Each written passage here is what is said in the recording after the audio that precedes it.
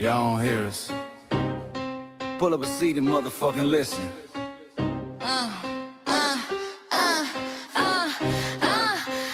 Pull up a seat and motherfucking listen. Pack your bag, time to go home. Talking crazy on our soil where our blood and bones grown. This our grind, we outside on it. While y'all fools on the outside looking, y'all show no respect to Black America, so leave. Hey. Y'all don't get it, so it's time to go home. Get the hell up out of America, take your disrespect and just fly on. Y'all don't get it, so it's time to go home. Get the hell up out of America, take your disrespect and just fly on. You landed on the tarmac, fresh off the boat. Talking about y'all building nothing, man, you choking on the note. My ancestors the reason that this country even breathes. Picked the cotton, built the White House, planted the seed. Jim Crow laws, redlined the map, we was the target. You think that struggle's a costume, man, you can't mark it. We fought the wars, we bled the blood, we died for our future's chance. And you come here and give our legacy a side eye while throwing shade on the guard. While you benefit from doors we kicked down with our last breath. Now you spit on the architects who stared down death. Disrespectful, that's disrespectful, ungrateful, a slap in the face to only people who gave a fuck. So let me show your ungrateful ass to the right place. Pack your bags, time to go home. Talking crazy on our soil where our blood and bones grown. This our ground and we outside on it. While y'all fools on the outside looking, y'all show no respect to Black America, so leave. Y'all don't get it, so it's time to go home. Get the hell up out of America, take your disrespect, just fly on. Y'all don't get it, so it's time to go home. Get the hell up out of America, take your disrespect, We got just the fly on. passport, the visa, the privilege to be here. Cause my grandma didn't march for y'all, so disappear from our land. You cosplaying our pain.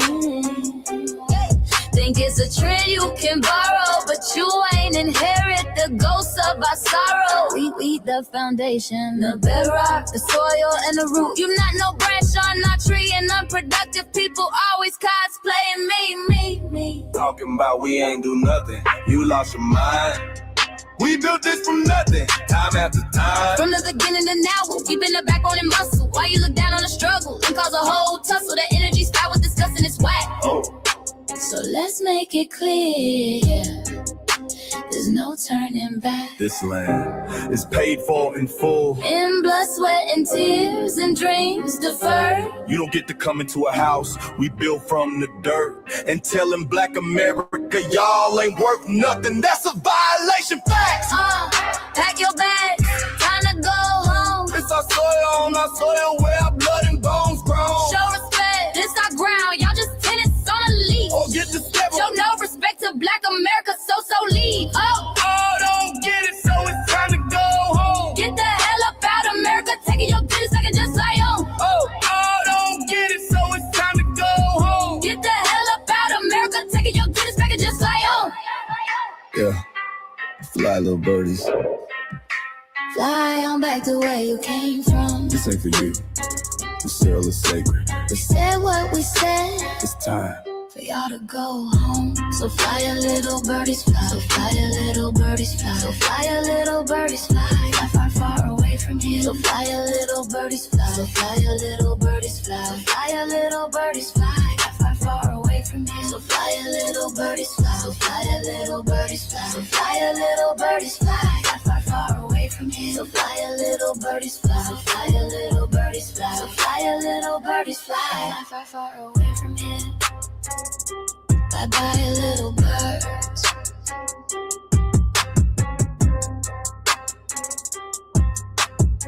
Let's start with this. And we already got the RWS trolls in the chat. And everybody got a wrench. Y'all already know what to do. Get rid of these RWSs. We black every month, not just in February. It don't stop.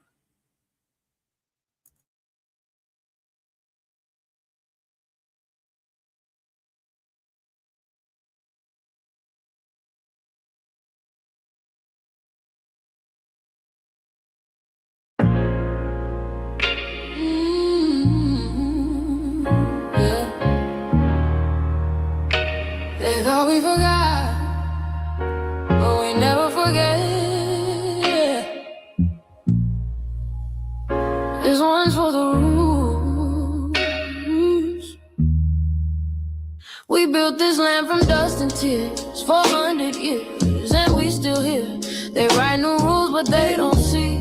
Every freedom they got came off you and me. We planted seeds, they took the bloom. We lit the flame, they left the room. But we back now, no disguise. The spirit's woke, we realize. All we want is what we earn. That sweat and blood, yeah, that table turn. You can't buy culture, can't fake that fight. This is our day, this is our right. We happiness. Say it loud, say it strong. We the heartbeat that's been there all along. Foundation of Black Americans, stand tall. We ain't begging for nothing, we built that all. Born from pain and grace, you can see the truth written in our face. We the soul, the sound, to fight the flame. Foundational Black Americans, say our name. They love our rhythm, but they dodge our blues. Use our voice when it fits their news. They take our sound, but not our scars. We the backbone, we the stars. Now the veil is gone, the mask is clear. We see the game, we know it's here. No more silence, no more lies. We lift that flag and watch it rise. Rise up, rise up. We the ones that made this nation breathe. Our veins are power, our roots are trees. We know world is rhythm and grace shows, and now we're reclaiming our rightful place. Ain't copy courage, ain't still pay. You can't inherit soul by changing names. Our story ain't done, it's the revival. We guard the gate, it's about survival. We FBA, say it proud, say it loud. The world dances on what we vow. Foundational Black Americans, still we stand, still we fight, still we demand. Every block, every song, we've been right here all along. The soul of a people strong and free. Foundational Black Americans.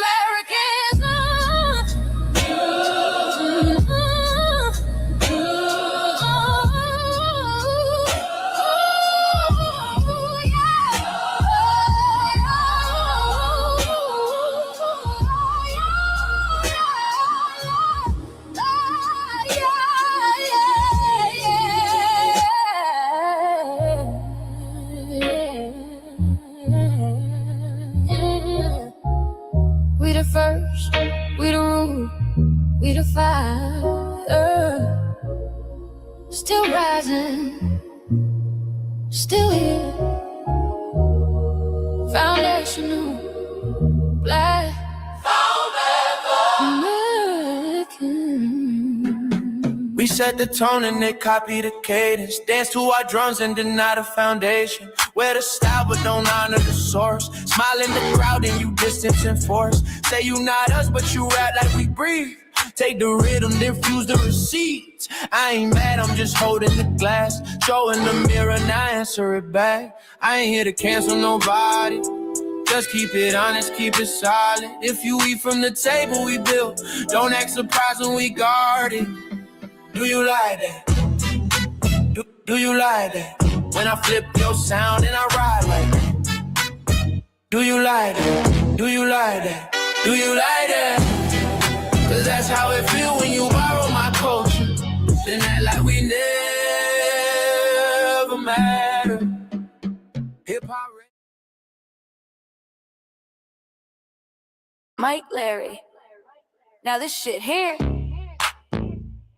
is what I see it is.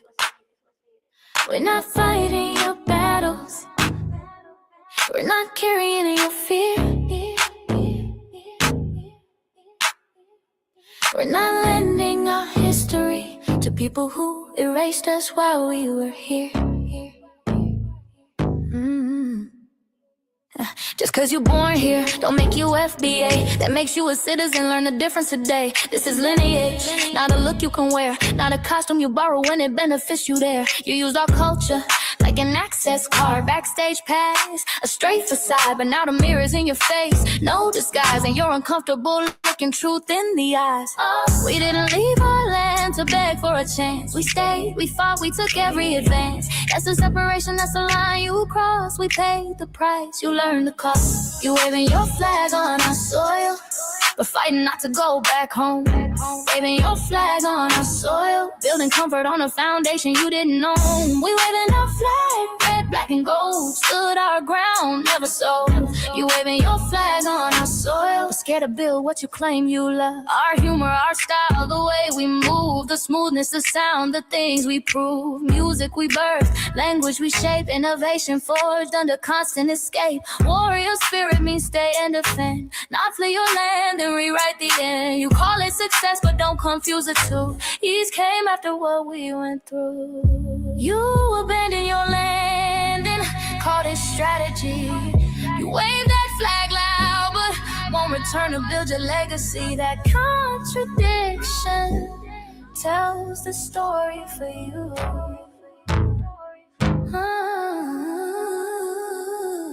You waving your flag on our soil, we're fighting not to go back home. We waving ours where we were forged, every inch earned, every brick known. We can't be deported, and that truth changes everything. We can't be deported, and that truth changes everything. We know who we are, and now we see who you are too. Just because y'all born here doesn't make you FBA at all. It makes you an American citizen. It's biologically impossible to be us, because it's a lineage, not some damn costume you can just put on to look cool. You immigrants and immigrant Americans has used our culture as an access card, a backstage pass to our culture. Now y'all have to look in the mirror. Our sense of humor, the aesthetics, mannerisms, the style of dress, the smoothness, the creativity, our genres of music, innovativeness, our slang, our warrior spirit by staying on our homeland and fighting and not fleeing to somebody else's land to beg for a better life and shit on the very people who fought to have us there. That's who we are. And we know who the hell y'all are waving your flag on our soil and fighting to make sure y'all don't go back.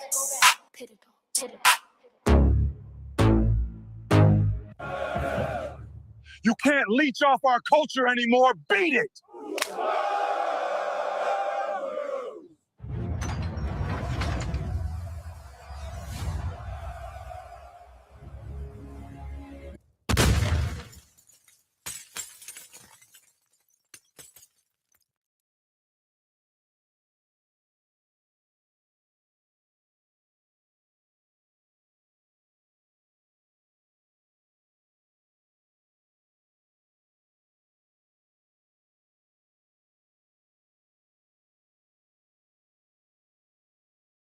Wow. I don't know what happened to the queue, y'all. Let me tell you message. Y'all, they fucking with the string heavy tonight. Already got RWS trolls in the building. No trolling allowed, especially from the RWSs. That's right, Connie. Or Cosmic Blackie, yes, that's right. Yeah, they fucking with the stream tonight. Let me hop into the trailer.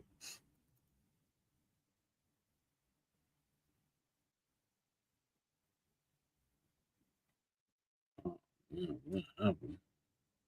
Man, the videos were playing all of a sudden.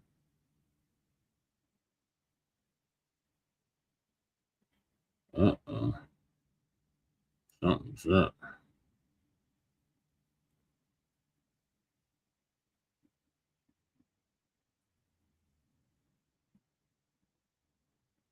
Is there others going on?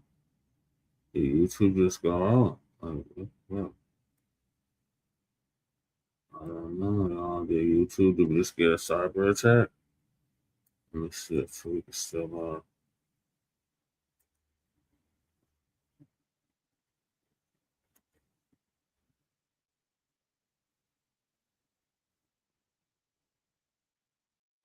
We begin today's show with the latest on the Epstein files. Former President Bill Clinton testifying today before Hey, sorry I'm late. Connections with serial sex offender Jeffrey Epstein. You're right on. This comes after Hillary Clinton denied. They are stream heavy tonight. Yeah, I don't know what's going on with YouTube. It's not letting me play no clips now.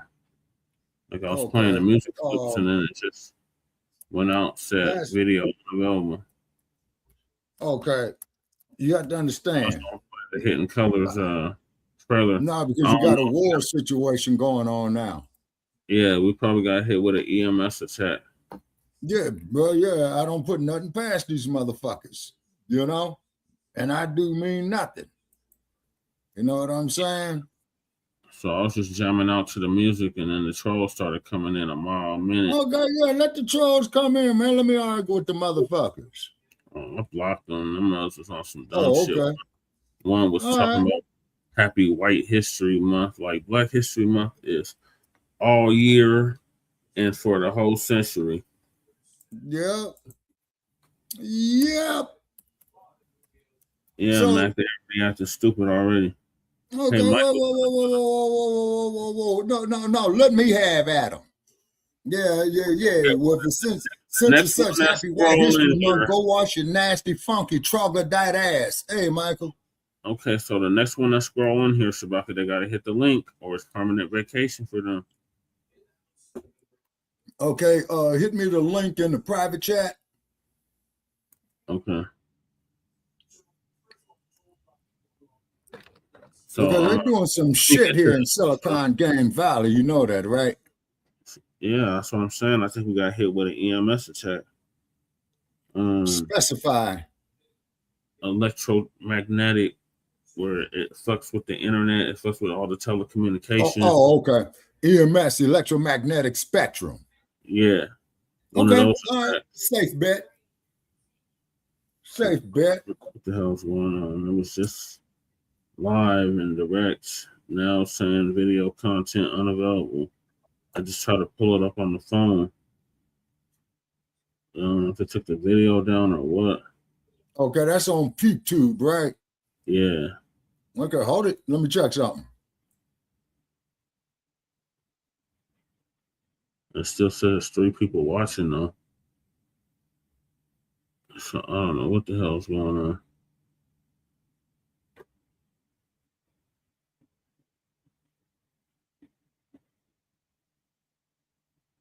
Yeah, it seems like an EMS attack.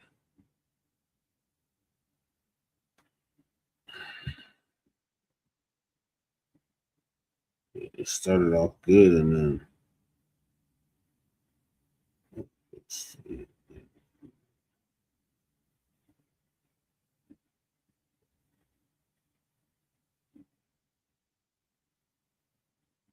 Yeah, so I can't even do the damn show now. Hold on, y'all. I'm gonna try something.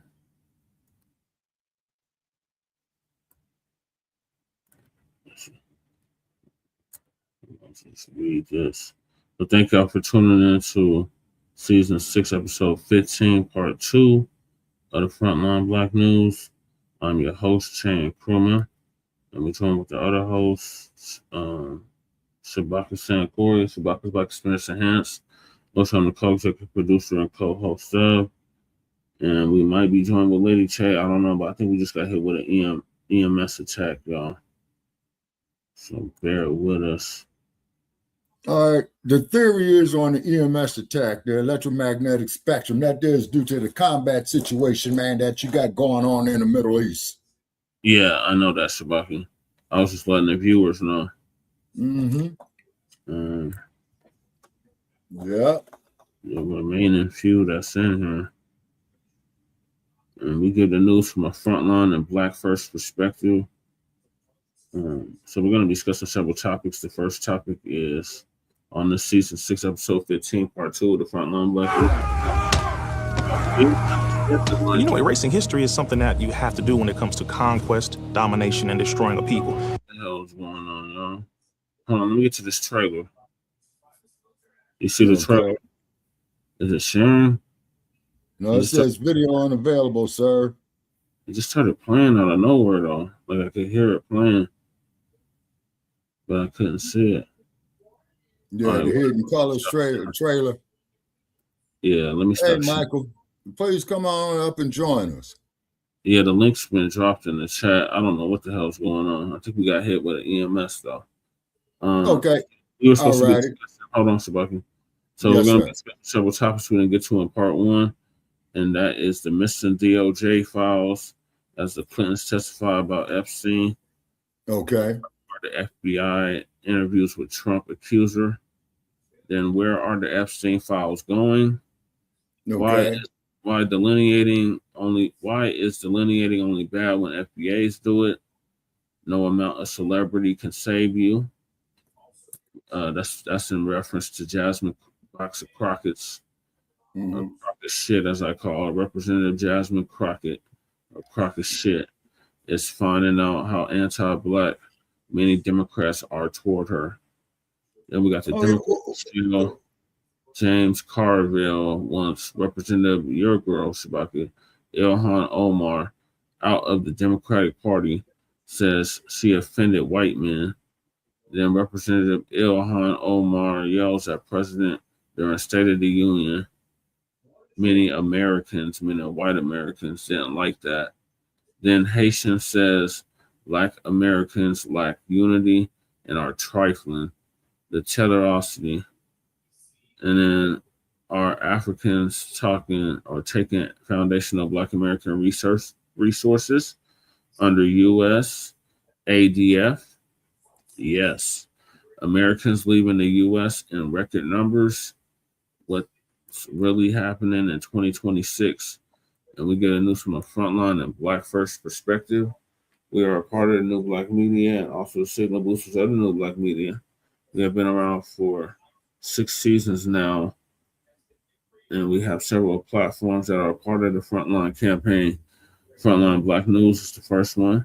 We started back in 2020, 2021, and Shabaka's Black Experience Enhanced is based on the 50th anniversary of the founding of the original Black Panther Party for Self-Defense. We started on Blog Talk Radio back in 2016 and have been around for 11 seasons now. Can you believe it, Shabaka? It's been 11 seasons. Oh, I believe it.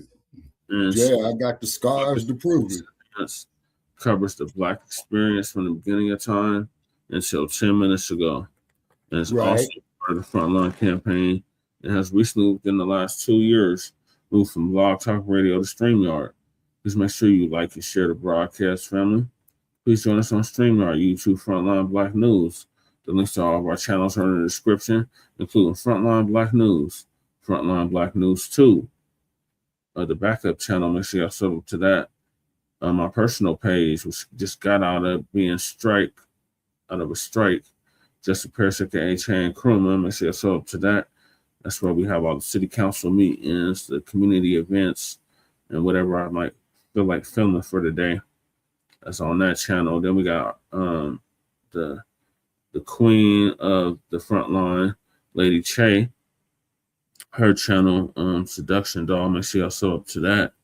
And her other channel, The Revolutionary Agenda, and she just covered a bunch of stuff that happened with the Iran and the immigration on the RBA. She covered those data centers too. So make sure y'all check out that. And then we got Shabaka's channel. Link is also in the description. Then we got our cousin, our Lobster out the Bay Area, Jay Militant. His channel link is also in the description. What's Cracking TV with Jay Militant. We got our certified B1 brother out the Mile High, Kukizi. He usually does our intro track for the Frontline Black News. His link is also in the description. We got our brother out of Virginia, Breeze Omega. Shout out to him. He was live earlier. I was on this live earlier, Shabaki.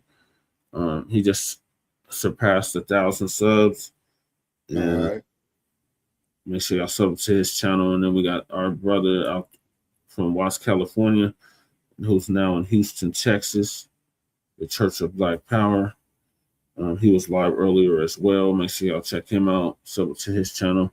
And last but certainly not least, we got Black Truth United, our young brother. I believe he's out the Midwest. he blocked me recently on his channel, but we're still showing love because he came up with the B1 Rolodex, which is a modern day green book for FBA and B1 businesses alike. And as far as I know, I'm in it. So I'm in it for my political work. So make sure y'all check that out. The link to submit your business is also in the description. The link to the Rolodex itself is in the description as well. Then you have the petition for reparations. Please make sure you sign that as well. The change.org petition. We got the Kickstarter link for Hidden Color 6. I was trying to play the trailer, but as you can see, we got it hidden with an attack. Kickstarter link for the Hidden Color 6 is also in the description. And Lady Chase GoFundMe is also in the description. Then we got copyright disclaimer under Section 107 of the Copyright Act of 1976. Allowances made for fair use for purposes such as criticism, comment, news reporting, teaching, scholarship, and research. And I do not own the rights to the music. And if you don't understand racism, white supremacy, what it is and how it works, everything else you do. Those are economics, education, entertainment, labor, law, politics, religion, sex, and war. And some say health and nutrition, and all 9 or 10 areas of human or people activity.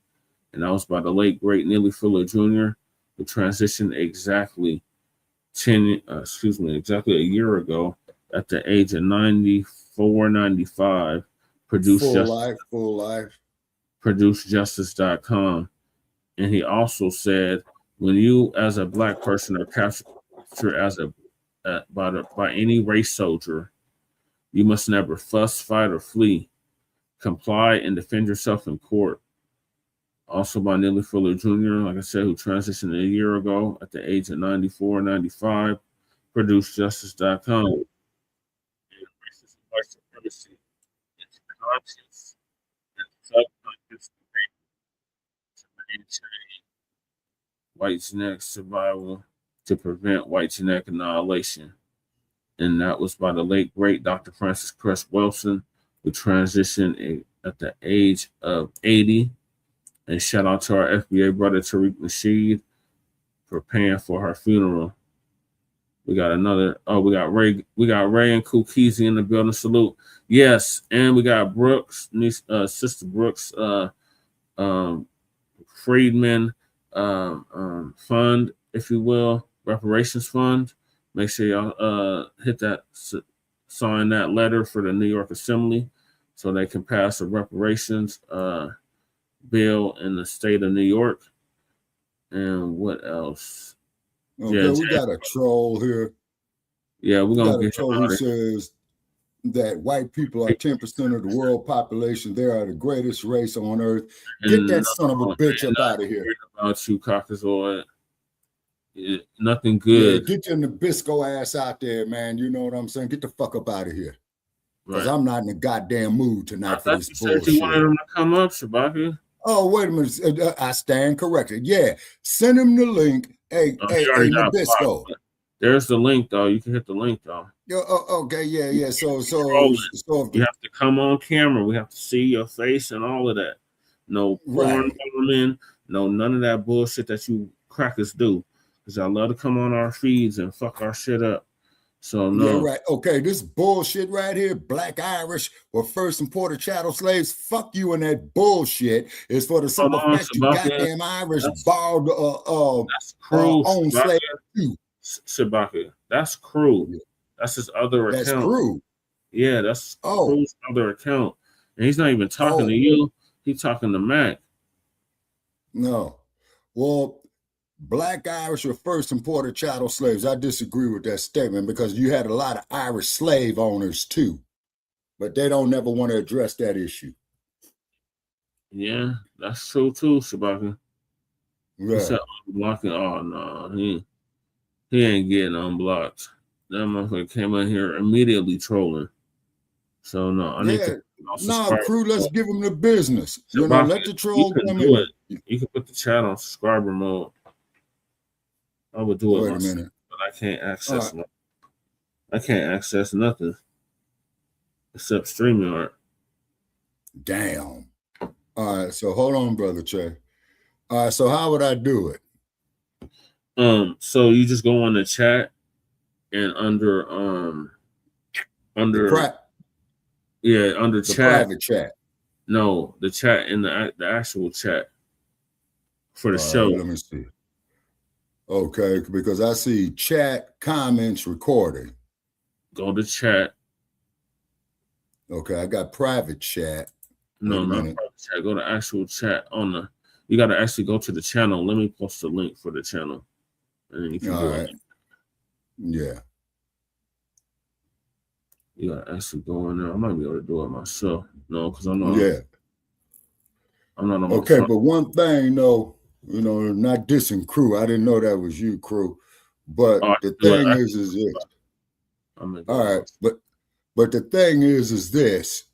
Irish weren't no damn slaves here. They were indentured servants. They raped black women too. He said also at Irish though. Ain't no black Irish, man. Yeah, there's black Irish. But I can look at Cheddar Man. Cheddar Man was a black Irish. Who's Cheddar Man? Cheddar Man is the black man that they found in what is now Britain. They reconstructed his bones or whatever, and he was a black person in Britain or Scotland. Okay, was it? It was either Britain or Scotland. They had found his remains, his skeleton, and when they reconstructed it, he was clearly a black man. He was like, but Brother Che, black. Isn't it mostly cold in Britain? Usually, Shabak, it's Mediterranean climate though, because you got to remember they got the Gulf Stream. The Gulf Stream brings warm water up there. I mean, the water's like equivalent to the west coast of California. Okay.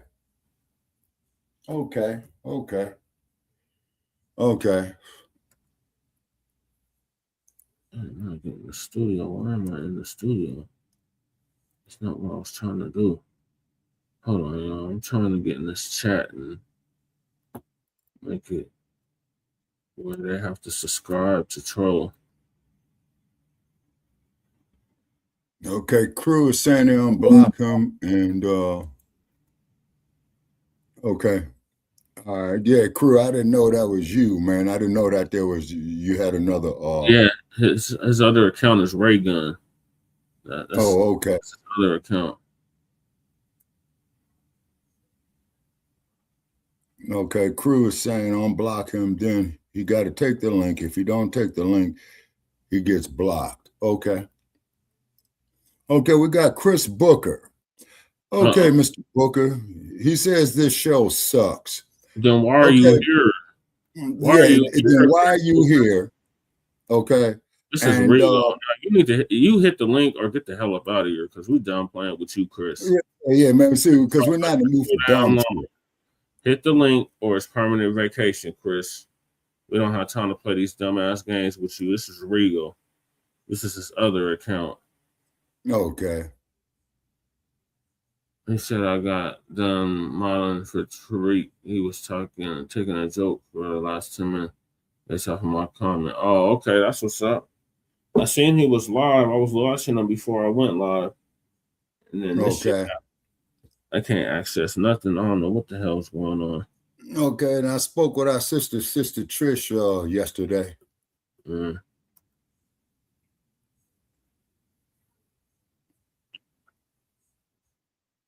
Yeah. Okay. All righty. So now I'm gonna try to change it. Shout out to the sub that just subscribed to Frontline Black News too. Okay.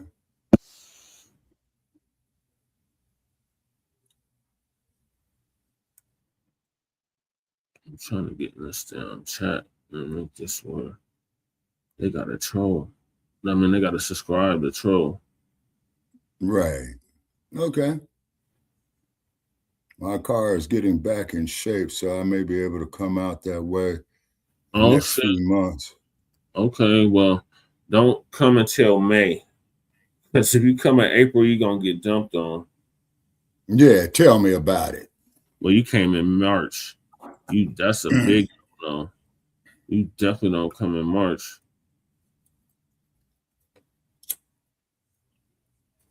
And Las Vegas got up to 80 degrees today. Oh yeah. Yeah. It got up to like 70 here. Yeah. And then we got some cool air coming off the coast of California. Mm-hmm. Okay. Majority made Black History Century, as President Trump said. Oh, crew, you can do it too. Crew, make it subscriber mode.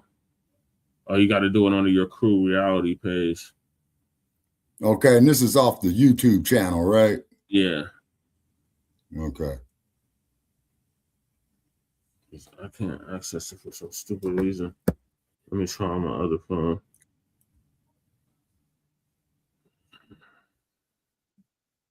So those are the topics. So y'all hit that link. I'm gonna chop it up with us. Okay, yeah. So we're gonna give his ass, man, 2 minutes. You know what I'm saying? He get a permanent vacation. He should already been hit the damn link. Yeah. Okay, man. He don't want nothing, man. He's just talking shit, man. Talking, you know? Like, boom, boom, and saying nothing.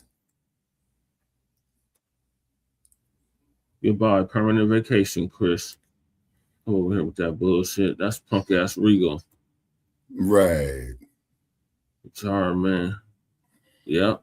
Black History Century, as the president said. That's what I got behind me. You see my background. Above that years, it says 100 years of Black history.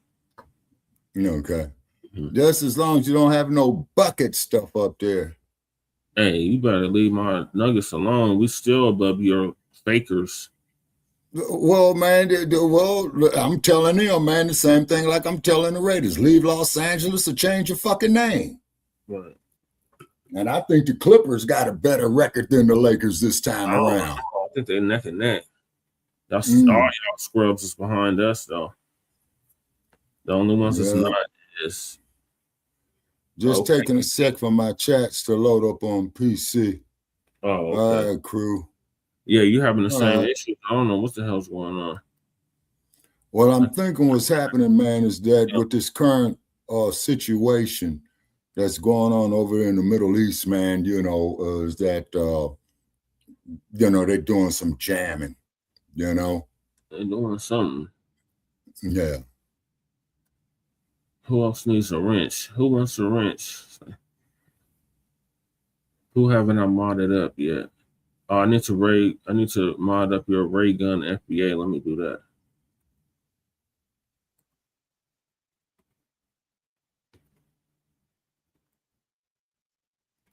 Now on a moderation, is that there through StreamYard, Brother Che? No, that's through YouTube. Oh, okay. You can make people mods, like I made you a mod, but there's two types of mods. There's standard mods, and then there's managing mods. Okay. Usually the managing mods, they part of the crew. Like and they can change the chat at their will. Like they can make a subscriber only, which I'm asking to do now, but he's on a different account. So I'm trying to add his other account to this one. Okay. You have it too, Shabaki. You can do it. Right, no. Okay, I'm going to PukeTube right now.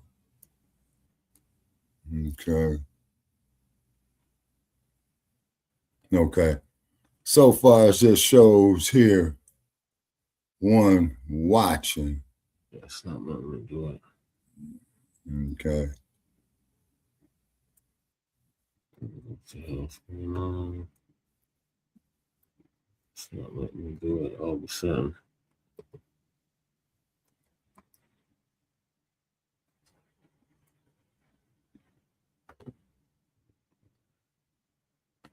This one here, ray gun what? Ray gun FBA.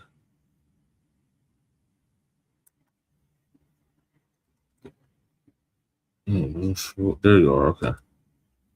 All right, you're a mod on that other channel too, cool. But it went managing mod. Okay. They put an age limit on it. Okay. Oh, that's from a month ago. Did they just strike the channel again? The fuck? Well, YouTube. Yeah, it's showing I got a strike. Damn, so they struck the Frontline Black News for what? What the hell did we get struck for? Oh, this is the one from the end of last year. Oh.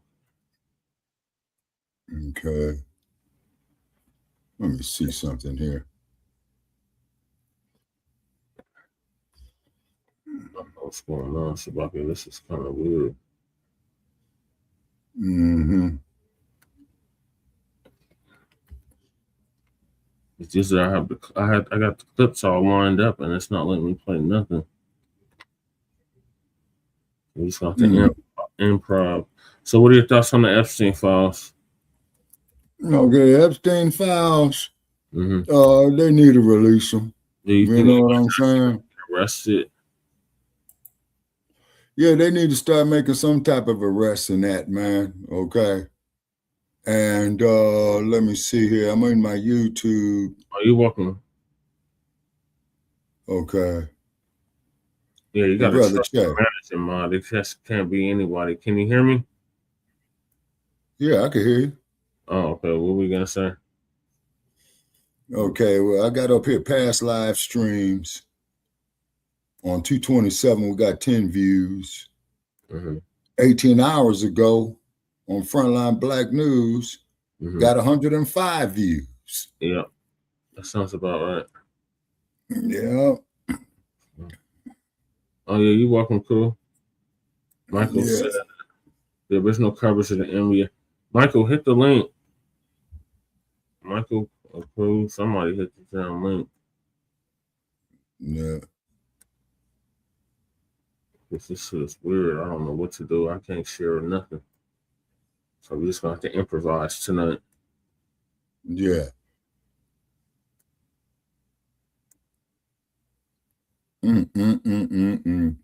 StreamYard, we did 7 months ago. Up here only got 1 view. Boy, you all some dirty motherfuckers. Boy. Yeah, what up, Michael? I think we got hit with an EMS attack.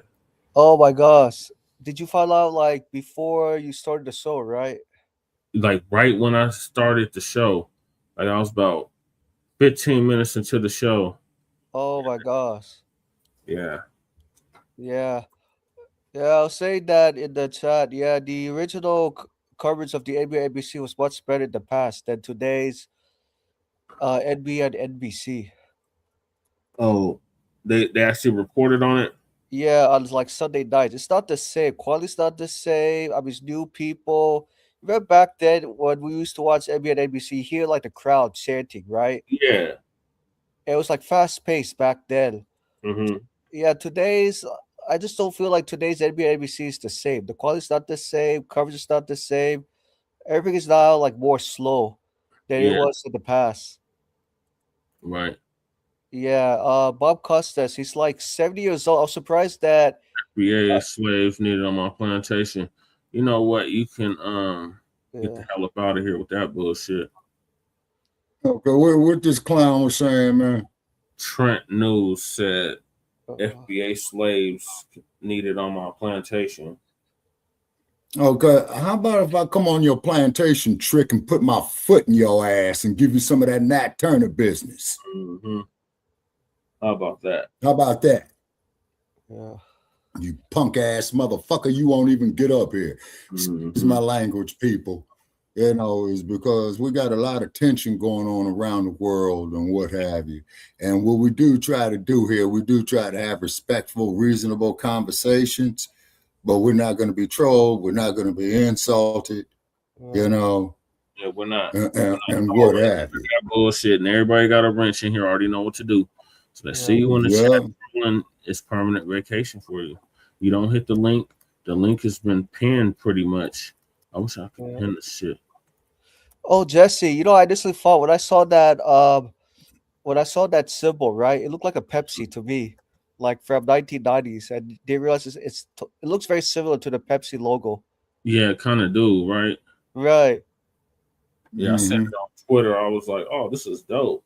I'm gonna like this." It's so cool. I like it. Yeah. Yeah, because Black History is every month, not just one. Right. And These it's crackers got in here talking about White History Month, talking about March is White History. Man, I could care the fuck less. Your white history is in the fucking cave. It's in the toilet. It's in filth. So go wash your ass and you might have some type of history. Okay. Yeah. Yeah. Especially and I hate to be like, and I hate to be like this here, Michael. Sir. Okay, it's because the reason being is that these damn Nabiscos know that they're wrong. You feel me? They know that they're wrong. Yeah. Yeah.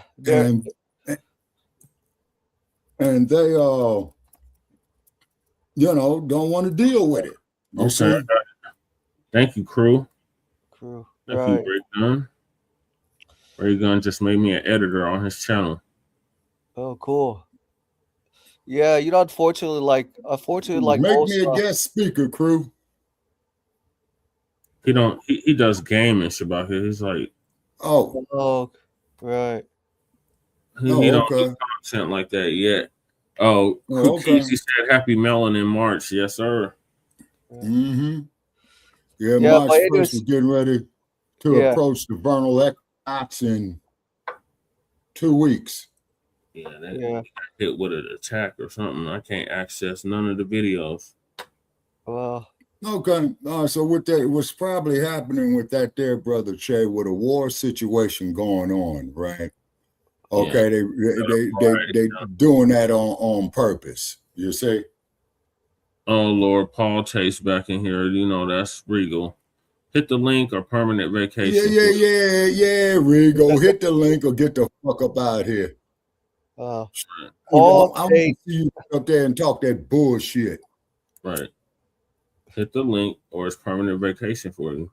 Right. Shit, I've been doing this shit for 10 goddamn years, man. I done rumbled with the best of them. And no trolling when you do. Exactly. Yes, if you want to talk they're on the phone, crew, because I'm doing the vertical and the horizontal, so they're on the vertical. On one of the channels, I don't know, it's like 5. We're streaming on like 5 channels. Right. And then too, now with these oil and now, if I may say, your YouTube up there, Shabaki. I see you're sharing on Facebook, but not YouTube. Yeah, YouTube is okay for some odd reason, man. They hold on a second, brother. Check. Let me check YouTube. Oh, shit. Oh Lord.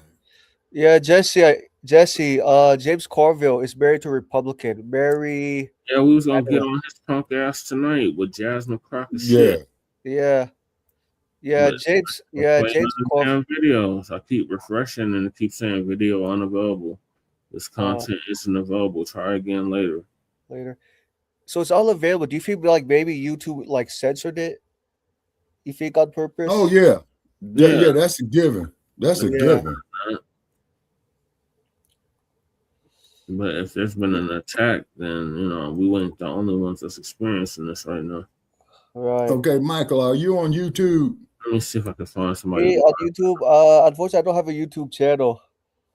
Okay, because I was going to ask you to subscribe to me because I got 35 subscribers. Okay, wait a minute. Okay. Oh, nice. You were just at 34, so you just gained a subscriber. That's what's up. Right. Okay, Joe just inboxed me. He says he's eating dinner. He'll check back going on YouTube. Oh, you talking about Black Joe? Yes. Okay. Didn't mean to disturb the man's meal. You know what I'm saying? Okay. Yep. All the lives are fucked up too. Oh, it's Sabaka. Your YouTube channel is called Frontline, right? No, negative. Oh, okay.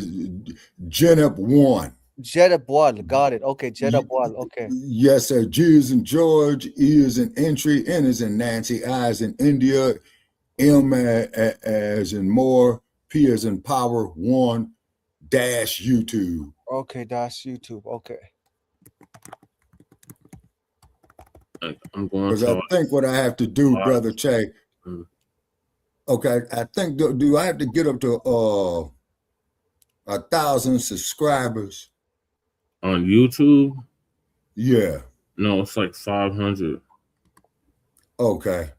All righty. You Okay. used to have to get 1,000 in order to get monetized, but they lowered it. It's 500 now. Okay. All right. So let me see here. Okay, wait a minute. I don't know why none of these videos are playing. Nothing's playing. Okay. I'm getting the same thing on my phones too. Mm-hmm. Let me see if it's just the account that's acting up. Okay, and I'm trying to get Sister Nefertiti up here as well too. Okay. There's one comment on my post I might want to apply to. Oh, okay. He's trying to keep Americans from voting so he and the Republicans can stay in office. We need to vote all Republicans out expeditiously. Okay. They fucking with my shit. They fucking with my page that just got out of strike. Because I just went into hit you with another one? They had to have, because I can't access nothing on my personal page. Oh man. Uh-oh.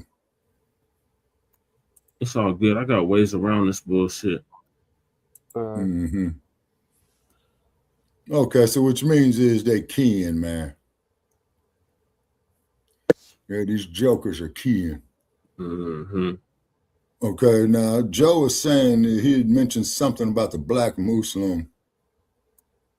Oh, we got White is Right before I'm taking over your FBA crap. You taking over it? How you gonna do that? You can't take over. Yeah, how you gonna do? How you gonna do that, man? And you think we're gonna let you do that? How you gonna take over a lineage?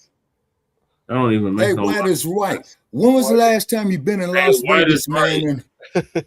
You Alabama, the link or it's permanent vacation.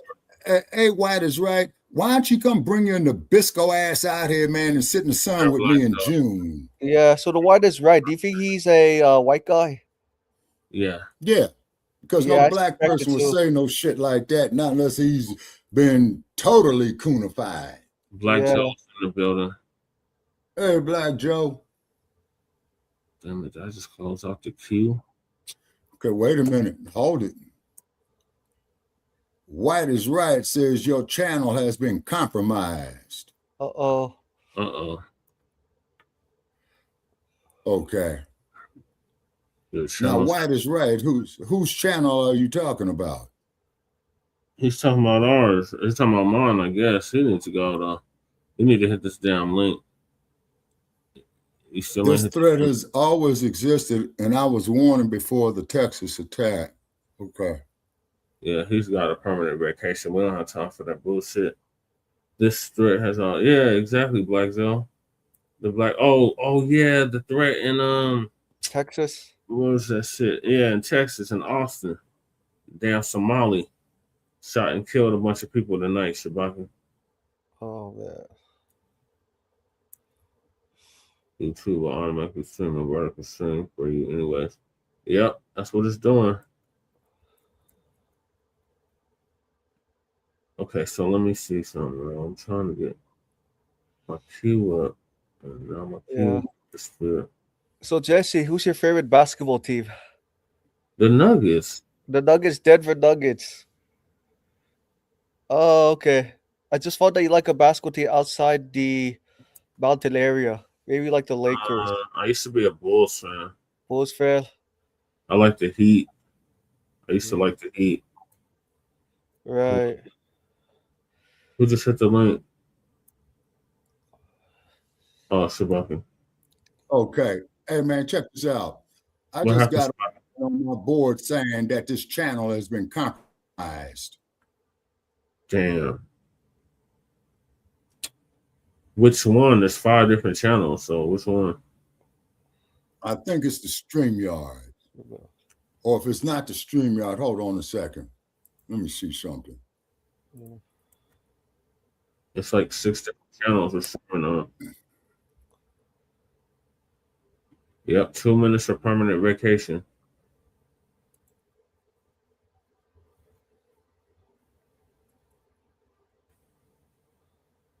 I don't know. It's still streaming, Shabaka. Can't be too compromised if it's still streaming. Okay, or maybe he just throwing some bullshit up there. Yeah, he's trolling. He's just big time RWS Nabisco trolling. Yeah. Damn, I can't access the queue though. God damn it. Hey Sabaka, what do you think? Hey Sabaka, what if the Lakers move from LA to Las Vegas?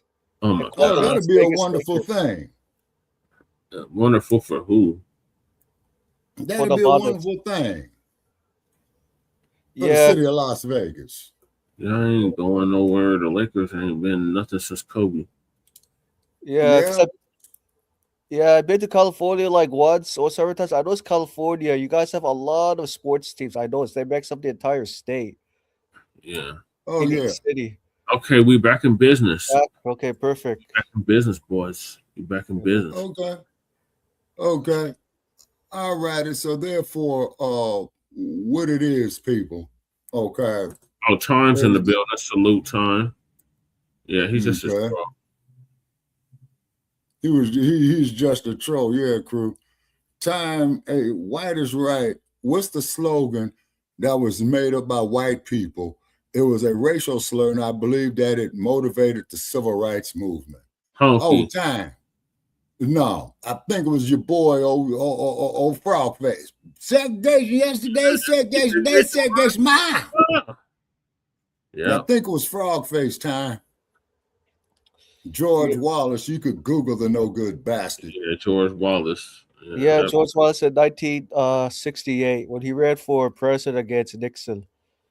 Wait a minute. In the primary, Primaries, right. Yeah. And he lost it to Nixon, but he made that segregation yesterday and he made that statement about what was that, Brother Chad, by 1962, I think. Yeah, now I got to play the Hidden Color 6 trailer first. Yeah. Okay. Yeah, actually, the Anti-Foundation Black Americans started the civil rights movement first before white people joined in. Okay. All right. Now, Michael, let me give you a little bit of who they were, what they were, and what they were capable of in the past. They will understand what they have a possibility or a likelihood of doing in the future. Foundation of Black Americans, we've always had a culture of resistance. We cultivated a culture of resistance on this land, and we've been resisting ever since we've encountered European domination. But nothing was really popping in Europe until the transatlantic slave trade, and that's where they amassed a lot of wealth. One thing that I think is unique about our culture as far as how we resist, how we fight back, is just the environment we were put in from day one. Being only 13% of the population, the white supremacists were very meticulous about keeping that population at a certain amount. Mac 285, we just got some damn haters up here, man. You know what I'm saying? We did not resist the encroachment of the white man. They have a natural behavior of authority no matter where they go. That's why they'll step up in front of us in the line at the store. We're not important. They don't even see us. We've never been able to excel. We've never been able to relax. We've never been able who's K Pons? Which means that existence. Okay, Troll, bring your ass up here. It must be something in our Let's see DNA, if you got some balls. Historical background. Bring your ass up to here. when something Otherwise, doesn't go back right and go with shove us, some spiritually in our souls and in our spirit. You just say no. We live resistance, from the moment we're born, we're in resistance. And it's handed down generation to generation. And so I think that culture of resistance is I know the word is intelligent, and then it blossoms out into the culture. And there's Dr. So there's almost nothing in America that we do. From song to dance to politics to the way we talk, the way we dress, having coded languages considered to be slang today. Everything about Black American culture is a form of resistance. Okay, of course, they want to always downplay shoot me that there in the private chat to the global tapestry. We got 26 people watching. Because they continue to act like our number one export in this country is not Black innovation. Everyone understands that our resistance has been the cornerstone of what foundational Black Americans have always done. We are the light that breathes everything into this nation. The further back you go, the further Black you go. It's just simple like that, brother.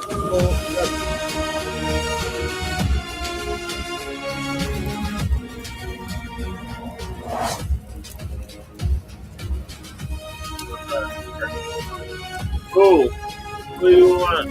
What do you want to learn how to take a joke? Stop calling. K-Pons laugh my ass off. Learn to take a joke. Hey, Cap Wins, bring your ass up here, man, and I will show you a joke. You get better material. If you're gonna troll, at least troll better than that. Come on. Yeah. Medgar Evers and Rosa Parks in 1963, MLK, and we had others. Is why that slogan "White is right" because white people singing Black people making a stand before 1968.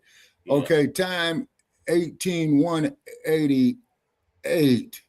I think you might have a point there, man. I think you might be referring to a crew that they refer to as the Deacons of Defense. Yep, they were in one of them videos I played earlier to start the show off before we had the technical difficulties. But we back in business now, so we're gonna get on the Epstein files. Is anybody actually gonna get arrested besides the former Prince of England? Right? Yeah, but Prince Andrew, he former President Bill Clinton is testifying today before a congressional committee over his connections with serial sex offender Jeffrey Epstein. This comes after Hillary Clinton denied ever meeting Epstein or knowing anything about his crimes during a more than 6-hour close. You know that was a goddamn lie. How the fuck your husband is best buds with this motherfucker, but you never had no interaction with him? Come on now, stop. Right, makes no sense. Yeah. Closed-door deposition in front of the House Oversight Committee Thursday. Clinton spoke to reporters in Chappaqua, New York yesterday after the closed-door deposition. I never met Jeffrey Epstein, never had any connection or communication with him. I knew Ghislaine Maxwell casually as an acquaintance. But whatever they asked me, I did my very best to respond. In her opening statement, Clinton denounced the process as partisan political theater and accused House Republicans of using her as a prop to, quote, distract attention from President Trump's actions and to cover them up despite legitimate calls for answers, end quote. Right. Democrats on the House Oversight Committee have called on President Trump to also be deposed. Hey, listen, trolls, we got room for 7 of you bastards. Y'all can hop up. Hit the link. Come on up. And as they say in East LA, what's the matter? No balls this thing? Yeah, you ain't got no cojones, Holmes.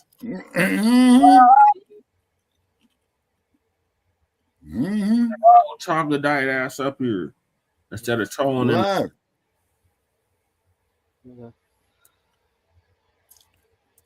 And plus that, how much you idiots getting paid for this stupid shit?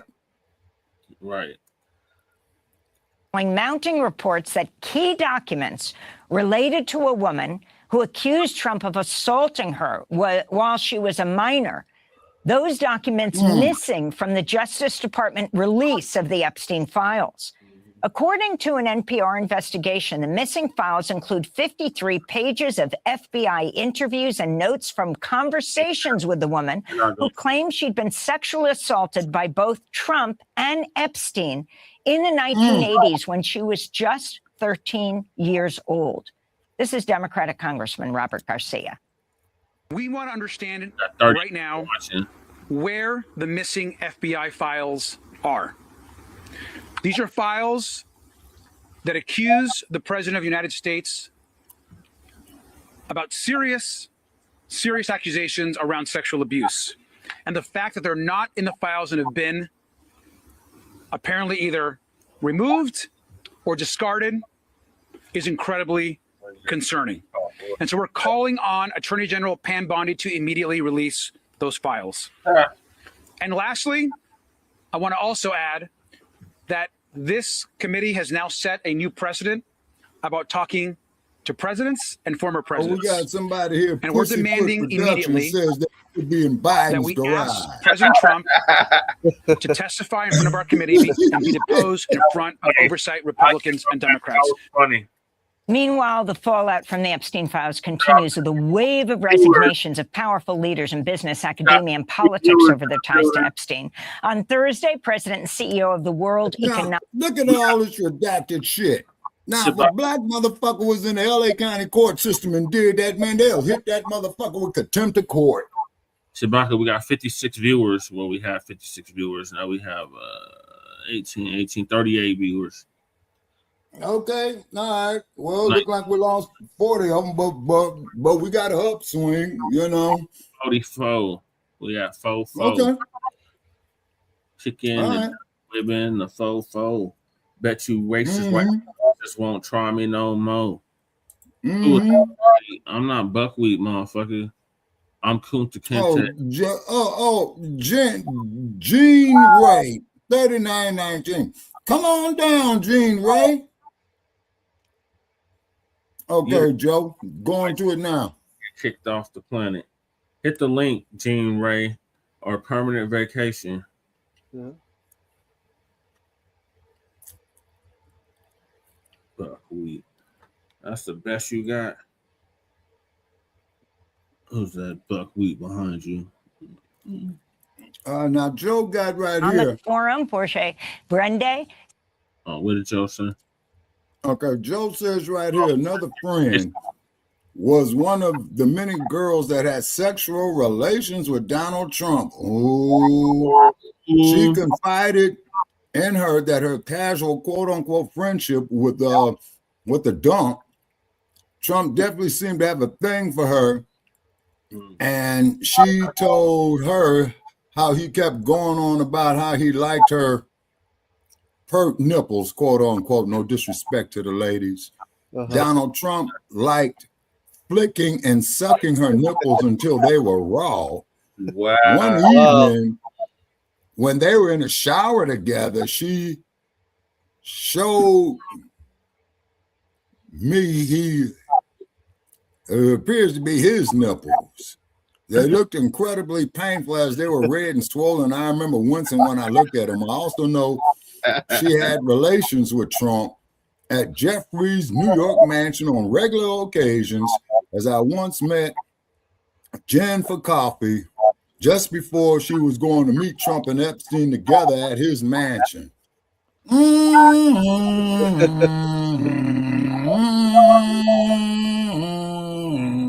Tell us how much total bullshit it is. Yeah.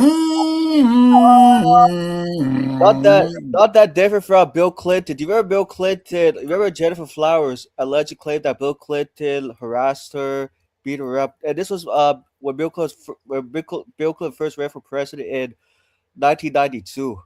Yeah. There's the link. Okay, now we got Ray Gunn FBA. Okay, is that crew? Yes, crew. Okay. Then Critical 5015-109 says they know somebody who heard something from somebody else who was there. Okay. Okay. This is hearsay, not sustainable in court. Okay, Ray. Okay. He said he snatched it from the redacted files before they fixed it. Oh. Okay. Okay. All right, let me get back to the clip. Yeah. All right. Said he was resigning on Wednesday. Former house. U.S. Secretary of the Treasury, former Harvard President Larry Summers, said he would resign as professor at Harvard University at the end of the semester. Also Wednesday, former Nebraska Democrat. Hit the link, Black Joe, if you're able. Yeah, Larry Summers looks like Jerry Jones. Democratic Senator Bob Kerrey confirmed he'd resign from his role as chair of a clean energy startup. Nobel laureate Richard Axel also announced his resignation Tuesday as co-director of Columbia University's Neuroscience Institute over his association with Epstein. And Bill Gates has also apologized to the staff of the Gates Foundation over his ties to Epstein. Cruz For says, more like, on all of this, we're joined by so Barry we say Levine, did investigative something. journalist, author of the book The I cannot get Spider, on the stand with that Inside because I the didn't Tangled witness Web of Jeffrey. Shay do it. We got Black Joe All on right, the Crew, you got a point. Yeah, that is what they were. Yeah, you got a point, Crew. That is what they would call hearsay. Yeah. All right, Black Joe's in the building. Certified salute, cuz. How you doing? Hi, Black Joe. Ladies and gentlemen, for a cup of coffee. Unfortunately, I own the lunch counter. What? When the L first those Uh-oh, you breaking up real bad, Black. Hold on. Let me.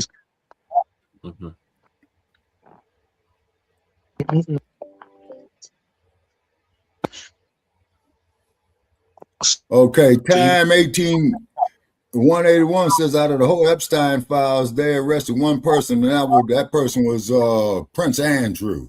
Yeah, former. Yep, remember, they disowned his ass. The Prince no more. Yeah. Yep. You heard me? Yeah. Yeah, it sounds like you're trying to make the connection, Joe. Yeah, the mic is sounding. Are you on the phone? Okay, he's gonna go out and come back in. Yeah. No, we get a better connection. Okay. Yeah, it sounds to me like they play like good cop, bad cop. Yeah. Yeah. So I don't feel Epstein and Ghislaine Maxwell. Barry, thanks so much for being with us. Let's start off with these testimonies yesterday and today of the former president and first lady, former Secretary of State Hillary Clinton. She had wanted, she said, open hearing, but it was closed door in Chappaqua, where they live. Can you explain the significance, what's taking place with this hearing, and then move on to the missing DOJ, Department of Justice, FBI files? Sure, absolutely. I think kinds of channels going. First of all, we're going to see the video of her. Let me answer Cruz's question real quick. Yeah, we got all kinds of channels, so you're not gonna find all the trolls. I see everything though. Oh, okay. Now try it, Black Joe. Can you hear me? Yeah, we can hear you perfectly well. Yep. All right. So what I sent Shabaka was, when the Epstein files, when the redacted files first dropped, blacked out, all you had to do was copy it and put it in Word, and it would show you everything that was redacted. That was all I was able to snatch off my old phone, but I did catch that dude, a nipple freak, and it is what it is. He in there. Oh shit. Okay. They got two different Epstein files, one that's released to the public and one that's released to Congress. Okay. So the one yeah, so the one released so to go Congress ahead. is not redacted, right?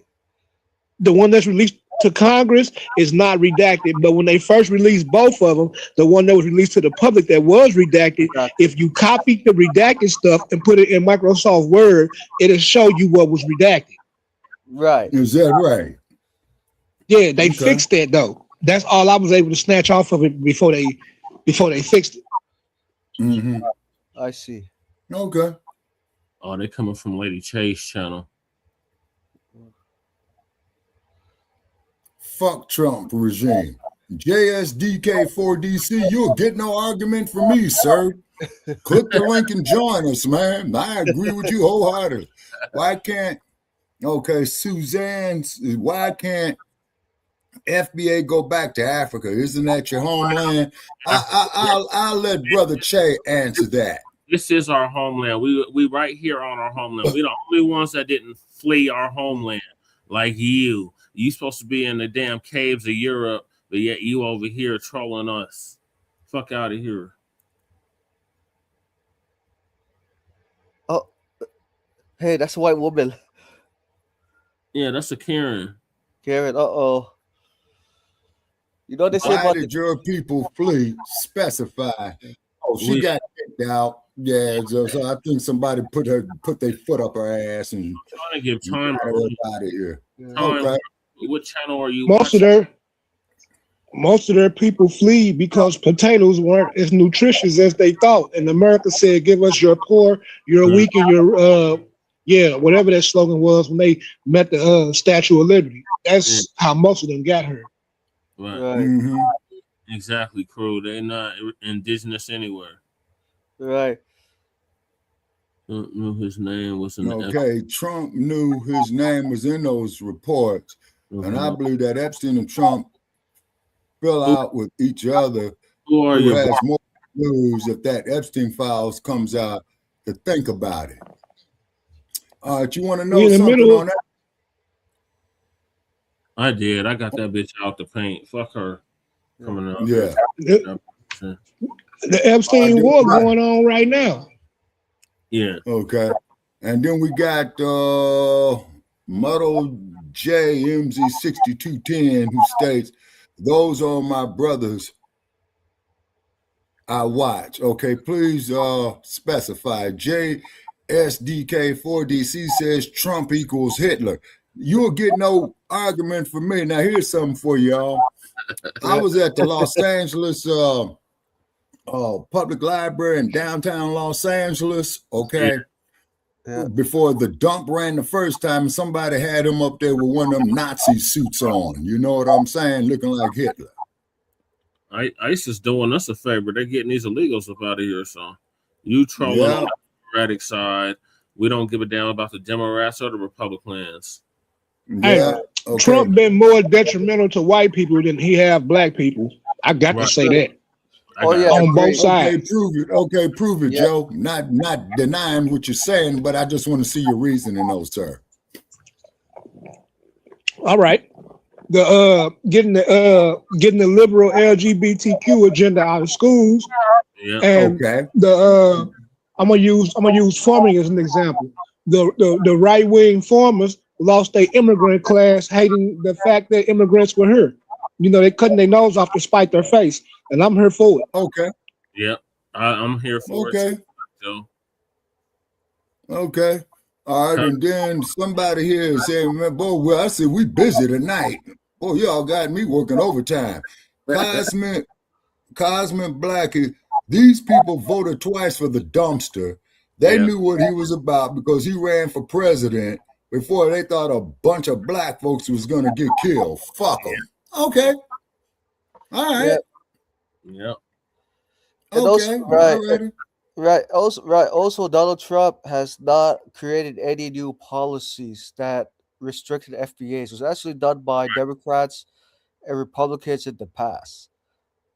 And I know I know Democrats are getting very rowdy, excited because they know that FBAs are their or used to be their voting base, right? And so now we see a lot of current Democrats getting, very hyped up, excited, hostile. Okay, because they're seeing they losing their grip. Okay.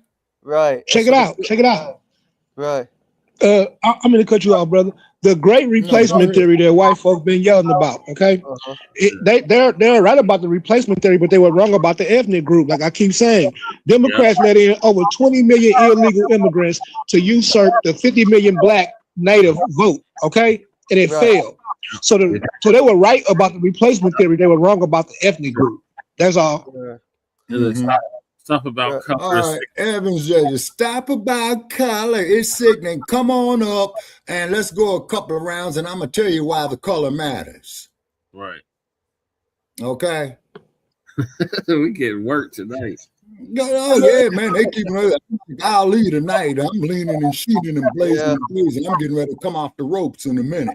The Cartier family on YouTube is the brother I watch. Okay. Yeah. By the way, so Trump got elected. Donald Trump won this time won in 2024 because he noticed that Mozungus or the Karens were being too soft on racism. So Donald Trump's like, let it out, let it be open, and he really energized the white working class men and women to be open about their white supremacy because he realized that he's voting them. Yeah, he realized that under Democrats, the racism was either contained or the racism was just like too soft. You know what I mean? Like a sissy. Well, Trump and the elite, you said? I think. Yeah, it's an energy assistance program. And bills I saw something on that there earlier today. Now, you see, here's the problem that I got with this energy shit, right? You got this whole fucking desert out here, man, and you trying to tell me they can't put no solar panels up in there? Yeah, they could, Shabaka, but that's too much like right. Yeah, in a perfect world, huh? Now you know what happened every time. You know what happened every time somebody challenged the oil or the coal industry, man. Every time. They get murked. They get murked. Okay, Cool Keezy is saying beady, beady, beady. Y'all don't know nothing. Stupid fools, beady, beady, beady. Oh, he talking. He's interpreting or reenacting Roly Poly Martin with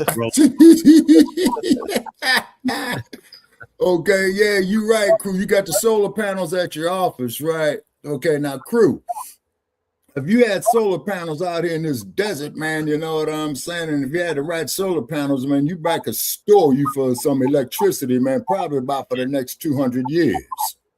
China already doing it. They didn't put a solar plant in their desert that they can put an artificial sun on for minutes at a time when they want to recharge. Like China already doing it. Right, China. Okay, you want to know something? I did hear about that there a few years back about an artificial sun. Talk about in the 1800s. Yeah. He said Republicans passed civil rights in the 1800s, maybe not in the 19th century. Right. So not in the 20th century. So right. No, just please specify. Right, but you smart, you can handle things. Please specify. I'm sorry, Michael. I just had to get that out. Go ahead, Michael. I was going to add, like, so some Republicans in the 1960s did help Democrats to pass the civil rights, as signed by LBJ. Some Republicans, but not all of them, in the 1960s. That signed it though, Michael. Like LBJ's Great Society LBJ's Great Society program is why Black America is in disarray right now. It was more effective than the Willie Lynch letter. Damn. Right. That Monahan report. You talking about Monahan report. Yeah. Yeah. All right, let me get back to when he let black folk. My fault. Go ahead. Oh, finish your thought, Black John, and I'll get back to the clip. When LBJ opened up the Great Society, did the Great Society program and let black folk into the AFDC program and gave these women all of these programs versus the father, it was a simple choice. It was a simple choice. Yeah, I agree. And we can blame. Yeah, so they had to put the father out the home to get these benefits. And then, funny, you should mention that, Black Joe, because it's funny. There was a movie called Claudine with Diane Carroll and James L. Jones dealing with that same issue. And I think they made that flick about 1974. Yes, sir. Shabaka.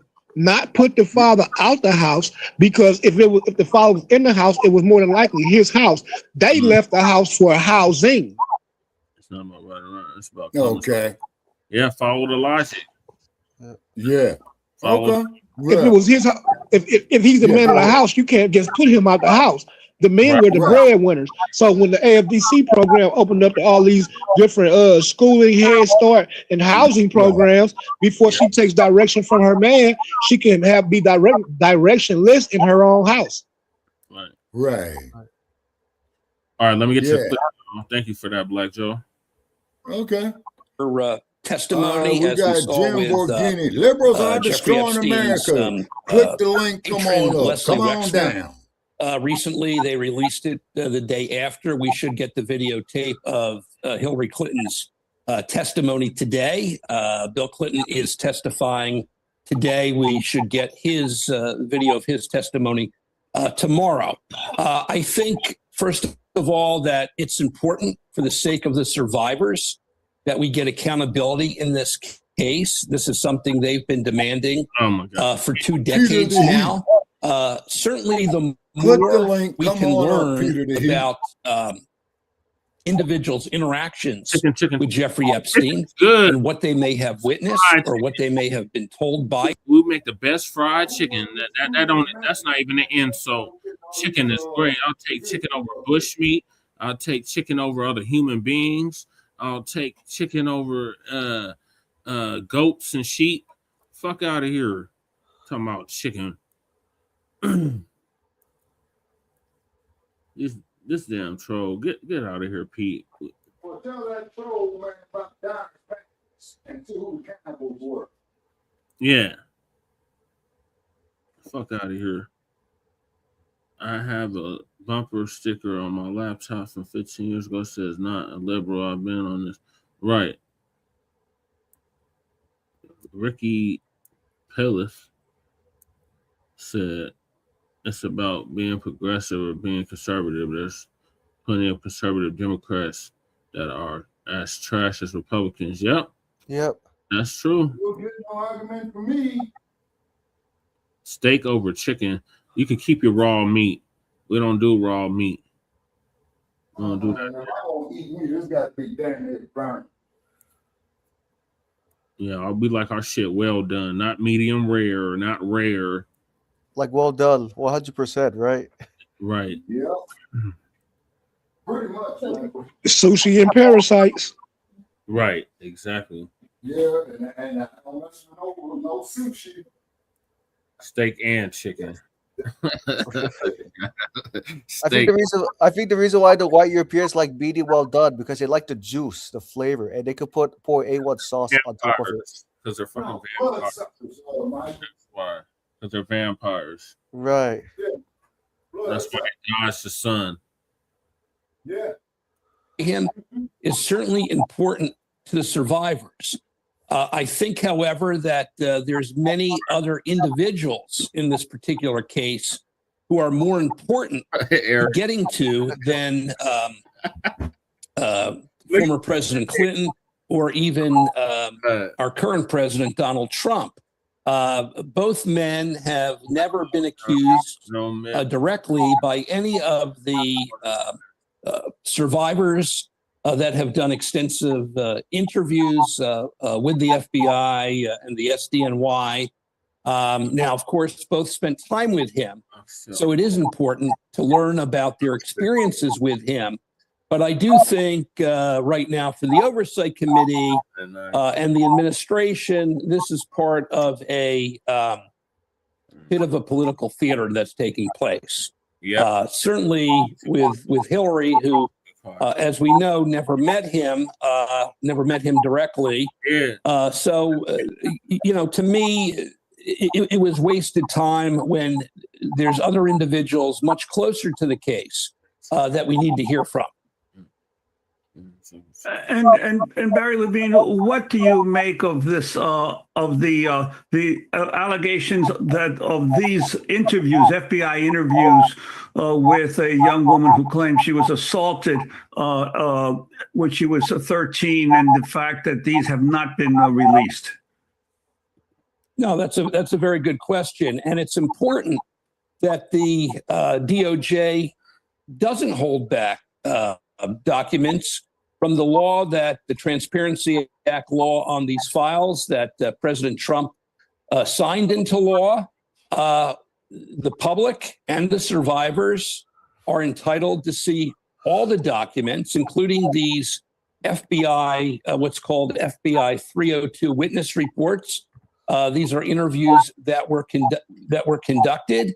They should not be missing. There's no question about that. And I'm thankful that NPR and a couple other news organizations pointed that out.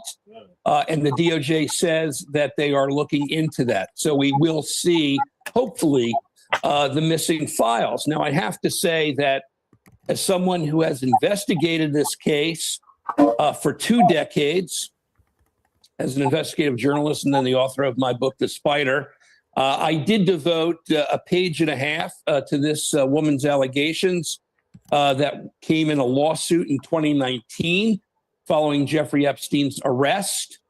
I do want to see the specifics. I think, however, that the timeline doesn't appear to be correct because the allegations center on actions that she claimed took place with Jeffrey Epstein and former President Trump back in the 1980s, specifically in the 1983 to 85 range.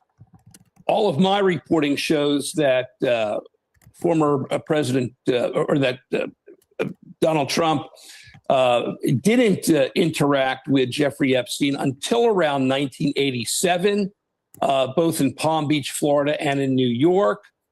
They continued to see one another socially for the next 15 years. But Barry Levine, isn't the issue more that the I mean, all of these are allegations. We don't know what is true, but that all of the allegations against Epstein by this woman who alleges she was sexually assaulted by Epstein and also Trump, the ones on Epstein, they remain in the files. People can come to their own conclusions, but the documents around Trump were removed, and the DOJ says they're not involved in any investigation and that they released all the files. So that's the point. Why were they removed? Not whether they're true or not. Yes, I agree. I mean, we should be able to see whether these allegations are true or not. And of course, we need to continue to do fact checking, as I have started to do on this particular case, and find issues with the timeline. We still need to see the files. And there's no question that that something is wrong here in terms of the Trump administration's DOJ. If there are and the law specifically states that material related to men in these files, even if they're embarrassing to these individuals in terms of allegations, whether they're true or not, need to be made available to the public and to the survivors for the sake of accountability. So we do need to see each and every document. The only thing that they can hold back that they say could be privileged would be sensitive information related to national security. And we know that Jeffrey Epstein was involved with many other countries. There's allegations that he may have even been a foreign asset for Israel, for Iran, for Russia. However, we're talking about incidents that took place domestically involving this woman. So there would be no national security related to these documents. So by all means, we should see each and every sentence, no matter how embarrassing the statements are made by this woman against both Jeffrey Epstein and Donald Trump.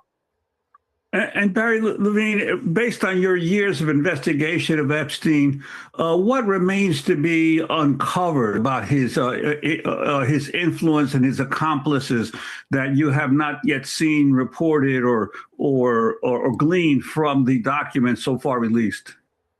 Yeah, good question.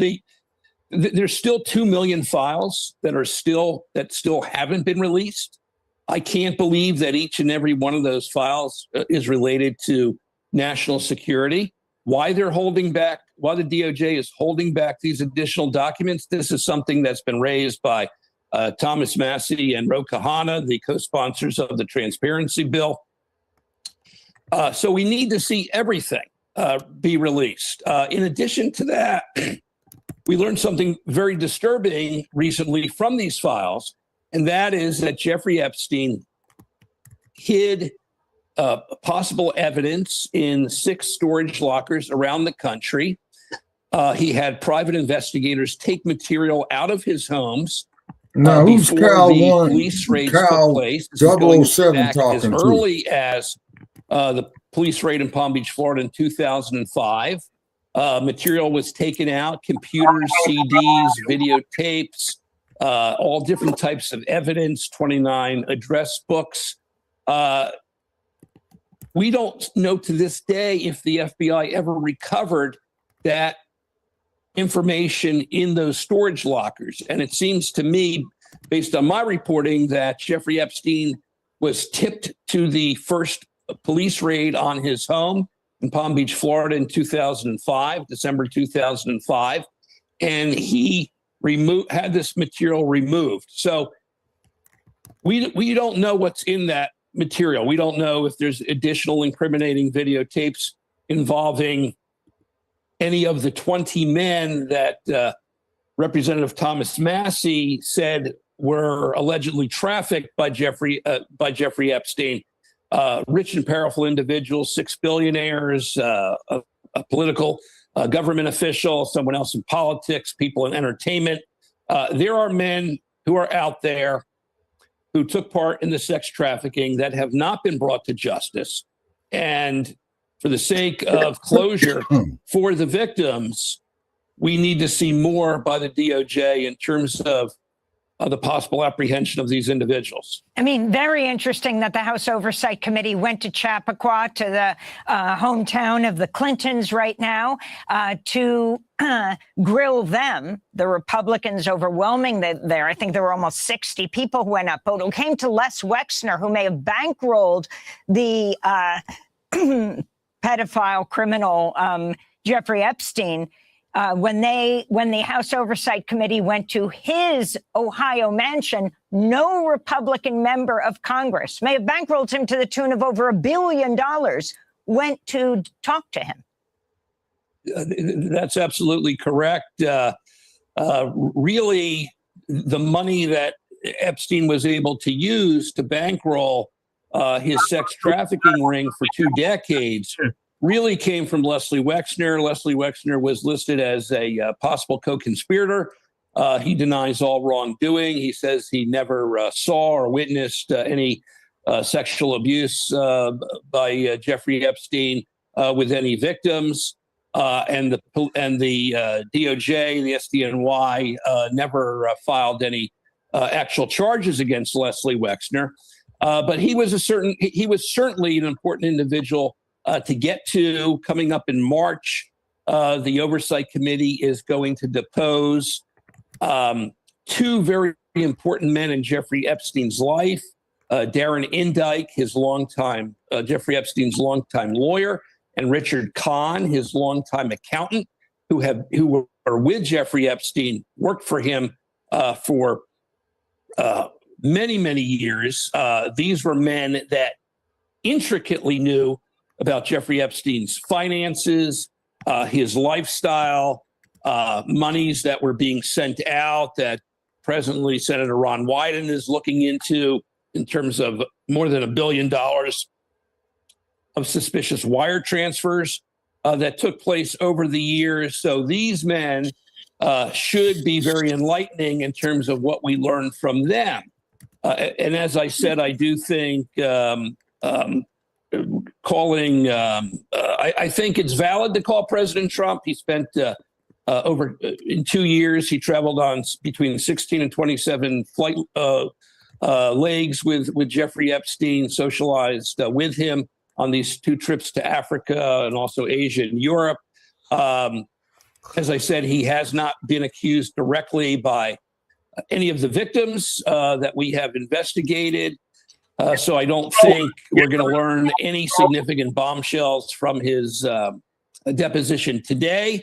But again, I do think that calling both of them, was really about Donald Trump going after his perceived enemies. Barry Levine, I want to thank you for being with us, investigative journalist, author of the book, The Spider Inside the Tangled Web of Jeffrey Epstein and Ghislaine Maxwell. Thanks for watching Frontline Black News, all 80 of you. Yeah. Okay, and Cal 007 says all they want to do is try to go after Trump. He was a neighbor of Epstein. 80, 72, all 72 of you. We got 72 people watching now. At least that's what it says on my end. Okay, on what? What platform? All on YouTube. You got a YouTube channel? Yes, Shabaka. I got several YouTube channels. Oh, okay. All righty. Okay. All righty. Yeah, we're streaming on like 6 channels. Oh, okay. So we got a lot of people tuning in right now. Okay.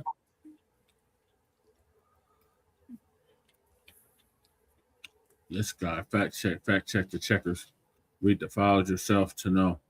Oh, we read the files, so I don't know who you talking to, but you need to get up out of here. Cal 1017. No. John Jack 6682. Are you pro-Iranian? No. You guys keep an open mind and you do your critical thinking. Okay, another one says, if I just say he's lying, it makes me feel all warm inside. I'm a soft-handed liberal. What? Yeah, they definitely trolling tonight. All right, now who's this one who's saying are you pro-Iranian? I don't know, Shabaka. There's a bunch of trolls in here tonight. All right, that means we're getting somewhere. Okay, if I just say he's lying, it makes me feel all warm inside. I'm a soft-handed liberal. Who are you? Explain yourself. Who are you talking to? MAGA loves you guys. Oh my God. No, and domestic terrorists love them. Hey, if MAGA love us, domestic terrorists love them a lot. Yeah. And then if MAGA loves us so goddamn much, man, then they ain't got no problem kicking out the reparations. Right. You gotta look at this as well. Every soft target that's been hit, other than racist directed attacks towards black folk, has been some soft lily white target, like hockey games, Christian schools, And when white men want to separate themselves from transgender shooters, a transgender is a cross-dressing white man. So try again. Right. That part, you know. And Muttley JMZ6220 was saying something. Cruz says he really cannot stand democracy now. Shaking my head. Liberal nut jobs. Yeah, they are. They are some liberal nut jobs. That's true. Okay, Goddess Navi says that's right there, Shabaka. Run that money. Right. Yeah. Agree. Okay, Goddess Navi, could you be more specific, ma'am? All right, I'm gonna move to the next video. Yeah, boy, we busy tonight. And that is, where are the Epstein files going? So our brother Afro Elite gonna give us an update on that. Shout out to Afro Elite. All right. Our brother out the shy. Both me and Shabaka have talked to him. Oh yeah. Yeah. The price of freedom is dead. We're coming. What's your question, Michael? Oh, okay. So what's what you like about the Democracy Now? And what thing you don't like about the Democracy Now? Like, what is a good thing you like about Democracy Now's coverage, and what things and what areas you don't like how the Democracy Now reports the coverage or covers it? Okay, well, Democracy Now, Michael, if I'm not mistaken, and correct me if I'm wrong, Brother Che, they've been coming on, man, like since the early 1970s. Yeah, they've been around for a minute. Amy Goodman. Yeah, because we literally watched Amy Goodwin grow old on the show. Yeah. Right. Like, do you feel like Amy Goodwin should go hard for like FBAs? Because I know she did. No, she's a white supremacist. She's a left-wing white supremacist. Right. Okay, now Joe Black says AI generated crap is coming up on here. Oh yeah, you know it. We in the algorithm tonight. All these people. Okay, now what is this? What I was saying was, Jim. What I was saying was, if you don't rely on Newsbreak. Know that the Newsbreak website, a lot of their articles are AI generated. The AI takes different articles and makes an article itself now. It's not human controlled. Oh, I'm on Newsbreak. I'm on Newsbreak. I actually know somebody that writes for Newsbreak. Yeah. Okay, Cool Keezy says AI is doing most of their supremacy. We don't need. Why do we need to watch that? Yeah, well, in my opinion, Cool Keezy, is that you want to check like what's coming to you from the left side and what's coming to you from the right side. Okay, balance. Yeah, which is what they call the political spectrum, I believe, Brother Che, which they call that. Cool Keezy. Perspective. You're getting it from the left. You're getting it from the right. Right. Yeah. And then notice too, Cool Keezy, when these trolls come up here, we send them the link to come up here, but they don't want to come up because they don't want to get none of this heat. Right. Because we will give them the business. Right. So Afro Elite gonna give us an update on where the Epstein files are going. Is anybody actually gonna get punished for this shit? If I was a I'm gonna have to say no. Welcome, my brothers and my sisters. Happy Foundational Black American History Month. This is the last day of 2026 Foundational Black American History Month, and I want to have a conversation with you guys about something very serious. Okay, Republicans freed the slaves. Democrats South was slavery. I've been kind of reviewing it, but especially all last night, I've been going through a bunch of Jim Borghini, I got to tell you something. Your whole United States benefited from slavery. You see what I'm saying? Right. The sugar cane, your Jack Daniels, your Johnny Walker Red, the cotton, clothing and manufacturing. You see what I'm saying? And then not to mention all the inventions that they stole from us, like Lewis Lattimore, and Brother Che had a list of all that. So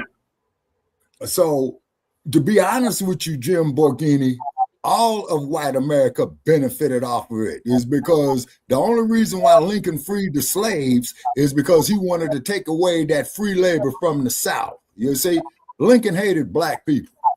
Even though he was black himself. But I've heard rumors of that. We freed ourselves. Sister Harriet Tubman put in a lot of work. You know, that she did do. If he could keep slavery to preserve the Union, he would. So no. Okay, now we got this one person in here. African Kings made an investment. You need to come up here, catwalk, and you need to explain that because I'm gonna give you the business on that. Yeah, we got all kinds of trolls tonight. Let's see. Barbary Pirates, look it up. Now, 6271. There's a place called San Francisco. They used to call it the Barbary Coast. And then Jim Borghini, I don't give a damn about where your family came from in Ireland because you bastards owned slaves too. Why do you think you had so many slave names of McDonald, McWilliams, McWillan, Shaughnessy? I can go on and on and on and on and on and on, motherfucker. You ain't no goddamn relation to us. You potato and starving motherfucker. Fuck you. McFarland. If you want to force the downfall of white supremacy, support the blue-haired liberal socialist progressive women. Okay. But you still benefited, Jimbo. You know? Yeah, reparations. Hey, Rove, man, 5592, reparations, that what you're laughing at? I know a big-ass joke. Go pull your Johnson out in the bathroom, you 2-inch trick. The war was not fought to free the slaves. The slaves were freed to win the war. You're right, crew. Yep. Our people were terrorizing the planters. We were freeing ourselves. Yeah, now see, crew, you just proved the point that I made a few weeks ago, man, about where we were buying our people's freedom off the auction block.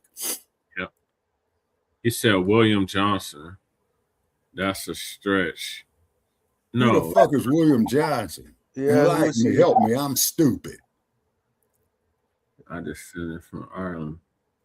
Okay, and are you telling him that you descended from Ireland, crew? Yes. Yeah, he telling him something. We don't speak bushmeat. So you got this is some bullshit right here. Ungawa cheetah. Why you cry, bro? Who are you referring to? Boy, we busy in the motherfucker tonight. Love it, love it, love it. Who's crying? You over here. Who sold blacks into slavery? White folks. White people, yep. Here we go. See, what this bastard is that what he's trying to get to, saying, well, it was your own people that sold yourselves into slavery, and every time a motherfucker comes to me with that, I'll be the ones that did the selling got caught also, and that there's Lerone Bennett. If you're Irish, right, you weren't always white. They started incorporating you into whiteness, and then they put you in all the union jobs and all the police. White women are the reason the United States will be an all-brown country by 2035. Trey Young, I just found out I'm a tether. Damn bullshit. We busy as fuck tonight. Yeah, we are. I got a Jimmy joke about your Okay, all right, we'll tell you what, 6271, if we're so full of shit, click the goddamn link and bring your ass up here. Ooh, who are you talking about? He's talking about himself. He's gay, man. He's talking about himself. Go to San Francisco, trick. Hershey was a Frisco night. I know, Goddess Nami, we getting it tonight. Yeah, work them, Goddess night. Work them. Work with him, Junior. well, I can't call Goddess Navi Jr., but that's what Bondini said. Oh, crew. Africans sold Africans into slavery. 3% of them came to America and mixed with 5 million Indians enslaved. White Irish were criminals and debtors sold in indentured servitude. Okay, now on that, the ones that did the selling got captured also. That's what I was reading about that material by Lerone Bennett a few months back. Hey, Trey, how you been? Okay. Wait a minute. Crew said, and mixed with 5 million Indian enslaved. Okay, but the cold part about it is this here, though, crew. I asked Trey this question. Okay, if the Indians, if this is their homeland, how are they going to allow themselves to be invaded? See, this is the same argument I had with these indigenous people at the Little Bighorn. They say Africans going to allow themselves to be the same way the Africans. How would white people sell blacks? That doesn't make sense. Easy, because you crackers went over there with lies, deceit, alcohol, divide and conquer techniques, just like what they did to you Native Americans here in this country. What tribe are you from? You say you Native American, you $5 Indian. What native tribe are you from? Africans sold Africans into slavery. Crew, I got information busting that out because, see, the ones that did the selling got captured also. So the cracker goes down there with divide and conquer. That's all that was, crew. Later on, though, Shabaka, they got captured later on. Okay, but the point is what I'm making at, though, Brother Che, is this. It wasn't like, oh, I'm around you up. And then it was like years later, they came and rounded up the chief leaders that allowed the shit. Okay, now that's what Goree Island was all about, Brother Che. My little sister came on when we was doing Shabaka's Black Experience, okay? She brought that there to light. You see, because it didn't happen overnight, Brother Che. See, the thing is what that is, you so well put it. They came, they sent in the missionaries first, right? Gave them the Bible. We bowed our heads to pray. When we raised our heads up and opened our eyes, we had the Bible and the European had the land. Don't go somewhere with that Charlie Kirk bullshit. Come on up, Tony, 1921 96.5. Come on up. You want the link? See, you damn trolls talk this bullshit in the chat, but when we try to tell your punk asses to come up here, okay, you know, you don't ever take our offer. Hey, Jesse. Unless you're twa, that's the only way you black. You talking about you from Ireland. The only black people in Ireland was the twa. That's where they got the leprechaun from. Hold on, Shabaka. Okay, now, go ahead. That's where they got the leprechauns from, the little pygmy African people that were originally in what is now Ireland. Irilel. That's the accent, how Irish people say Irilel. Mm-hmm. I am black. Okay, if you black, man, bring your ass up here.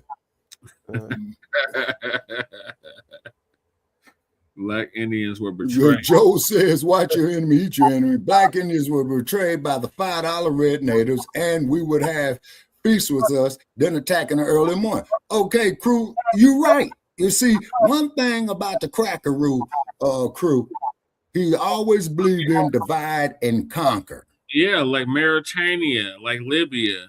Whose fault was that? Same slave market runs today. You sold your own people into slavery. That's bullshit. Okay, bring your punk ass up here. I'll debate with your motherfucking ass. But you bastards don't never want to sit up there and admit that it was a deceitful tactic. And you took the ones that did the selling too. Where was the first place slavery was established in the Western Hemisphere? Okay, catwalk, you smart. You tell us. You can handle things, you ignorant motherfucker. Come on up. Punk ass motherfucker. Hey man, why y'all doing this here to me tonight, man? I was in a good mood. We got Charlie Kirk shit, kick him out. Mm-hmm. Yeah, Tony, you ain't hit the link, so it's permanent vacation for you. Yeah. Now you're talking about your mama. Now, what was your mama doing? Man? She was a street strucker. Was your mama a street hooker? Black America and Black Canada has never had this opportunity before to watch their enemies destroy their enemies. Okay? When our enemies get through with our enemies, they will be weakened to a point. Okay? So in this time frame, if all Black America and Black Canada did was stack their resources and prepare for the battle that's coming, it'll look a little different, because once they're done with each other, they're tired from fighting. They will have to depend on the government to save them, not themselves. Mm-hmm. Okay. Oh boy, these motherfuckers talking all this bullshit tonight. How come you won't come up here? Well, Jesse, I'm surprised. I say Jesse and Sabak, I'm surprised you guys got a lot of trolls today. The most I ever seen. Oh no, man, that's good for business, Yeah. bro. Okay, Crew says, imagine if I come visit you, we kick it, and in the wee hours in the morning, I'm sleep on the couch and get up and do your whole house in. That's how they capture. Okay, Crew, I've been saying the same thing, Crew. The first spaceship arrived in Jamestown in the 1600s. Oh, you talking about Sandy Darity? Okay, Frontline Black News 5280. What is the name of the dude that came out with reparations number, the Black economist? It wasn't Thomas Sewell, was it? Shout out to X-Clan, but we ain't no X-Clan dropouts. You got to come better than that, Catwalk. Come on now. You're trolling this week. Black trans people built America. Let me tell you something, Lloyd. That trans shit, that is strictly European. Okay? All right, is because you see, you have to understand is that if a motherfucker like that came around there, right, on the continent, they were told to shake the spot. Right. All right, Matthew Lewis saying slave shop. You're the one talking bullshit. Now, one fact has come out of your mouth. To whom are you referring from? Every goddamn thing I said is a fact. I'll hit the link, or you just don't keep trolling in the chat. Okay, Michael Pan, Joe Black, Brad is what? Slave ship. You blacks owe the white race reparations. No, we owe to put our foot in your asses. Come bring your sun-dodging ass out here and sit with me out here in this desert heat, man, come June at about 125. But guess what, Cracker? You got to leave your sunscreen at home, and I will take great pleasure in watching your ass bake. And what color is a snake on its belly? White. Right. What does a snake skins do? It does what, people? It sheds, right? We got another tether in the chat. He said, what's up? So if the first slave ship arrived in 1619, why were we fighting the Spanish in... Okay, sorry, crew, I didn't get all that. In fleeing ashy, musty tethers that love to troll our spaces. What's up with that?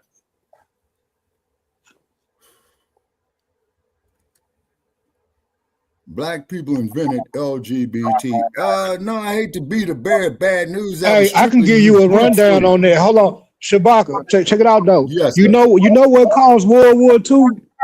The German Jewish doctor that was doing the transsexual surgeries and pushing that over there in Germany. That was the trigger to the matter of the brown shirts. So if you look at America right now, on that, if you look at America, I'm sorry. Go ahead, brother. So if you look at America right now, it's running parallel to Germany, and for real, right now, America would be the Nazis' Fourth Reich because of Operation Paperclip and all those Nazi scientists and stuff that came over here. So don't get it twisted. Know your enemy. Yes, sir. Like Joseph Mengele was one. Oh, okay. Just like Albert Einstein. Okay. Okay, what did Albert Einstein say? Shit, man, because I've been to Caltech or the California Institute of Technology, Joe. Okay, Albert Einstein had made something. He says that the more and more that they depend on computers or what have you, the more that you'll find that you'll have a world full of idiots. Why the bottom of our feet? What? You talking about the? You all invented everything else. Oh boy. Boy, you damn crackers out there. Oh, guess what, crackers? I want to say this here to really piss you off. Now, we really getting ready to have some fireworks. Muhammad Ali would have kicked that shit out of your white hope, Rocky Marciano. Uh-oh, here we go. Oh yeah, it's on now. All right, let me get back to this clip because we'll never get through this arguing. Yeah, man, we are burning up a lot of juice. Boy, we over busy 3 tonight. million files. Over 3 million files. So I've been going through hundreds of files, probably thousands, really, but a lot of the files are very, very confusing. All right, it's hard to make out anything, right? And this is probably not going to be, well, this isn't going to be the last time I talk about the Epstein files, but the first time I talk about it, I want to give you guys really my theory as to where it's going. Good. Okay, that's my theory as to where it's going. Yeah, God, let me tell you, crazy tonight. I don't right now, just spoiler alert, I don't think either party, anybody wants anybody to be indicted in the files. I don't think anybody wants anybody to publicly testify in the files. I don't think they want that. I don't think anybody wants anybody to be in trouble because one person, you're right, Matthew Lewis, Ali would have kicked his ass. Epstein was about to spill the beans on a lot of other people, and then next thing you know, Epstein took himself out. Yes, sir. Okay. You're right about that, people Mr. don't Lewis. want Yes, whoever sir. is in power, and now we know that there's corporations and business people and celebrities and stuff like that who are very much so in power, very wealthy billionaires and elites in power, right? So they don't want stuff getting out, okay? And I think everybody kind of understands the assignment. The only reason why anybody's even talking about this is because the public is making the Epstein file such a big deal, okay? Mind you, this was something Trump said he was going to release. However, going back and looking at it, Trump did say he was going to release the files. He did. Okay. He said he was not going to have any problems. However, looking back at it, Trump was not that enthusiastic. Now that I remember it, now that I review it, that was not one of Trump's biggest campaigns. I remember that. But however, Trump was never super enthusiastic about the files. He never was. Okay. He only brought it up from when I'm seeing. Trump would bring it up when somebody else brought it up. But Trump wouldn't bring it up on himself. It's not like he was super enthusiastic. I wouldn't give a fuck what your crack ass would do, Trick. There's a moment where you had some hesitation about Epstein releasing some of the documents on Epstein. Why the hesitation? Saltines. I don't think I'm not involved. I never went to his island. You the buy, go see Uncle Tim Scott. A lot of people did. Why do you think so many smart, powerful people allowed him to get so close? He was a good salesman. He was, was a hale and hearty type of guy. Okay. He had some nice assets that he'd throw around, like islands. But a lot of big people went to that island. But fortunately, I was not one of them. It's just very strange for a lot of people that the list motherfucker, if I ain't getting reported for shit, man, I ain't doing my job right. Go run and tell it with your trick ass. It's very interesting, isn't it? Probably will be, by the way. Probably. So if you're able to, you'll be. Yeah, I'd certainly take a look at it. Some people think that one way to build trust is to declassify things that everyone's talking about. I know you talked earlier about, I don't want to be a conspiracy theorist. So if you were president, would you declassify, you can answer yes or no to these. Would you declassify the 9/11 files? Yeah. Would you declassify JFK files? Yeah. Would you, I did a lot of it. Would you declassify the Epstein files? Yeah, I would. Okay. Yeah, after they doctor moment where you had some. Y'all noticed that. And the last thing, when he was all like, would you declassify the 9/11 files? Yeah, immediately. Yeah. Would you declassify the JFK files? Yeah. I mean, I already did a lot of that. Would you declassify the Epstein files? So now you're starting to troll. Yeah. It's kind of like, to be honest, when you really think about it, when you go right back about and look, that, Mr. Lewis. Trump has always given a. I mean, yeah, I'll look into it, I guess. And I mean, why not, right? Oh, we lost. It was never no big passion. We lost that who? I've seen. Now I'm looking back at it. It wasn't no real big passion of Come his. back on in, Joe, if you can. Personal mission of his. That was petty. And then when he got the presidency, that's exactly what the word cracker means. The cracker that whoop. Yep. Didn't want to do that. He didn't. And he could have signed an executive order, which is what upset a lot of his base, to sign an executive order like, hey, Trump, come on, you said you were going to do this and this and this, and now you don't want to care. Trump didn't care. And Trump was actually getting upset about people mentioning the Epstein files. It took an act of Congress that Trump eventually had to sign and he bragged about. But it took an act of Congress in order for the Epstein files to be released at all. And if it wasn't for the public pushing that, now I don't think Congress wanted to do it. I think it was the public pushing it, and Congress initiated because, you know, they wanted to get at Trump. But I don't think they would do it in any other circumstance, under any other circumstance. All right, let's take a look at that.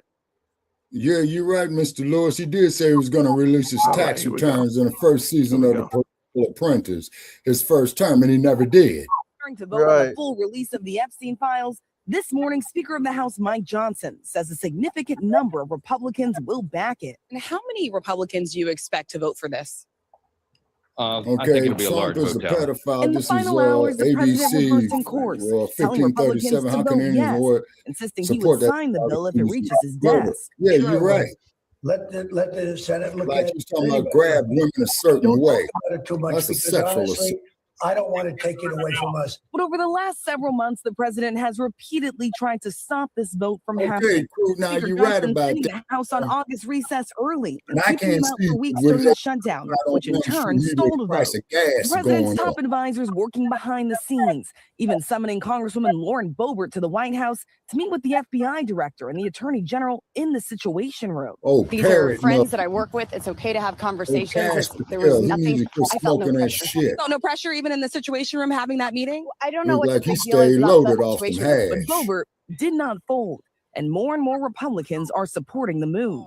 Get it off the table. I mean, we've been debating this thing too long. I've said all along, I want the list out. Let's get it. Let's go. Still, some Republicans questioning why the president doesn't release the full files himself when he has the power to do so at any time. If they're serious about it, they should release them right now. It's that simple. Just a couple blocks away from the Capitol, survivors What of does the Epstein's Fifth abuse Amendment hold a say? You demonstration. do not have to Danny be Bensky a was just witness 17 against when she yourself. met Epstein. This is a moment of vulnerability. This is a moment, as you can see, when we are tapping into those youngest parts of ourselves. Yeah, you're right, Crew. and saying Trump is we're a doing it genius. He for thinks that things whole out. person that used But to folks who exist. don't think long game cannot figure him out. The release of all Trump the just files put within a 30 stick in days. the It's unclear how the bike Senate is spokes of going to Russia and handle this. China The and president's Israel. investigations into Democrats could complicate the release, but you heard even there from Republicans saying that the president does not need a vote to release these files. He has the power to do so now by himself, George. He sure does, Richie. He did it for Amelia Earhart. He did it for Martin Luther King. He did it for the Kennedy assassination files. He could do it here as well. What we're also seeing is Larry Summers, the former president of Harvard, the former Treasury Secretary, also caught up. That would be Fifth Amendment, but if they Larry Summers, give one immunity, Yeah, one he's must facing testify, pressure be to held back in away contempt. from his public commitments. And That's he what they said that tried he to will do to now Sam do G. so. This and comes Connor after newly crew. released documents show that he not just kept in close contact with Jeffrey Epstein, but even did so years after Epstein pleaded guilty to sex-related prostitution charges involving a minor. Summers, in a statement writing, "I'm deeply ashamed of my actions and recognize the pain they have caused. I take full responsibility for my misguided decision to continue communicating with Mr. Epstein." Summers has not been accused of any wrongdoing, but this does underscore the growing fallout from the release of these files and documents, George. All right. All righty then. Okay. So it took all of that.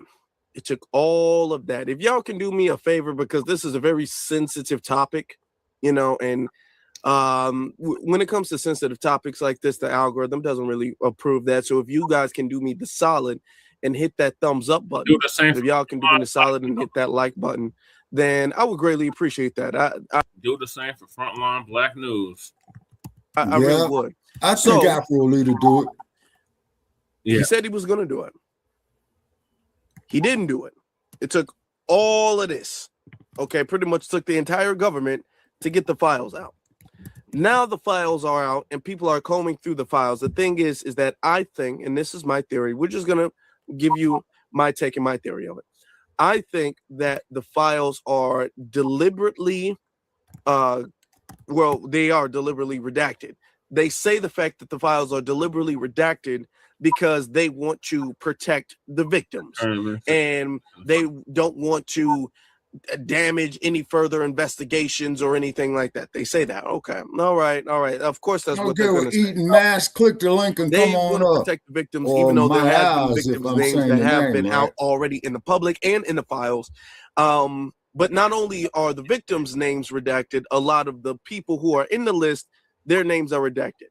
Now, you have different files. You have files of pictures, and then you have files of actual, like, statements and all of this stuff and emails and all of this. And all of that, you have the files have been incredibly redacted, so much so.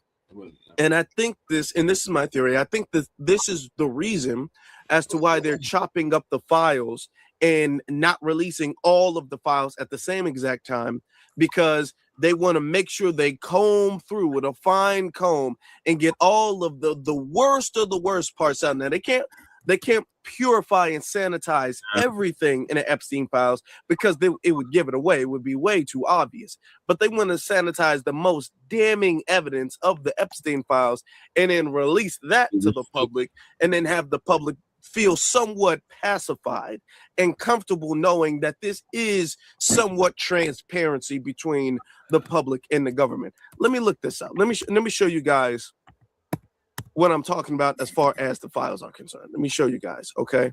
Where is it? Right here. Can you guys see it? Let me show you guys. Okay. Oh, of course you can't see it because I'm not showing it. That's why you can't see it.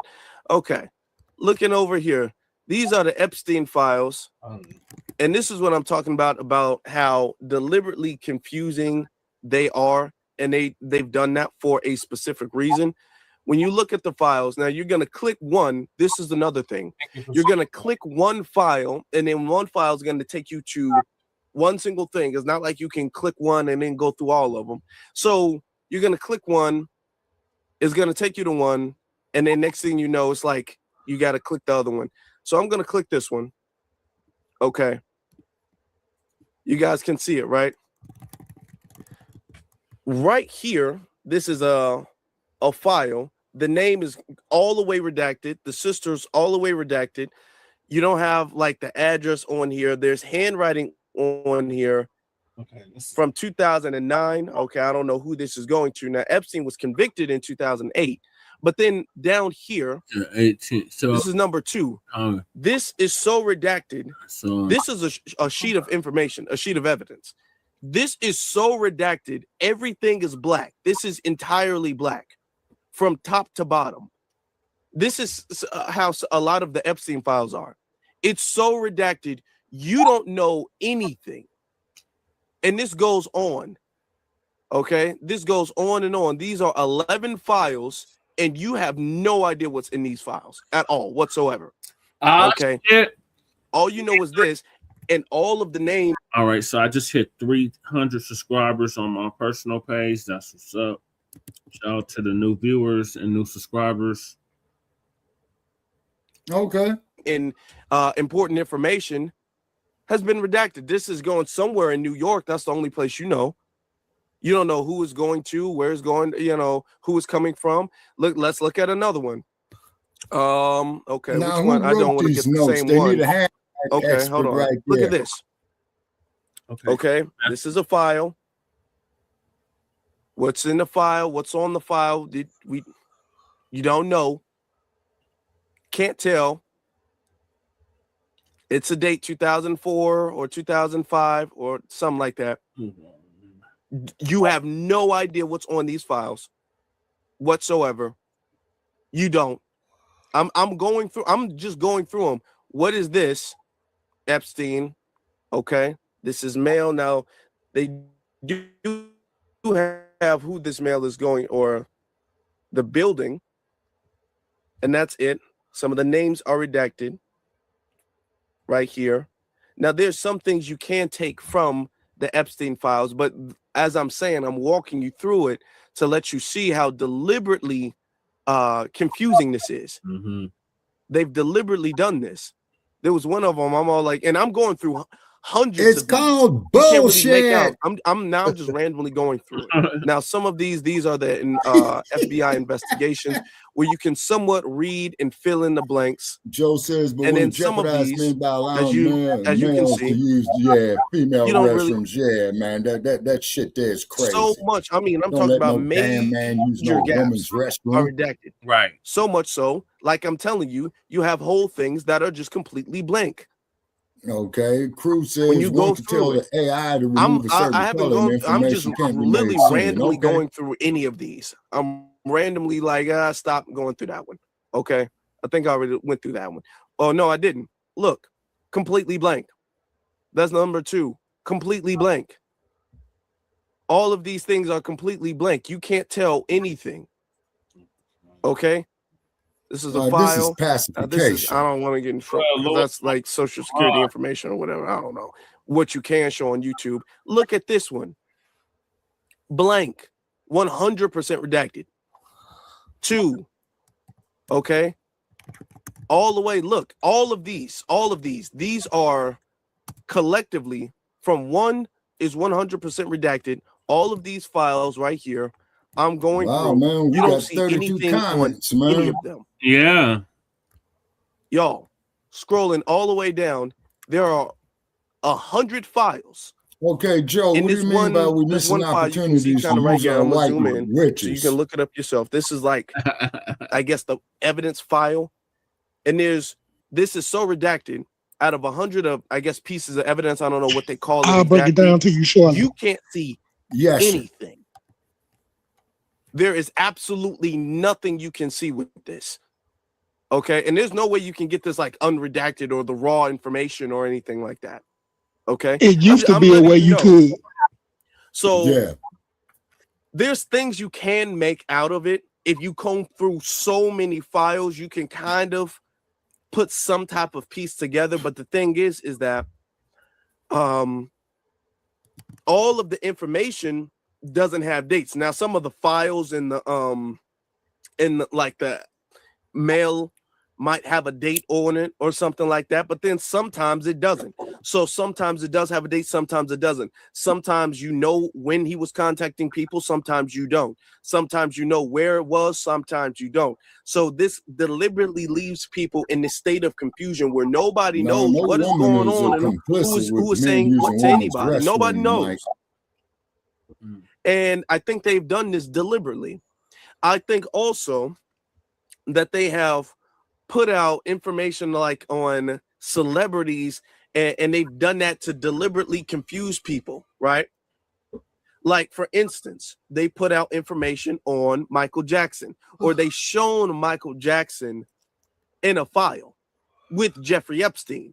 Now, mind you, Jeffrey Epstein has pretty much a picture, especially in the very early 2000s, with pretty much any celebrity, any and all celebrities. Okay. So he has a picture with Michael Jackson, and people are making it seem like anybody who has ever in any point in their career has ever associated, has ever been seen in the same room of Jeffrey Epstein, knew what Jeffrey Epstein was doing. It was a part of what Jeffrey Epstein was doing. Get to the and that's not necessarily the case. So a lot of people who may have had a picture with Jeffrey Epstein, but were not on his island, you know. So you can't even really make anything about that. But I think that they're doing that to, first off, throw Michael Jackson under the bus, because they hate Michael Jackson, number one. Number two, deliberately to confuse people, to throw out confusion on people. All right.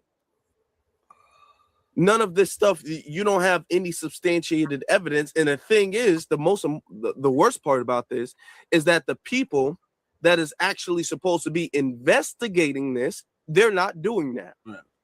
Now, what's interesting is that Trump, with all of the redactions that we've seen, and yet we don't have all of the files, Trump has been mentioned over 1,000 times. He's been referenced over 1,000 times in the Epstein files.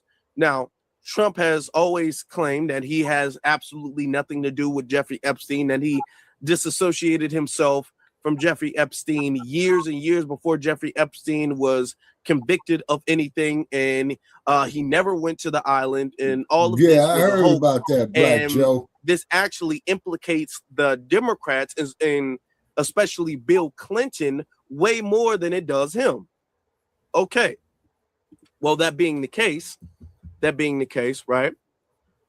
Why is Trump so reluctant to talk about it? You know, if Trump did have, like, you know, some type of evidence on Bill Clinton or the Epstein files and all of that stuff, you think he'd be bragging about it, but he's not.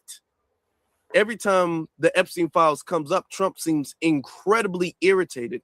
And this is what's getting people to scratch their head about it, because knowing Trump's personality, if Trump got something on you, he ain't letting that go. So why does it seem like Trump wants to move on so badly from the Epstein files? That's what everybody's asking. Hold on, let me show you guys. He's getting very frustrated and irritated. Urge people to move on, but I'm curious, your supporters in particular, I know you've urged people to move on, but I'm curious, why do you think your supporters in particular have been so interested in the Epstein story and so upset about how it's been handled? Why do you think that is? Yeah, you're right on that, Joe. He's dead for a long time. He was never a big factor in terms of life. I don't understand what the interest or what the fascination is. I really don't. And the credible information. You're right, Mr. Lewis. Don't forget, we went through years of the Mueller witch hunt and all of the different things, the Steele dossier, which was all fake. All that information was fake. But I don't understand why the Jeffrey Epstein case would be of interest to anybody. It's pretty boring stuff. It's sordid, but it's boring. How did you hear about it? I don't understand why it keeps going. I think really only pretty bad people, including fake news, want to keep something like it. You're on one of the vertical lives on my personal page. Oh, okay. But credible information. Peter let them give Gilmore it. said, you are a criminal. Let's have it. What a motherfucker been convicted over 30 felonies, shit. As far as the Epstein files is, I have nothing to do with Jeffrey Epstein. I threw him out of my club many years ago because I thought he was a sick pervert. But I guess I turned out to be right. But you know who does have? Bill Clinton, Larry Summers, who ran Harvard, was with him every single night, every single weekend. They lived together. They went to his island many times. I never did. Oh, eat maize with my ass. We know what we're talking about. Here. All these guys were friends of his. You don't even talk about those people. You just keep going on the Epstein files.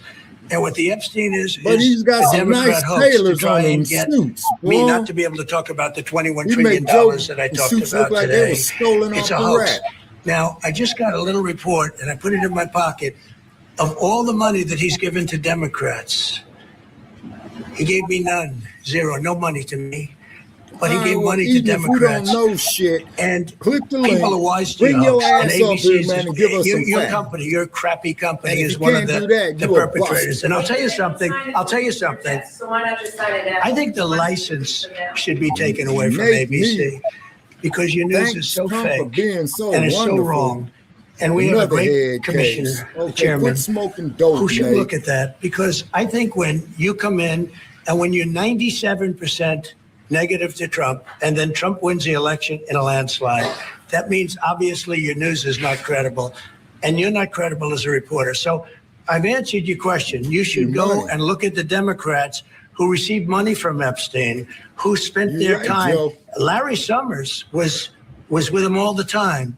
That creep of the fund guy was with him all the time. What's his name? Who? Reid Hoffman. I don't know Reid Hoffman, but I know he spends a lot of money on the radical left. Reid Hoffman, in my opinion, should be under investigation. He's a sleazebag. Yeah, and just like those are your the ass people, needs to be but under they don't get more any press. They don't get any investigation. news. And you're not after the radical left because you're a radical left network. But I think the way you ask a question with the anger and the meanness is terrible. You ought to go back and learn how to be a reporter. No more questions from you. Who else has a question? Prince, very quickly. You think that they should be more transparent? They thought they released too much. Steps I heard that. verifying evidence, And you not tell me assuming something else. guilt. No. I think it's really time for the country to get onto something else. Really, and now that nothing came out about me, other than it was a conspiracy against me, literally by Epstein and other people. But I think it's time now for the country to maybe get onto something else. But what would you say to people like who feel like they haven't gotten healthcare, justice, Mr. President? something that people care about? Yeah, what did you say? Go ahead, What would you say to the survivors who feel like they haven't gotten you are justice? the worst reporter. No wonder CNN has no ratings because of people like you. You know, she's a young woman. I don't think I've ever seen you smile. I've known you for 10 years. I don't think I've ever seen a smile. Well, I'm asking you about survivors. You know why? You know why you're not smiling? Because you know you're not telling the truth, and you're very dishonest. Black people here. I'll let Brother Che go back and forth with you on that. Yeah, we're undeportable. Give him the business, Brother Che. Work with him, Junior.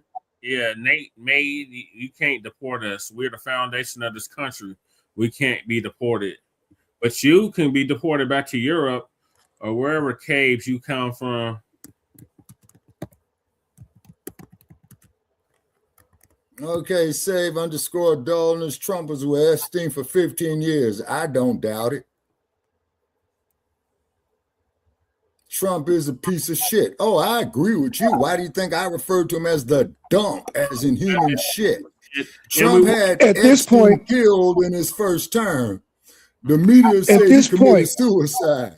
Oh, go ahead, Black Joe. At this point, when it comes to politics, going all the way back to the late 80s to now, male and female, colorblind, which one of these jokers ain't sexual predators of some sort of or some fashion? Right. Like this is almost a mute argument. Like the whole system needs to be torn down worldwide. If it needs to be a reset it. But they are pedophiles and predators, and they need to be squad wiped. Yeah, yeah, you're right. You're right, 100%.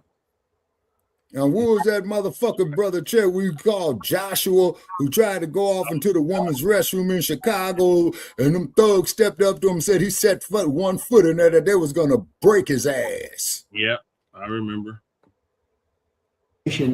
And they should be ashamed of you. These are survivors of a sexual abuse of health care. And none of us would believe a lying white racist can accusing a black man of a crime without verifying allegations. He's known for not being very polite to reporters. If he's Trump innocent. don't like being asked about the Epstein files. Trump want to look at the Emmett Till case. Trump wants to move on. All right. Now, a lot of people are raising their eyebrow like, no, why you want to move on? Yeah, so do my ancestors. If this was damning too, information about the Democrats, like you're saying it is, which looking through it is, but is it also damning about you? Because if it was only damaging to them, I don't see how he would have any type of issue releasing that. But it seems like it might not only be damaging to them. Right. Now, Bill Clinton is in the files often too, and we will talk about Bill Clinton as well too. But y'all think the interviews are a mess. If y'all thought the interviews are a mess, that don't get there. We're asking the question of where is this going? Okay, because Trump doesn't want to talk about it. So let's see if his Attorney General, Pam Bondi, has anything to say about it. And let me tell y'all something. Pam Bondi doesn't like answering any questions at all. Pam Bondi deflects from pretty much all questions and regarding to the Epstein files. It is motivated investigation. It is absolute theater. He's politically. Yeah. Before we get to that, before we get to Pam Bondi, let me just say this too.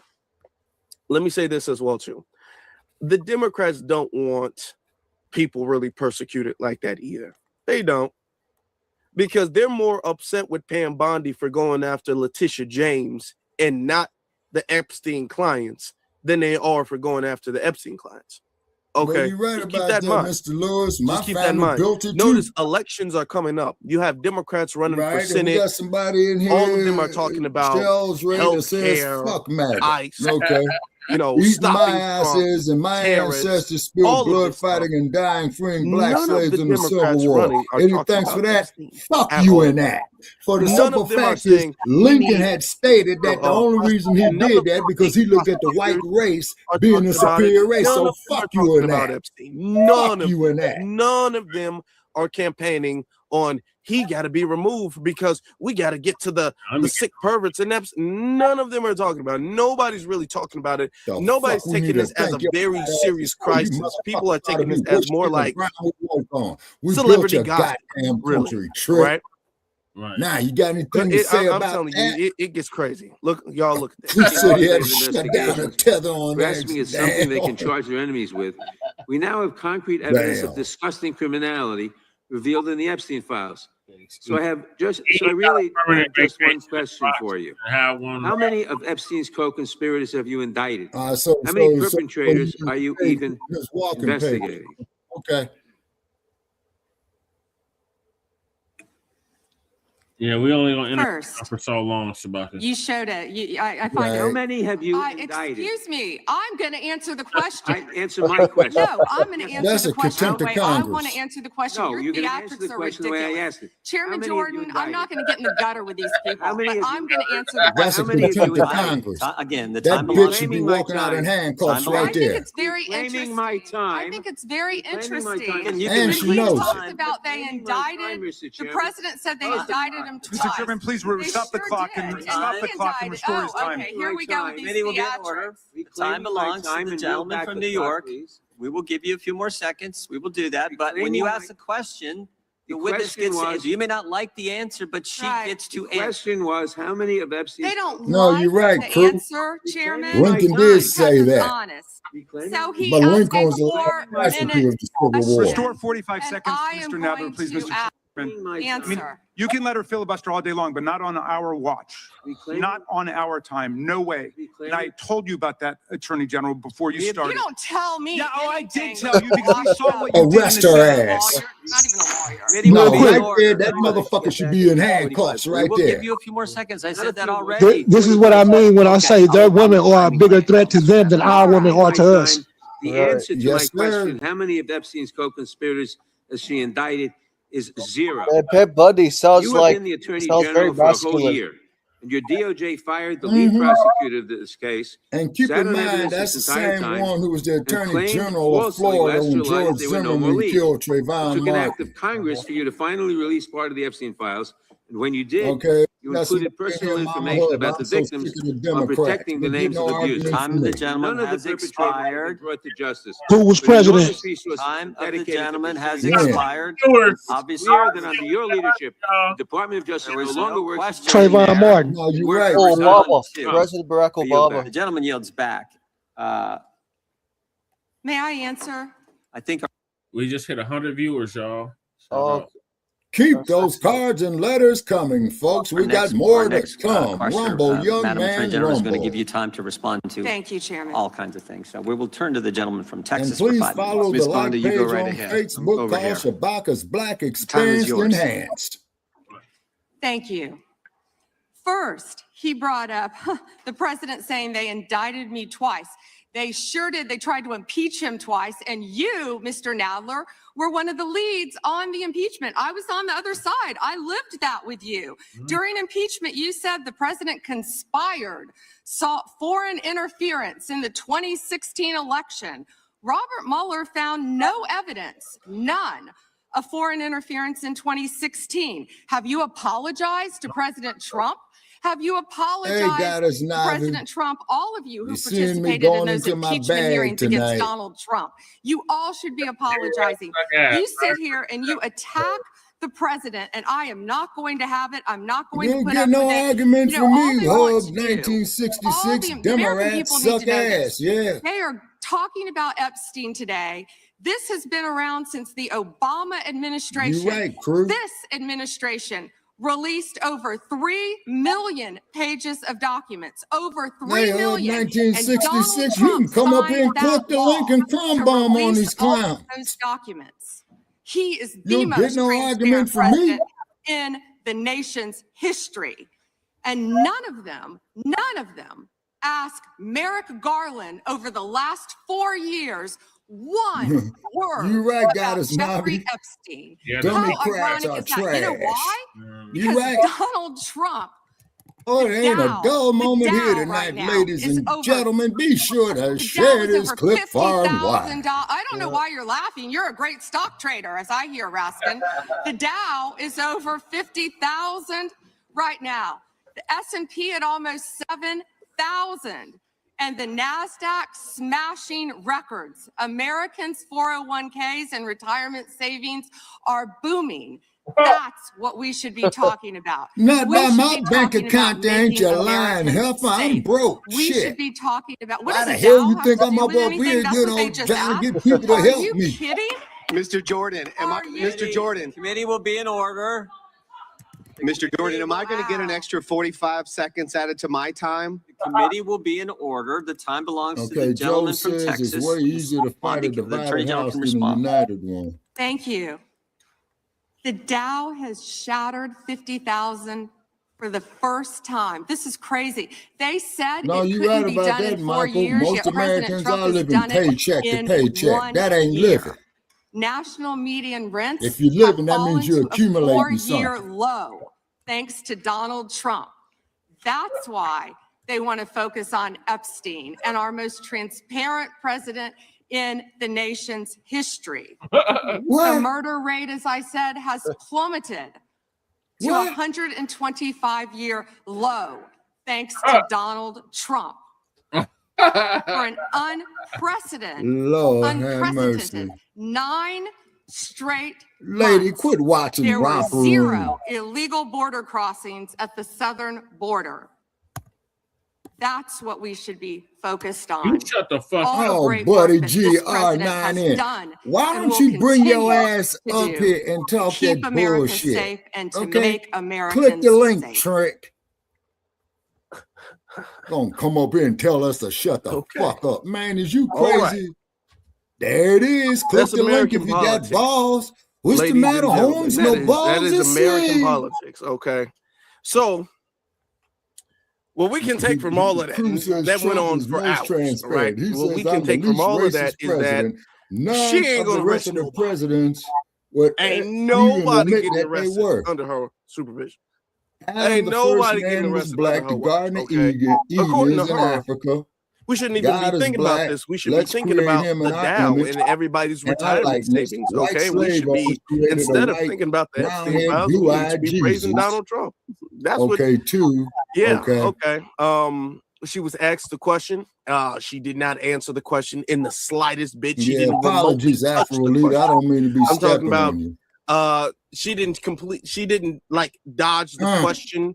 The question Could you was put that back nowhere up there, near Joe? anything that she responded to. She responded to a completely different question. Okay. And so it was a lot of shelling. It was yeah, it was a lot of that. Okay. So what we can take from that. Why? Okay, I only got the first two Why does she paragraphs. I'll not read want it in the that? afterprint. Here's the theory, right? And of course, we're still gonna have to, because there's more evidence coming out, and there's still more stuff I gotta review. I'm going to be very honest and transparent with you guys. I've not reviewed all of the Epstein files. Okay, I haven't. It's over 3 million, so I haven't reviewed them all. So there's still dots I'm connecting. I'm talking about. It's a lot. People in the chat room saying Queen of Deflecting. I've never seen deflecting like that. Right. I mean, she's sitting up there. She could dodge bullets like Neo in the Matrix, the way she's dodging and evading those questions. All right. Oh, she did those yeah. questions didn't touch her. Yeah, Whatever. you got And a she point got on really that, mad. Joe. Okay? Yeah. And And the people are state of only bringing up California Epstein declared them files white, because the man, so Dow they was wouldn't doing hook so up good. with That's the U.S. with the State civil rights Attorney General. movement. That's the U.S. Then United States. Sorry, there's the Black United Panther States Attorney say General. Chavez on a great Okay, boy. and because Donald Trump is doing so good, that's the only reason people care about the Epstein files. All right, so they all wanted to go away. Apparently, I think that there are powers at B, whether that is Donald Trump, whether that is other people. There are powers at B that's all like, look. Do you see me, If Goddess you arrest Maverick? one person, see, one arrest is not gonna work for something like this. One arrest is not gonna Here's work. You would Shabaka think there would be talking a to whole big RICO who all charge is in it. involved Crew, in we it, got a right? full You would house, think man. so. You would think that would make sense, but one arrest is not going to work no matter who it is, because one arrest is going to lead to somebody testifying like talking to Epstein everybody was in supposed here. to do. somebody giving a confession like Epstein was supposed to do, and then that implicates other people, and then that creates a domino effect, okay, and a chain reaction where this person snitching on this person to get this person, and then this person is saying this information, but that connects that dot, and then that person gets arrested. And if you get one person, then the whole net, it's like a net. I wouldn't be surprised. It's a chain, and everything is relying on one chain. You get one chain, then the next Curtis chain, and the Fox. next No, chain, them and this bone chain, and this spurs chain, and were this chain, and this bullshit, chain, man, so he can get a and deferment. it goes really deep. It goes During a the lot time of deeper the than what they're Vietnam letting the public conflict. know. So that's why you're not really seeing nobody, neither the Democrats or the Republicans, press for major arrests being made like that. You're not seeing that. You're not. Okay. And you're not going to see it. You're seeing people do false testifying and investigations and things. Let me show you guys this. Bill Clinton, I guess he was he denies any wrongdoing. Let me show you guys that. Let's read this real fast. The one that said I did not. So, you know, Bill Clinton's all up in the Epstein files, and Bill Clinton denies any wrongdoing after being questioned in private. Bill Clinton was definitely questioned in private, okay? Disposition ends. Bill Clinton answered questions for more than 6 hours today as part of a House Oversight Committee's Jeffrey Epstein investigation. The disposition happened behind closed doors. Behind closed doors. It's Chappaqua, New York, okay? Why did it happen behind closed doors? That's my question. Classified. Why didn't it? Why wasn't it televised? Why wasn't it recorded? Classified. Y'all didn't even have the transcripts of it. How do we know y'all questioned him at all? How do we know it was more than 6 hours?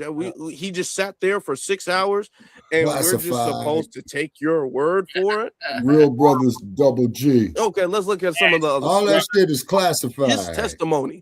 The former president told lawmakers he did not know or have sex with the woman who he was in the jacuzzi you're with. right, Joe. Yeah, he did lie about Monica Lewinsky. And the files released by the Justice Department, source told CNN. Did not have sex relations with that woman.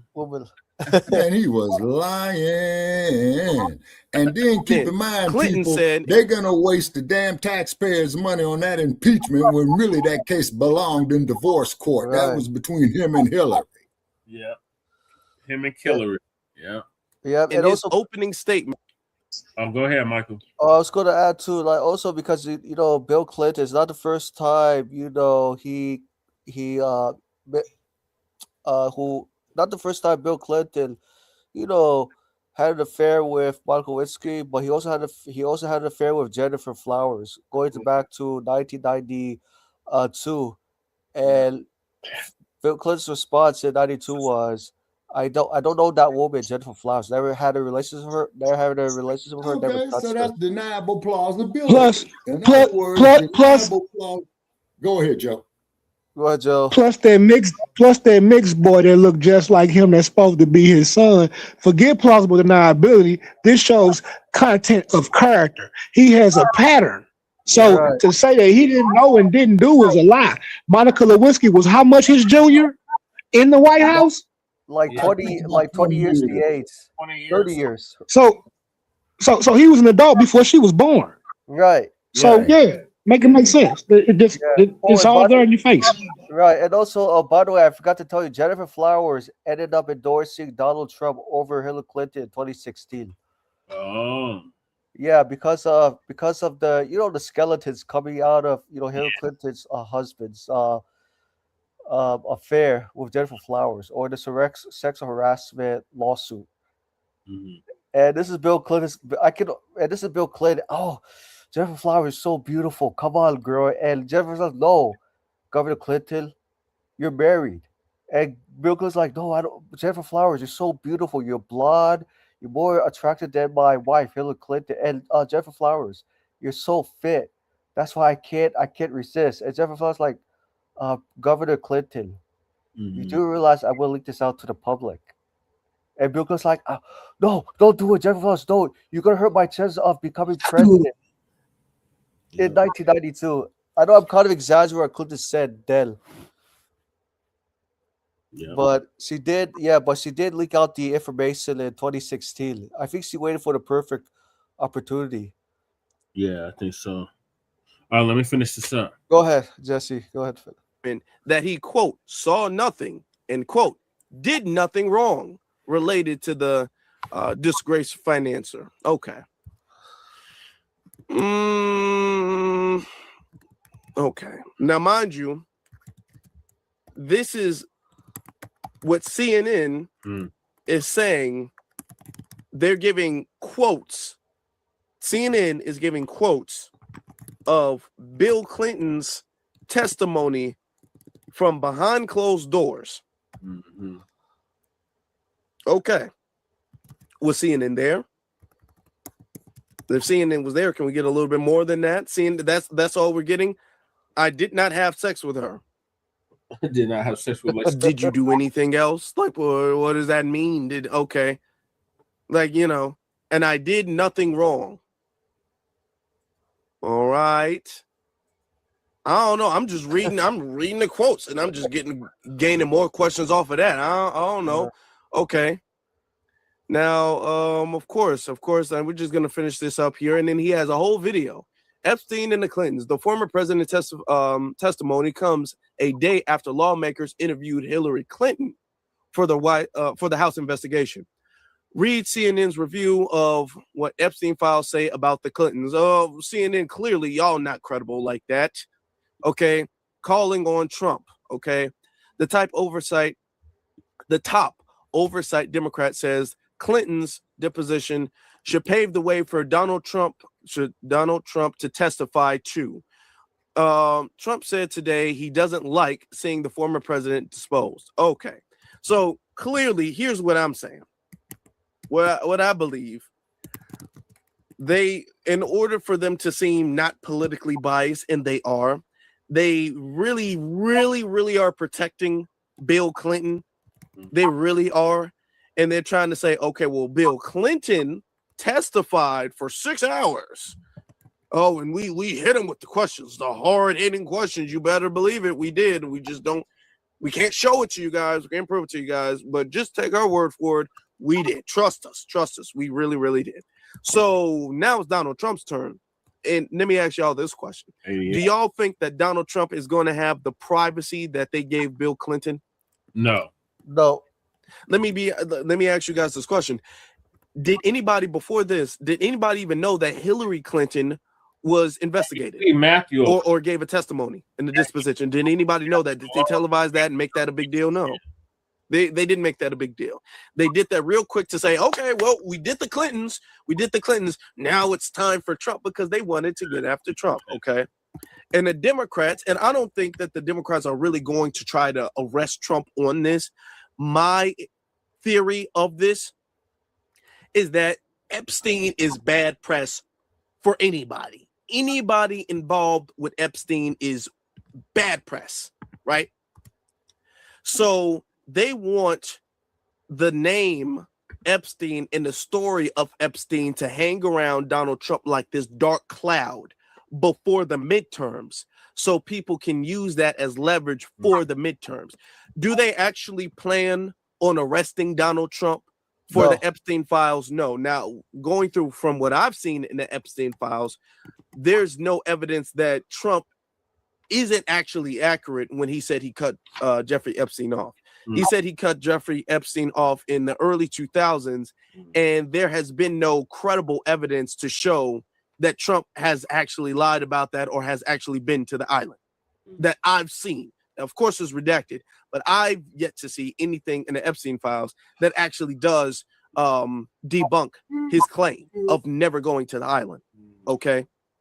So do they really want to prosecute Trump and his administration for it? I really don't think so. I think that they just want the dark cloud of Epstein to float around Trump just a little bit longer, so they can get more seats in the midterms. Okay. I don't think that either party wants to make any serious arrest, because one arrest, like I said before, is going to lead to a whole string of arrests, and that's going to break things down. Now, I have a theory about this. We're going to get to a little bit later. But I want to show you guys, before I get to the theory about this, about why all of this is going on, I want to show you guys what Bill Clinton had to say today. Bill Clinton came out with this today. Why's my okay. This is what he had to say. Finished testifying in front of the House Oversight Committee. I did it for two reasons. First, I love my country, including our Constitution. And America was built on the idea that no person is above the law, even presidents, especially presidents. And that we should all live under the same set of rules. This kind of democracy requires every person to play their part. And I hope that by being there today, we can bring ourselves just a little further away from the brink and back to being a country where we can disagree civilly and we can search for truth and justice. And that it outweighs the partisan urge to score points and create spectacle. The second reason I was there is that the girls and women whose lives Jeffrey Epstein destroyed deserve not just justice, but healing. They've been waiting too long for both. Though my brief acquaintance with Epstein ended years before his crimes came to light, and though I never witnessed during our limited interactions any indication with what was truly going on, I offered the little I do know in the hopes that it would help prevent anything like this from ever happening again. I also have to say something personal. Republicans made Hillary testify yesterday, and she had nothing to do with Jeffrey Epstein, nothing. She has no memory of ever even meeting him. She neither traveled with him nor visited any of his property. So whether 10 people or 10,000 people were subpoenaed, including her, was simply not right. So here's what I told the committee. First, I had no idea of the crimes Epstein was committing. No matter how many photos they show of me, I have two things that at the end of the day matter far more than any interpretation of 20-year-old photos. I know what I saw, and more importantly, what I didn't see. Yeah, got us and now. I know Yeah, what he's I did, looking bad. and more importantly, what I didn't do. I saw nothing and I did nothing wrong. Lies. As someone who grew up in a home with domestic violence, not only would I not have flown on his plane if I had any inkling of what he was doing, I would have turned him in myself and led the call for justice for his crimes. Exactly. Not the sweetheart deal we got. Would you say, crew, you make your own club? 20/20 hindsight.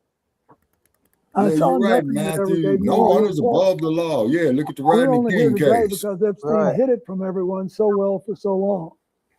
And by the time it came to light with his 2008 guilty plea, I had long stopped associating with him. When the video of my testimony today is released, I hope it will motivate everyone Man, to Bill go Clinton in front looks of so Congress different. to say what they know. No, that's I hope called it will age, motivate Michael. the Justice I Department know. to finally release all the files and I make almost sure couldn't that this recognize him at never first. happens again. Yeah. The survivors deserve that. Okay. All right.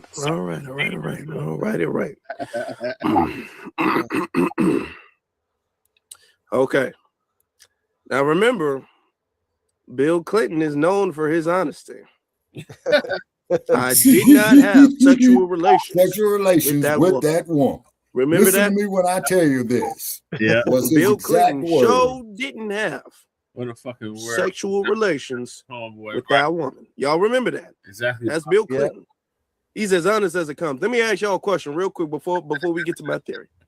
How many of you guys believe Bill Clinton, in hindsight, never saw anything that would give him any type of pause? Never. I mean, he all up in the hot tubs and taking pictures and all of that stuff.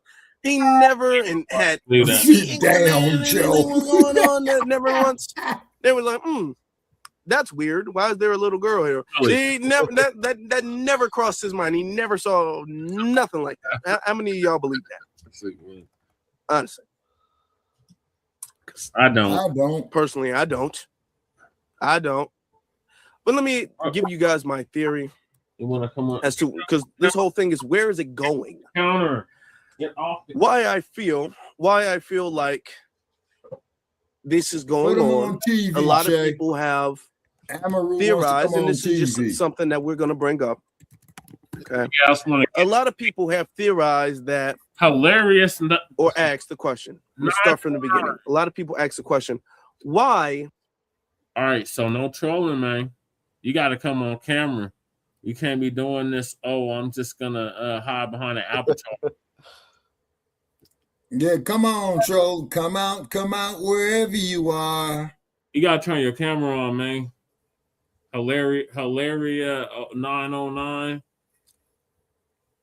We're not letting you up here because you could be doing God knows what. So put your camera on or it's permanent vacation for you. You got about 2 seconds. And then it's permanent. 1, 2, kick him out. All right, so before we were interrupted by another troll. Does the American government seem to acquiesce to a certain other place? In that place, I'm not going to name the place. I'm not going to name the place at all. But a lot of people, especially recently, are talking about, damn, it seems like the American government and every politician in the American government seems to like fall in line with this other government, with this other place. Why are we falling in line behind this other nation when we should be what a lot of people want? American first. Everybody should be focused on America, but it seems as if all of our priorities go to this other place. Pussy production. Now, what I want to say, get the hell out of here, is that it could be, a lot of people theorizing this, and this kind of makes a little sense, is that Epstein or people within the whole Epstein camp might have been agents sent from this quote unquote other place. Okay, if you follow me. Yep. These people are here to get dirt. These people are here to get information. These people are here to record things on camera, things that you don't want getting out to the public. No, you're right, Matthew. So if they need, did. hey, we gonna need They a made couple, sure you know, we were not added to either we gonna people. need about $10 billion. At that We time, got they wrote a it, we considered infrastructure property. thing we got going on over here. Oh, you don't have it? Oh, okay. Well, guess what I have? I have a video of you in 2010 doing something that you don't want to get out on YouTube, right? Oh, you do have the $10 billion. Oh, okay. Well, that's great. So I guess I can keep my video to myself. So when you look at it that way, it might make a little sense like, oh, that might be why you see so many politicians, so many celebrities, so many billionaires and business figures and all of this stuff, why everybody seems to just be almost like religiously in line with this place or with certain people. Could be. Seems like everybody just falls to their knees. And is it because people have dirt on other people? Be all like, hey, this might mess your campaign up if this picture gets out, if it gets leaked out, you know what I'm saying? Are you sure you ain't got no more money? Oh, you do? Okay, well, I'm glad we can work together so well. Is it just me? Now, of course, like I said before, I have not gone through all of the files, so I don't know. And a lot of the files are redacted. I don't know. So it's a lot that we don't know. But that's a very popular theory that's popping up. Okay? That's why certain things get done that way. But what we can say is that it's a lot of people who should have been disassociated with Epstein. A lot of people, Epstein wasn't able to get away with this if nobody around knew anything. Nobody around knew anything. That's not how this works. That's not how that works. Nobody around knew anything. No. The thing is that pretty much, I believe for the most part, most of them knew. Most of them knew, especially the ones that you see going to, his parties and all of that stuff. Most of them knew. Most of them saw something, whether that was suspicious, creepy, even the ones who disassociated themselves with Epstein. Why exactly? Everybody's saying, yeah, I stopped talking to him a long time ago. Okay. Why? What was the reason you stopped talking to him a long time ago? Why? Why did you stop doing that? What did you see? What did you find out? Right? Nobody's asking that. And nobody's asking that in the people who are supposed to persecute people. No, they're Michael, not asking he's that. not going to That's leave the white main people important poor. thing. The Pam Bondis, the attorney generals, okay? He's not going to do You can get that. people on state That's charges. why when we okay, state attorneys. You don't see a single attorney raising this as an issue because no that we attorney did a show on that that we've there seen of on any with him note getting rid of wants to DEI. prosecute on this That was case. the best thing for black business, Okay. where we can accumulate Nobody's our own wealth. doing that. Now, when it came, it's interesting. Yeah. Because when it came to Bill Cosby, when it came to Diddy, when it comes to Jay-Z, when it comes to all of this stuff, prosecutors are chomping at the bit to get involved in that. They want to make a name for themselves getting involved in that. When it comes to prosecuting, doing something in all of those cases were on a much, much smaller scale. But when it comes to prosecuting that, getting a black celebrity, they're chomping at the bit. They're tripping over their feet in order to get to that. Now, when it comes to Epstein, you would think that you can make your biggest career out of this, but nobody wants to touch it. Nobody wants to say anything, right? Well, nobody wants too to touch real it. for you. Okay. The Native Americans it's had kinda had a interesting. picture where they are saying Now- they've been fighting terrorism since 1492. What does this mean? What does this mean? What does this mean? Where are we going? Tell you right now, it doesn't look like I there's saw going that to be shirt any in type of Colorado, prosecution, at least Trey. anytime soon, Yeah. based off of what it looks like, any major things. But one good thing we can say is that there are a lot of people who were involved in the Epstein files who are now, because the Right. dark cloud of Epstein is still lingering around, despite the fact that they don't want it to exist anymore, it's still lingering around. And because of that reason, you have people resigning, right? So we're going to take a look at this real fast. I'm just going to give you a brief view of all of the people who were somewhat involved and are now resigning. Come on now, why is it doing that? Okay, so it says a number of high-profile figures have resigned from their positions after new details about their ties was white to the women. late You're convicted right. That benefited greatly offender. from I'm just going to say offender Epstein were revealed in a last batch of so-called Epstein files. Okay, released by the Justice Department.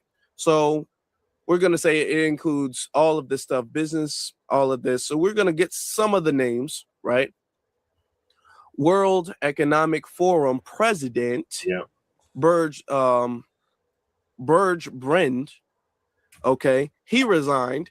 The World Economic Forum announced on February 26th, that was a couple days ago, that its CEO and president, Burge Brend, will be stepping down after the latest document dropped by the Justice Department made public, okay? Corresponded between Brend and Epstein from years, okay, after the financier's 2008 guilty plea to soliciting prostitution of a minor. So this person right here, first off, did y'all know that Jeffrey Epstein did plead guilty in 2008 for messing with a minor, for prostituting a minor? And he was still talking to him. He was still buddy-buddy with him. Okay, so he stepped down. He should do more than step down. He should be thoroughly investigated. All of these people shouldn't have the opportunity to step down. First off, their assets should be froze and they should be on house arrest and they should be investigated. They all should. But okay, we're gonna just go through some of the names. Dumb as a bunch of rocks. You're hearing this Summers. You're hearing that name around. Harvard University professor Lawrence H. Summers. Lawrence H. Summers, former president of Harvard University. That's a big title, big name. Will step down from his current position at the renowned university at the end of the academic year. Okay, so he's not even stepping down right now. He's not being fired or disowned. They're not going to shun him. They're not going to remove his credentials. Now, if he was black, you know, they would be making an example at him. They would remove his credentials. It'd be left and right. All of this stuff. I want you guys to think about what would happen if these people were black. Right. If these people were black, you'd be seeing the news talk about them nonstop. They would want all their credentials removed. They would want to scrape the internet of any type of good thing they've ever done. They would want that. They would all of that. Scrape the internet. Okay, remove all your credentials. You're not a doctor anymore. You're not a professor. How dare you? That was what they would be doing. But he gets to step down after the academic year. So once the year is over, then he gets to quote unquote step down, which is really an early retirement. Okay, that's really what that is. Okay, scrolling through more names. Okay, hold on, click that. Okay, Columbia University Neuroscience Institution co-director Dr. Richard Alex. Okay, Dr. Richard Alex is a Nobel Peace Prize, really. Nobel Peace Prize winner professor at Columbia University, okay, announced a few days ago, February 24th, that he will be stepping down from the leading university at Mortimer B. Zuckerman Mind Brain Behavior Institute. Yo, that is such a mouthful. Who says all of that? Mortimer's B. Zuckerman Mind Brain Behavior Institute. Y'all couldn't have found a way to shorten that up a little bit. Did y'all need to say mind brain? Oh my God! Stop it! Okay, that was okay, man. Get the hell out of here. All right. I mean, okay. It says after the documents released by the Justice Department showed his years-long relationship with Epstein, which continued after Epstein's 2008 conviction. Okay, and he's stepping down. They're not talking about stripping his Nobel Peace Prize away. They're not talking about that. If he was black, they'd be talking about that, right? Yeah. There's another one, ABC or CBS News. Okay, coordinator Dr. Peter Ataya.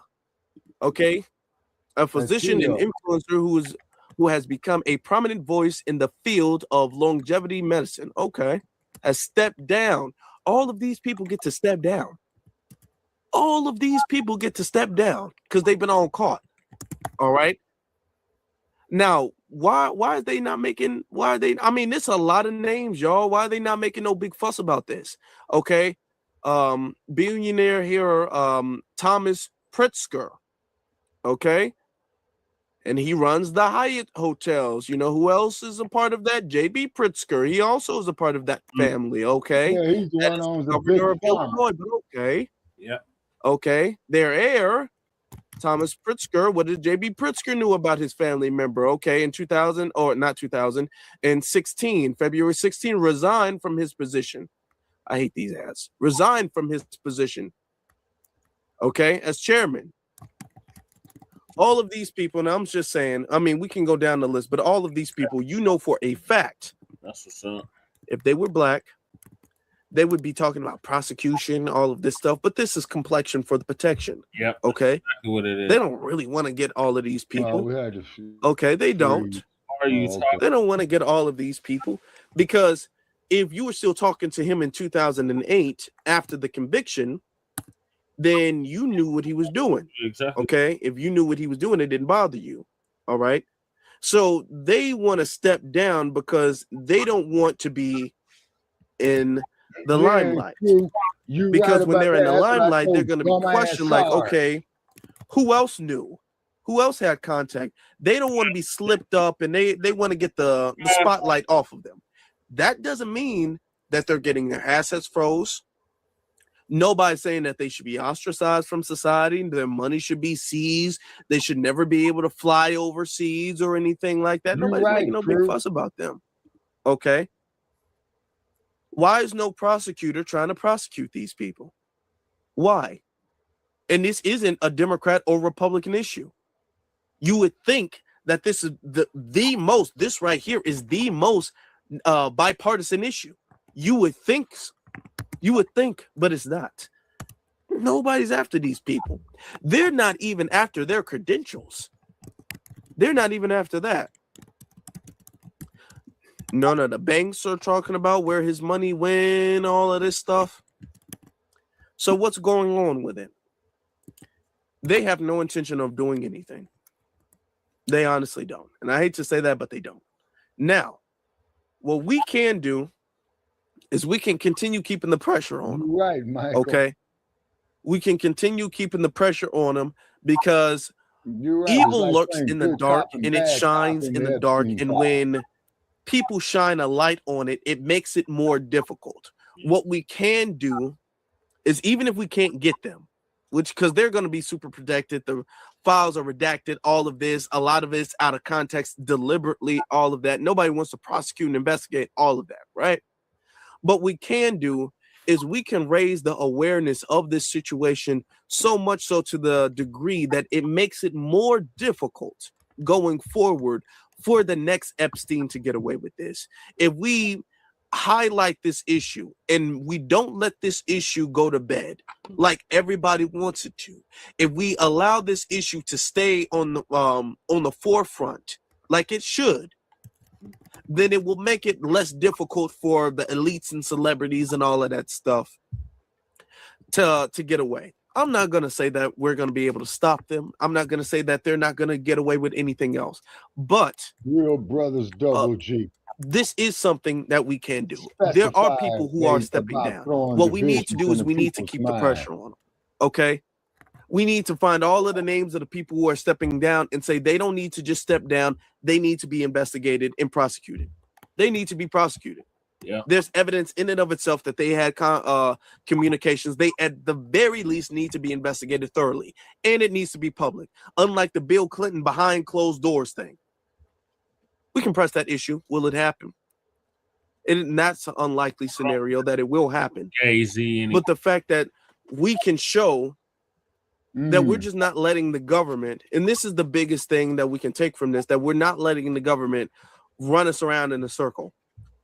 That we have the power to at least control the narrative. That's why, Mr. Lewis, we got to form our own black businesses. And by raising the awareness of this, hey Daniel, raising the social consciousness of this, hopefully. Hey Daniel, long time no see. How you be? How you be? We can hope that. All right.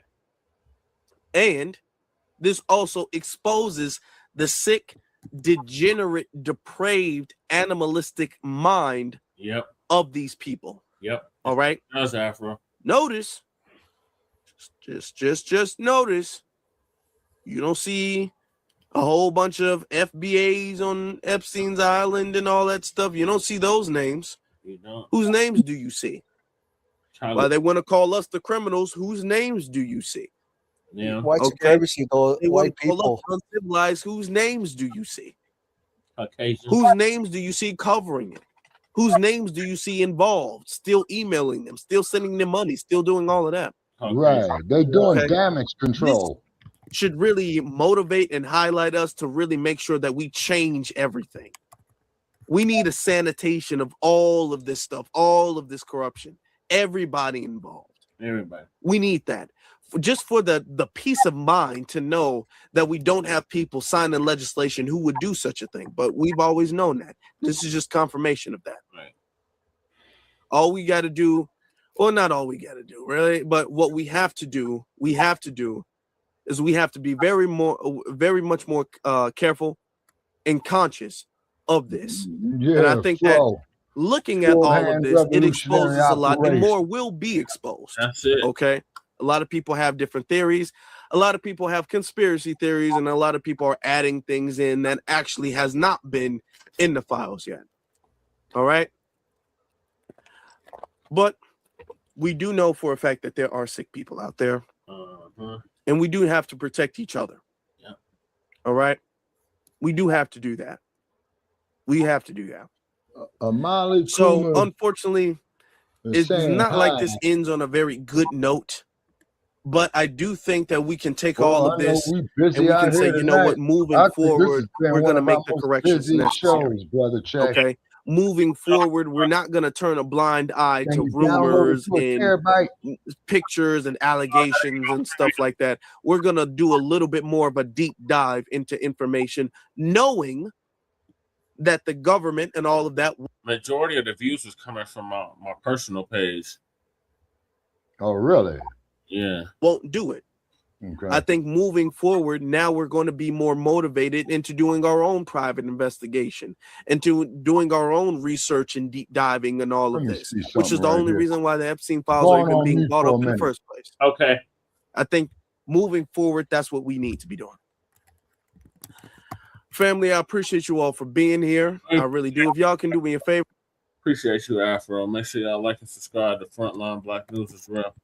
Shout out to Afro Elite. Make sure y'all check him out too. All right. So what are y'all thoughts on where the Epstein files are going? I think the Epstein file. I believe the Epstein files are not going to go, anywhere. It's just going to be used for public. I mean, it's basically going to be preserved as public record, but it's not going to really, prosecute or go after white supremacists, regardless if white supremacists are Democrats or Republicans, because they're always going to play good cop, bad cop. And it's just really it's just really meant for, elected officials, politicians from the past to come out, recant their stories, and basically smoke Cuban cigar and move on and say, yeah, it's time to move on. And nothing, and no charges have been filed against. Right. Nothing to see here. Keep it moving. Right. But then they tell but it's interesting. Also, they tell Foundation Black Americans, you guys gotta move beyond slavery because of the past. But slavery is not the thing of the past. It still continues. Okay, but that's just it though, too, Michael. If I want to interject on that. Yeah, go ahead, interject. Yes. Okay, because many of idiots that are argued with that. Okay, Michael, you know the concept of a reinvestment, right? Yes. You also know the concept of the power of parlay, right? Parlay, not so much. I definitely can research parlay myself. Okay, what parlay means is that they was generating revenue, off the slave market, which contributed greatly to the gross national product. And the byproducts that were made from the free labor of Black people's ancestors in this country, right, was from whiskey, sugar, which makes alcohol, okay, the intellectual property of the slaves. You see what I'm saying? Yeah, right. Matthew, I visited Black Wall Street, Matthew. Yes, I did. Okay, and that's where he's right. That's where the Gap Band got their name from, the street on Black Wall Street. You are absolutely right. Okay, Greenwood, Archer, and Pine, I believe. Yep. Okay, so what happens is, Michael, they kept reinvesting the money, and then they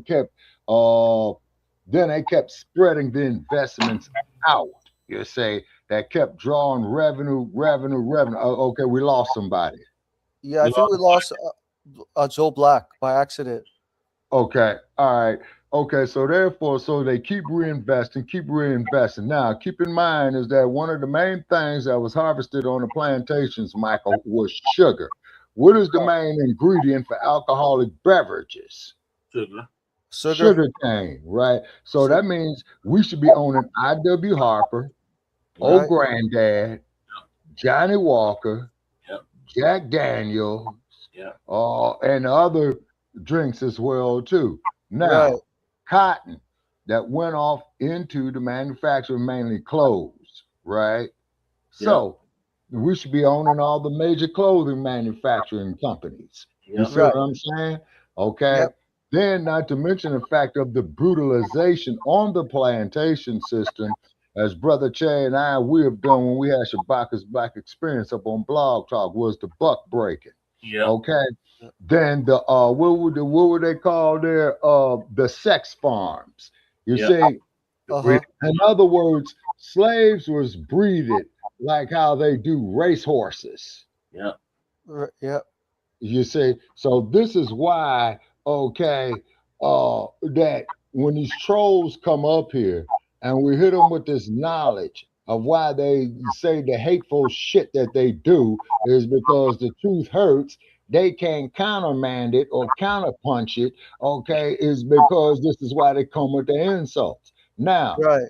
the fools will just come up here and have a sensible conversation about it. They'll say, but here's their counter. What about black on black crime? That's still perpetuated by white outside influences. Okay, it's because like when black people was going up from the south into the north, like Detroit, Chicago, Baltimore, they couldn't get the jobs as craftsmen. Is because you had to be a member of the union. Union, You you're see what right. I'm saying? I see So what the you're saying. union, okay, so the union, you see what I'm saying, discriminated against black people. So he's damned if he do, damned if he don't. So what did black people start doing in Chicago and New York real happily? Well, the outside forces came and took it over.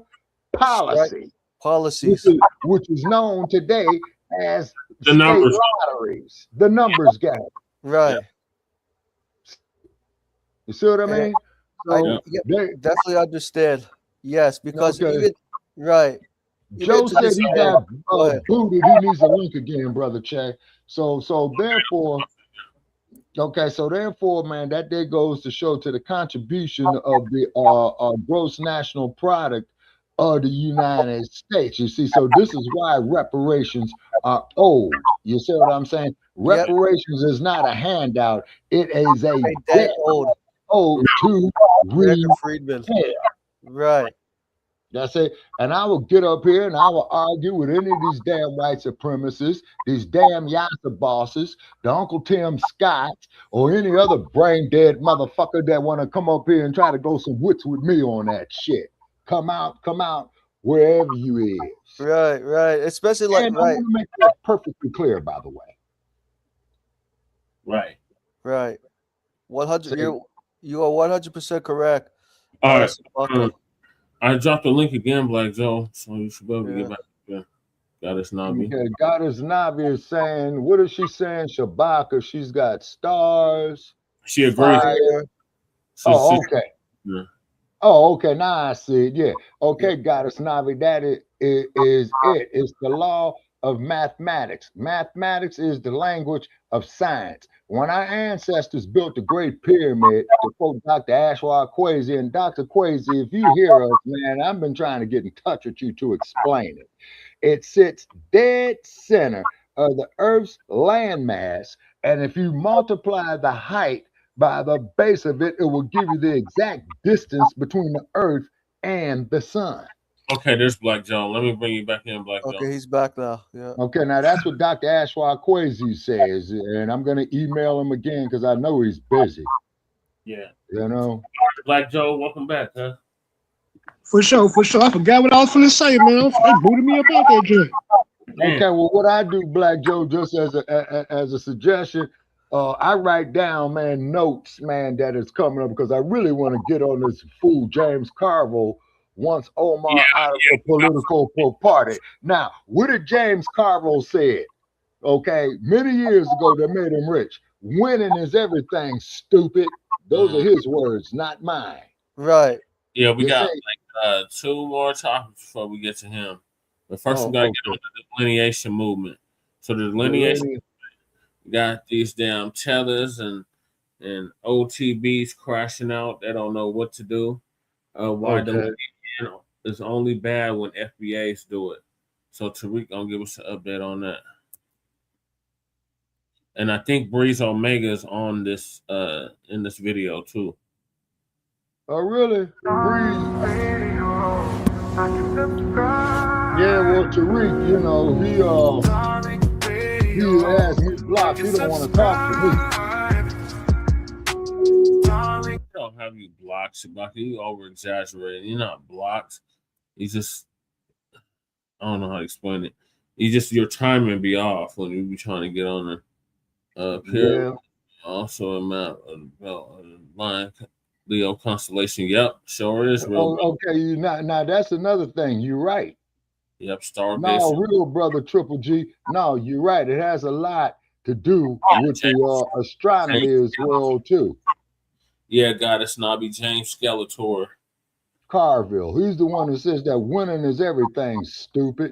Yep. Okay, real brother OG says, okay, wait a minute, I got two, okay, we have amnesia. We are being robbed of our rightful place in the universe. Yeah, real brother Double G, you're right. This is what is wrong with these damn public indoctrination centers called the public schools. Okay, and then Joe had put a comment up there that I missed, okay?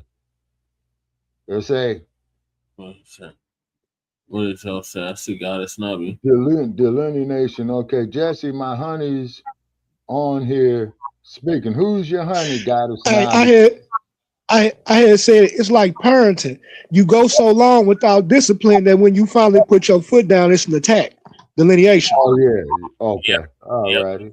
Okay. Like. Well, see, that reminds me, Joe. You just brought back a memory to me, right? My mother overheard me outside when I was a youngster using the term MF. Okay. All right, so she brought me in there, and after a left hook followed by the right hand, she washed out my mouth with soap, okay?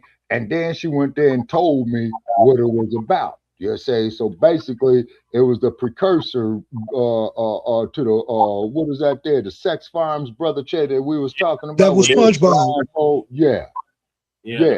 That was Punch Bowl. Yeah. Oh, no, the Devil's Punch Bowl. Okay, was also too where they had killed all the former slaves down there, and they buried them there in that mass grave. That's why don't nobody eat the peaches down there. Yeah. Yeah, but the breeding before the mass killing, mother on sons, brother on sister. Yeah. Yeah. Right. Yeah. You see, you know, and then I already know that James Carville is against the reparations because he's parroting neoliberal talking points from Wall Street. Okay. Now, Matthew is saying the school system teach brainwash to believe in his story, which is not real story. So it's about our story, not his story. Exactly. Now, that's why, okay, now that there supported everything of why I've always kept referring to Lerone Bennett, Brother Che. Yeah, but his information is 50 years outdated, Shabbat. Okay, but however, though, Brother Che, is that it's closer to the time period of what he was talking about. That's all what I'm saying. Yeah, that's 50 years ago. We're 50 years past that. Yeah, right. Okay. Authors that have written books more recent than that tell our history that are black. They're not Eurocentric. They're not Europeans. They're black. They're FBA, and they have whole articles, whole books, whole book series, all of that. So let's get to this. I had a whole lot of them, you know, but too bad that Ebony is owned by Time Magazine. Now, that was a damn shame that Lyndon Johnson Rice sold it to Time Magazine. Yeah. This is Black Joe again. We lose Black Joe. Oh, oh Lord, here we go. It's crew. Certified salute. No, certified salute. What's up, y'all? Can y'all hear me good? Yeah. Yes, sir. What's up, y'all? No, I ain't want to say nothing right now. Oh, okay. I was just jumping on in case these trolls get here. I'm right here to debunk them. Right. Well, they busy tonight. Oh yeah. Yeah, he's on there. Breeze is on here, I believe. Yeah.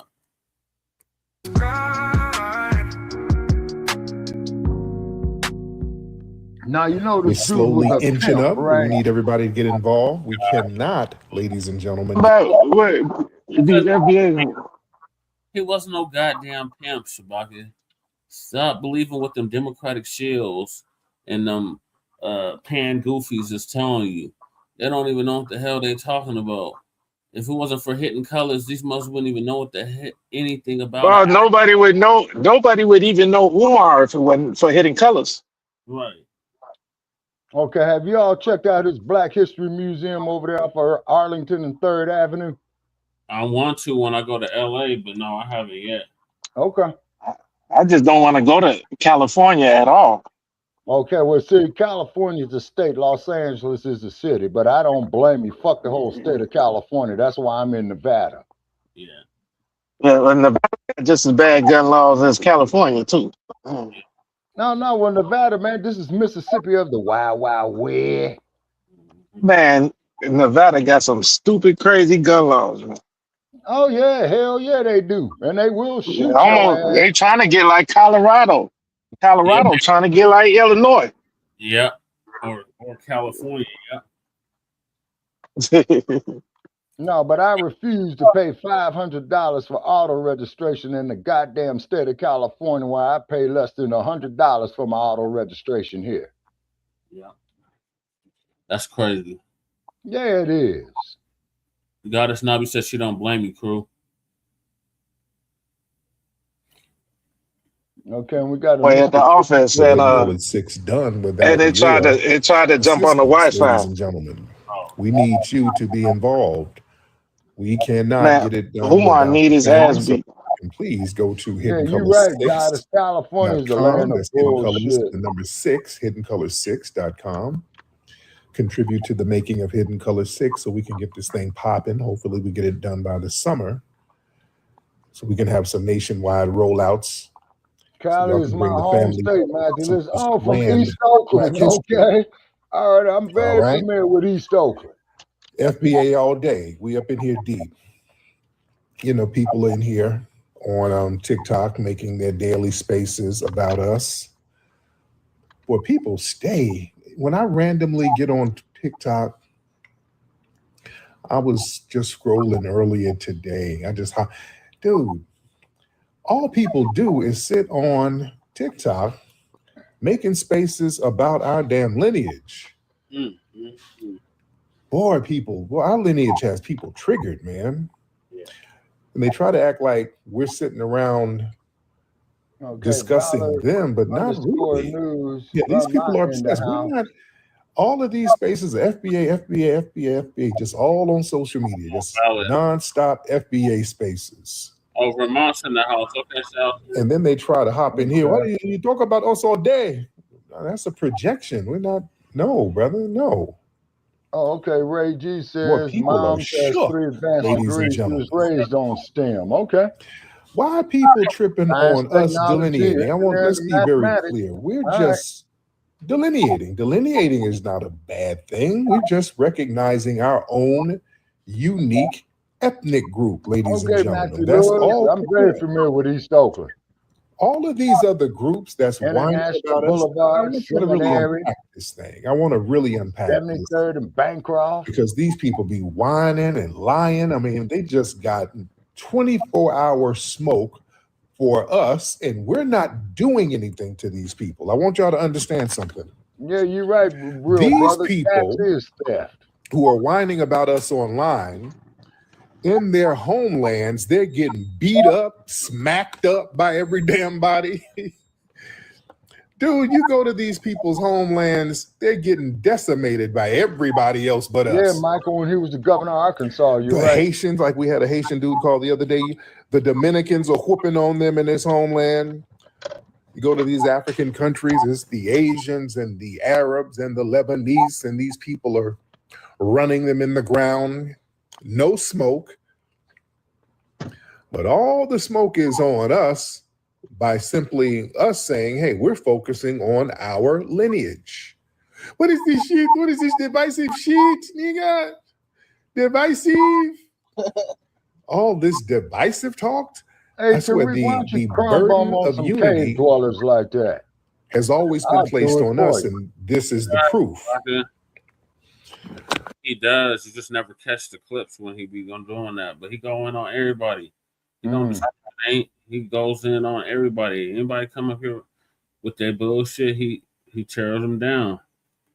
But family, let's unpack it. Why do everybody else get to delineate and recognize their unique ethnic groups and nationalities?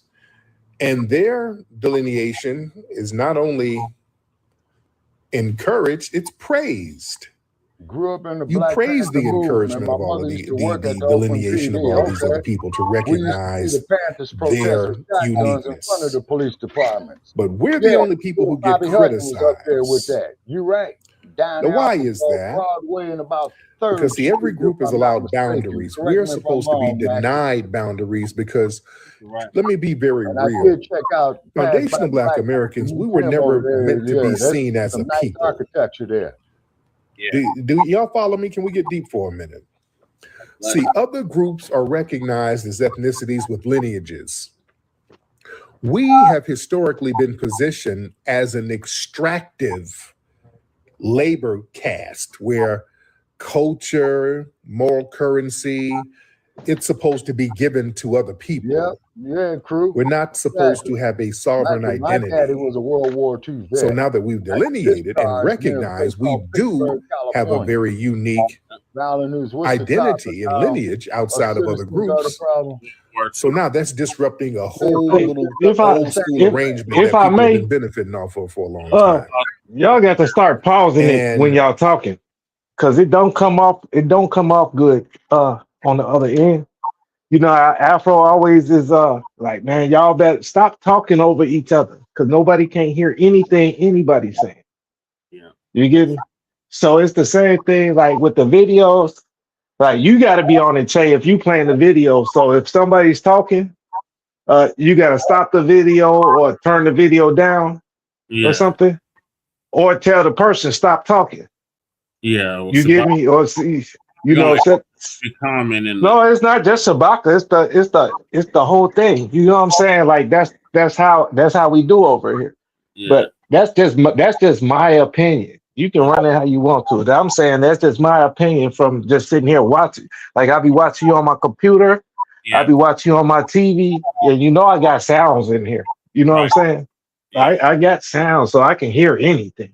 Right. Or I can get rid of anything down there I want to. But what I'm saying is just like listening to it here, and in my car, you know what I'm saying, or on my Bluetooth while I'm walking around or something, it makes it difficult. If you know what I'm saying, if I'm talking while the video's playing and then you talking to Shabaka or whatever, you know what I'm saying, it just makes it difficult to hear. Okay, gotcha. So it will probably, going back to what I'm thinking you're doing, is archiving all of this stuff so we can speak on and give our comments, but you got it archived. So also download them. But then you don't want a bad archive, do you? No. You know what I'm saying? So that's all I'm saying. I'll just give it my 2 cents. Okay, good. My 2 shekels. 2 shekels. We're singled out, ladies and gentlemen, because our lineage threatens replacement narratives. See, most groups' identities don't interfere with existing power structures. Our delineation does. You understand? It exposes substitution, who's being swapped in as Black America without inheriting the historical cost. You know, and the backlash is really about control of the narrative. Nobody's really confused. Like, people try to act dumb. Nobody's really confused about our lineage because it's not rocket science, because they've delineated from us, and these people have given us delineation names, but they were all pejoratives and they were all negative. These people know that we are a unique group that's different from them. They know this. They were the ones specifying that. Yeah? So nobody's confused at all about what foundational means. The resistance and the pushback and the whining and crying, it comes from them losing the ability to narrate foundational Black American history on behalf of foundational Black Americans. So control of our narrative equals control of legitimacy. And we're reclaiming that, and that's destabilizing a lot of people. That's why, notice all of the tethers always trying to remix and they want to tell us who the hell we are. You got people who they never stepped foot in the United States hopping on TikTok.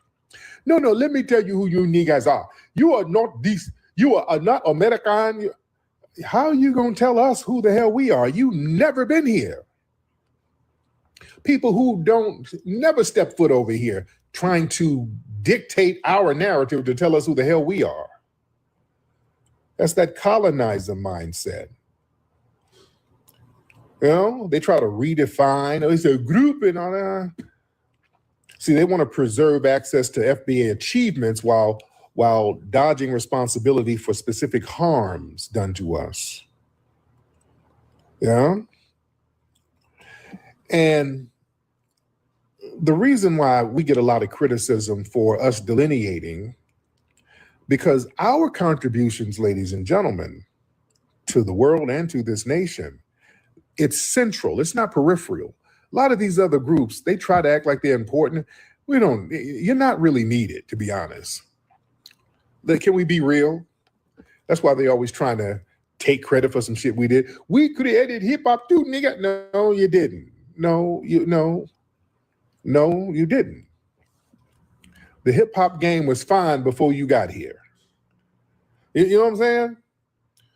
Our contributions are central to this culture and this society. Foundational Black American history is inseparable from the building of America itself. And us being that central, that makes delineation dangerous because, see, once recognized, it demands special recognition, special respect, special redress. Other groups, they can delineate safely because their identities don't really move the needle over here like that. I'm not trying to be mean, but shit, they just didn't have nothing popping. So everything rests on us. Everybody has to leech off of us. And we're expected to absorb others, but never in the reverse. See, there's an unspoken rule that assimilation flows into foundational Black American culture, not outside. So other people can maintain their distinct identities while tapping into our legitimacy. You understand? When we say, hey, we're not cool with that little one-way bullshit. Now they want to, oh, y'all divisive. No.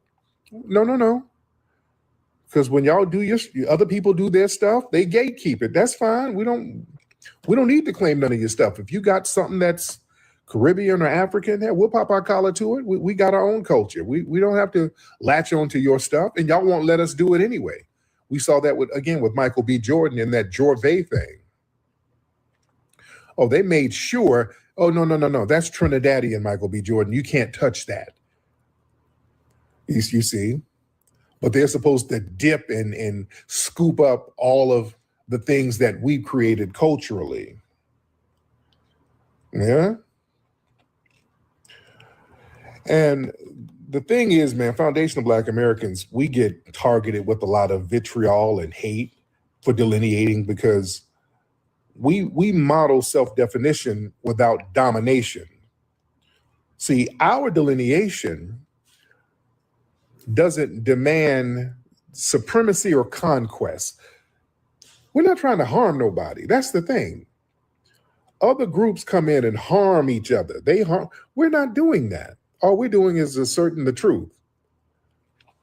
You know, that's why people can't attack our lineage honestly. That's why they have to sit up and lie all day. They have to lie, make up shit. Is a head group. Y'all got to sit here lying all damn day because you can't argue with the truth. We are from a lineage that's foundational to this nation. We are a foundational ethnic group. That is a fact. That's not really up for debate. You can't really argue that.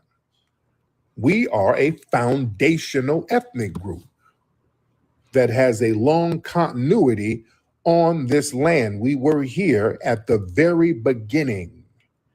We were pivotal to the building of the United States. That's either a fact or it's not.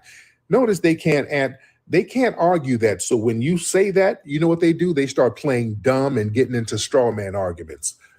They start saying, well, are you saying you are a pretendian? Are you a Native American? They start that dumb shit. You know what I'm saying? They start acting like they don't understand what you just told them. You see? So yeah, all of the lying and tether babble, that just further reinforces why delineation is very important. Do you understand that? That enforces why. When they get online doing all that damn lying. You see? Lying shows that, hey, you can't honestly refute nothing. So you have to make up straw man arguments. You only do that when you're threatened. Yeah, people do that when there's a threat. You see? Well, let me talk to the family. Let me get some of the folks on here. What's up, Tierra Dynamite? I see you, beloved. All right, let's see who we got up in here, because I see a lot of folks in here. What's up, FBA Maryland? I see you, beloved. Let me see. What's up, Fawcett? I'm going to just get random people up here. Let me see what's up. Let's get Gorgeous B, Colors, just a bunch of people up here. Just see what y'all talking about. Let me see, Purpose. All right, who's that? Hello. What's up? Who's this? Oh, that's Huey. What's up, Tyreek? What's up, Huey? How you doing, brother? Chilling. I just got a quick question. Yeah. What do you think about Trump investigating specifically California and how that would impact like the immigration? Because it's hard for Black people to get loans out here, but it seems that immigrants don't have a problem. Yeah. Now, what is he investigating exactly? He's just investigating fraud. He recently investigated the LAUSD, the school district, and he's just cutting down on like a lot of these fraudulent businesses in California. Oh, good. Okay, yes, I'm all for that. I'm all for that because it's janky as hell out here. Yeah, the Black business. Are you in California, by the way, Hugh? Yeah, I'm in Riverside. Okay, yeah. So you know how it is, man. You know how they do the Black businesses out here. It's corrupt as hell. It's majorly corrupt. That's why you are all the way out there in damn Riverside. Because they're out here like in Central, because I'm in the main part of LA, man. It is janky, but they're so damn corrupt and scandalous. They do things behind the scenes to undermine Black businesses out here. And I was just driving down Crenshaw the other day. There's taco stands and corn stands all over the place. I was on Jefferson. I went to the grocery store when I was at the museum the other day. It's just a line of Mexicans on the streets selling stuff. Now, the brothers who were selling stuff on Crenshaw, selling barbecue plates and all that, they got all of them out of there. So you ain't gonna tell me that them brothers couldn't get the right permits, but all of these people who don't speak English got the right permits? No, they're being assisted. They're being assisted. And they're systematically sabotaging the Black people. Yeah, it's like Tijuana. Y'all, you know what I'm talking about. You out here. Man, I went to, we had an event at the museum the other day. Somebody had a party up there. There were a beautiful FBA family up there too. Real good folks. And, I went down to the Food for Less right down the street from the museum. Dude, it was taco stands, corn stands. Dude, man, it looked like a Tito Puente concert out there, dude. It was selling corn, mango slices, just all types of shit. Churros. I'm like, I know these folks. How they get sellers permits like that? And all the Black businesses out here, they're giving Black business owners all types of red tapes and hoops to jump to get their sellers permits. They're doing that in New York City too. Yeah. Yeah, so I hope Trump investigates that. I hope he does. Yeah, they've done the Black businesses dirty. Chef Maryland, she's going through some stuff. Chef Maryland, her business is in jeopardy right now. Y'all know Chef Maryland on Crenshaw, very good soul food. FBA sister, and I've had her cater for the museum several times. So she's going through some stuff. Grill Fresh they got them out of there. They went out of business. Doolin's, I think they're struggling now. So yeah, it's funny style, man. It's real funny style out here. And it's some of these people behind the scenes sabotaging folks, man. Let me get some folks in here. Let me see who we got in the building. Let's see. A lot of people in here. Shout out to people in the building. Let's get Elise. I'm going to just get random people. I'm going to get random people in here. Let's get Tether Project. All right. Elise, Tether Project. Purpose Wells. All right. All right. Somebody say something. What's happening? Hello.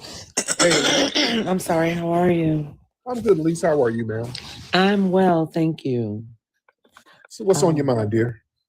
I was just listening, trying to fill the conversation out. Okay. And I heard you speaking about what's going on in California. And yeah, if that's the case, I agree with you. I'm in Atlanta, so it's a little bit different dynamic here. Yeah, how long you been out there in Atlanta, by the way? Well, I'm from Atlanta. I was in the military. I just moved back about 3-4 years ago. Oh, cool. Yeah. Well, you're in the Navy, Air Force, where were you? I was in the Army. My husband was in the Navy. Oh, cool. My dad did 28 years in the Army. So we moved around a lot all my life, really. But, my family's from Georgia. We've got some things going on here that we're trying to do. I have worked kind of with my cousin on Love and Hip Hop. I'm a nurse. And then, I've got some other little side hustles that I do. Oh, yeah. Yeah, Mama D, Scrappy. Mama D is my first cousin. Oh, wow. I love Mama D. So we're working to get, she's supporting some projects that I have. And then I have a friend that's out there in LA. It's 3 people that are co-founders of I Am Movement. And the president, I'm vice president, he's out of LA. And we've got some great things going on. And you'll be hearing about this national project that we have. Okay, I can't wait to hear it. Yeah, so I'll tell you about it on the back end. Yes, ma'am. Okay, well, thank you so much, beloved. Let me know what's going on with that. Purpose, what's up, Purpose? Miss Purpose? I'm sorry, I didn't mean to come up. It's okay. All right, let me take you down. Y'all watch the button. When y'all hit that button, I'm going to bring you up if you hit that button. Let's get Born King in the building. Born King. Then we'll get Hustle Blood. We're going to just get a bunch of y'all in here. Dion Jones. A lot of y'all in here. Okay, who we got? Hustle Blood. Yo. What's up, Hustle Blood? Hey, what's going on? Can y'all hear me? We can hear you, man. What's happening with you? Nothing much, man. I just wanted to ask you, because I never heard if you talked about it or not, man, about I heard about Trump doing a bill where no immigrants can get the small business loans no more as of the 26th of February, I think it was, or March, I think it is. Okay, yeah, I did hear something like that. I don't know all the particulars in it, but so is that going through? Is that something that's going to happen? Well, I don't know. That's why I really wanted to see that you know anything about it, man, because I heard somebody else talk about it, but I hadn't heard nothing official. Oh, okay. Yeah, because I heard what you heard. I don't know all the details, but yeah, from what I'm understanding, because they've been kind of fighting because Trump is trying to shut down a lot of that stuff with all these people coming over, just getting our tax dollars and business loans and all that stuff. And then all of it is dried up by the time we go in for it. So I hope that goes through. I hope it goes through. I absolutely hope it goes through. Yeah. So let me get some more people in here. Let me get some more folks in the building. Let's get Tommy Hitman. Let's get Tommy Hitman in the building. Mr. Tommy Hitman. What's up, man, Tyreek? How you doing, listen, Tyreek? I'm doing great, man. I'm from the DMV area, and I live down here. I moved down here. Had to be about 16 years ago. I moved down here in Atlanta. Okay. But I love what everybody is saying. I've been following you. You know the whole thing. But I need to know, where do I find your stuff? Because I've introduced you to my lady, and I wanted her to know, but I don't know what to do. his stuff is out there. He got a lot of stuff out there.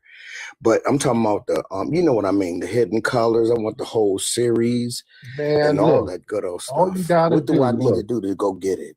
All you gotta to do order is it. there's a link tree in my bio right here on TikTok. You see my bio? Okay. Click that. Everything is there. The movies, Okay. the books, everything. Buck breaking, Okay. a microphone check, Hidden Colors, American Maroon, all of it. That's why I got that link tree. Y'all hit that link. If y'all want to get my stuff, click that link in my bio, the link tree. Y'all can get, it'll take you to my book, my last book, Foundational Black American Race Beta. Very good book, by the way. Yeah. So that's what it is. Yeah, bug breaking, all that stuff. Yes, indeed. And we're working on Hidden Color 6 now. Well, we're working hard on that, man. We want that.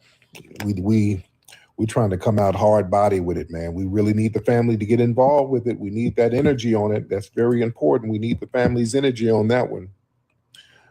We need your energy on that, man, because right now, man, what we're having, and a lot of people have been mentioning this delineation movement, there's a spiritual component to it, and people can feel the spiritual component to it. People always talk about the feeling of a spiritual component, which it is there. There's a spiritual component there. Very much so. Because when you delineate, man, that restores spiritual alignment through truth. You see what I'm saying? Spiritual power begins with truth and order. You understand? When the truth gets out there, like Dr. Wilson, she said, truth is like an energy. Truth is like a power source. Truth always makes its way to the top. The truth will always reveal itself because the truth is a certain level of energy. So it's going to always reveal itself. That's the spiritual nature of truth. And for a lot of generations, man, foundational Black Americans, we were forced into a false identity framework that blurred lineage. It erased specificity. It demanded constant spiritual compromise. So delineation, man, what that did, that realigned us with who the hell we really are. That clarity alone produces a felt spiritual awakening, ladies and gentlemen. You understand? Every civilization, the ability to name yourself is tied with sovereignty and divine order. And us, foundational Black Americans, we're reclaiming our ethnogenesis. It's not just cosmetic, it's metaphysical, ladies and gentlemen. It ends that spiritual homelessness that the dominant society tried to put us in. You understand? It's putting us in our rightful place in history, which naturally produces empowerment, ladies and gentlemen. You see? That delineation, it connects foundational Black Americans to ancestral continuity. See, spiritual strength flows through continuity. You always hear me talk about continuity.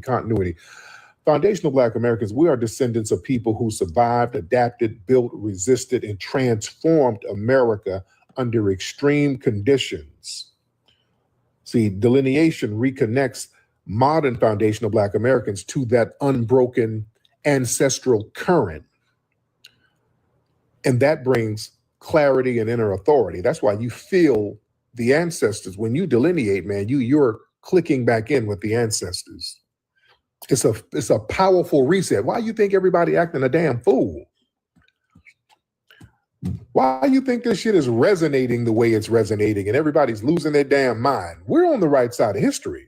Let's just be very clear. We're not doing anything wrong. We're supposed to recognize and honor our direct ancestors who sacrificed for us. And we are not no damn immigrants. We're not going to sit here pretending to be no goddamn immigrants. We come from the damn soil. Act like you come from the goddamn soil. Yeah, when you understand that part of the game, you're gonna walk in the room a little bit different. I don't play with these motherfuckers. I know too much of the history. Yeah, I know way too much of the history. I ain't playing with y'all. I'm damn sure not playing with no tethers. Not with my family's bones all up in these damn soils going back centuries. I ain't about to play with tethers. You understand? Anybody gonna tell me shit about nothing? You think you're better, whatever. If you feel like that, you feel like that. But you're gonna put some respect on it. Watch your damn mouth, and you ain't gonna sit here dictating to me what's what and who's who. You don't know who you are, man. Us letting folks try to dictate our history, man. Please. That shit should have been shut down a long time ago. Shout out to Claude Anderson. He's been telling us to shut that down, telling us the uniqueness of our lineage. You see? And the great thing is, man, the delineation movement models self-definition without domination. See, spiritually, delineation is powerful because it doesn't require conquest or harm. You understand? Our delineation is a model of righteous boundary setting. You understand? So the world needs more examples of groups defining themselves clearly without trying to erase other people or absorb them. So this is a lesson people can learn. Y'all need to be learning from us how you can recognize your unique ethnic group without harming people or trying to dominate other people. We're not trying to do anything to anybody, yet us recognizing our unique lineage is so devastating and traumatic to so many damn people. That shows how powerful it is, ladies and gentlemen. You see? So we got a spiritual purpose, ladies and gentlemen. This delineation is about balance. When each group carries their own history, their own responsibility, their own spiritual weight, the exploitation declines and then cooperation becomes honest. So that balance, it benefits the entire world, ladies and gentlemen, because they can learn from that. You see, instead of trying to exploit us. Because yeah, those days are over. So your son's a senior in high school, he's paying attention? Absolutely. Absolutely. Let me get some more of the family in here. Let me get y'all in here, ladies and gentlemen. Let's get AV the champ. Let's get AV the champ in the building. Hey, AV, how you doing, man? What's up, AV? How are you? How you doing, brother? I'm good. How are you, bro? Yeah. What's on your mind, AV? I just want to call. I just want to check in and say, bro, I've been watching your lives, and like I appreciate everything you're doing, G. Yes, sir. I'm from Orlando, Florida. Okay. And I like one thing is like I've observed, right, like in our face, because I claim FBA too, you know, like descendants of slaves. One thing that cracked me up about them is like why they all in our face trying to explain to us what we should do, and in their people face trying to check them about what they say about us. Right. Yeah. That's the thing that gets me, man. These folks sit up here and we've been called everything but children of God by these people, and they sit here and ignoring it. They don't make a peep. All of these different groups have so many pejorative terms that's directed at us. Nobody says nothing. Notice y'all don't hear nobody checking Myron Gaines and people like that. The people who just get online and denigrate us all day, every day, nobody sits here and nobody does anything. Nobody from their culture says anything. They're quiet as a damn mouse. When people sit up here and make stereotypes about us, denigrate us, nobody says nothing. Now, when we start clapping back, everybody's hopping on the internet, making spaces. Oh, these FBAs are haters. They're a hate group. They're a hate group. Yeah. It's all a bunch of whining now that foundational Black Americans are making people accountable. You know, erasing history is something that you have to do when it comes to conquest, domination, and destroying a people. If people knew who they were, and what they were capable of in the past, they will understand what they have a possibility or a likelihood of doing in the future. Foundation of Black Americans, we've always had a culture of resistance. We cultivated a culture of resistance on this land, and we've been resisting ever since we've encountered European domination. But nothing was really popping in Europe until the transatlantic slave trade, and that's where they amassed a lot of wealth. One thing that I think is unique about our culture as far as how we resist, how we fight back, is just the environment we were put in from day one. Being only 13% of the population, the white supremacists were very meticulous about keeping that population at a certain amount. There's never a period when we did not resist the encroachment of the white man. They have a natural behavior of authority no matter where they go. That's why they'll step up in front of us in the line at the store. We're not important. They don't even see us. We've never been able to excel. We've never been able to relax. We've never been able to just be, which means that existence is resistance. It must be something in our DNA, our historical background, to when something doesn't sit right with us, especially spiritually, in our souls and in our spirit, we just say no. We live in resistance. You know, from the moment we're born, we're in resistance. And it's handed down generation to generation. And so I think that cultural resistance is actually in our DNA, in our epigenetics, and then it blossoms out into the culture. So there's almost nothing in America that we do, from song to dance to politics to the way we talk, the way we dress, having coded languages considered to be slang today. Everything about Black American culture is a form of resistance. Of course, they want to always downplay our contributions to the global tapestry because they continue to act like our number one export in this country is not Black innovation. Everyone understands that our resistance has been the cornerstone of what foundational Black Americans have always done. We are the life that breathes everything into this nation. The further back you go, the further Black you go. It's just simple like that, brother.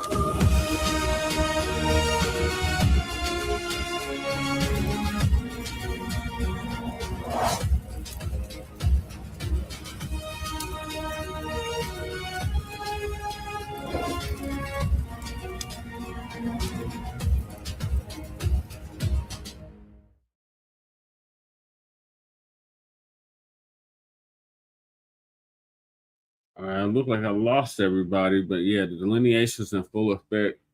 Get used to it. It's not going nowhere. All these other groups been delineating for all these decades and centuries, and now we getting on delineation business, and there's nothing that you tethers or you O2Bs can do about it. Oh Lord, don't start this bullshit. Get out of here, Wonder Bucket. I'm just not gonna entertain it. Not entertaining that bullshit at all. So, speaking of dumb individuals, we got Jasmine Croccett. She think that she gonna get the Black vote by getting celebrities like Kelly Rowland to come out cape for her. So, our brother Church of Black Power gonna give us an update on that. Warning. Copyright disclaimer under Section 107 of the Copyright Act 1976. Allowance is made for fair use for purposes such as criticism, comment, news reporting, teaching, scholarship, and research. Fair use is a use permitted by copyright statute that might otherwise be infringing. Nonprofit, educational, or personal use tips the balance in favor of fair use. Family, these people just don't get it. They refuse to get it. They refuse to see the light. Well, since you guys don't want to see it, let me make this simple and plain for you. Let me make this very, very clear for you since you didn't learn your lesson yet. For all the politicians out there, people like Jasmine Croccett, Croccett, there is no amount of celebrity that will save you. You better ask Kamala. Let's get into it.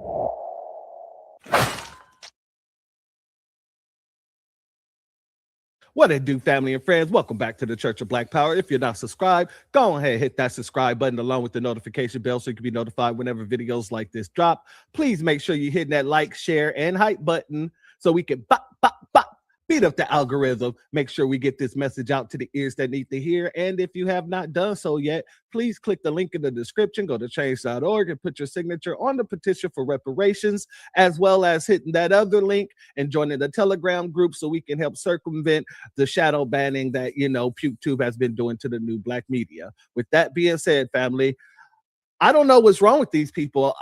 You would think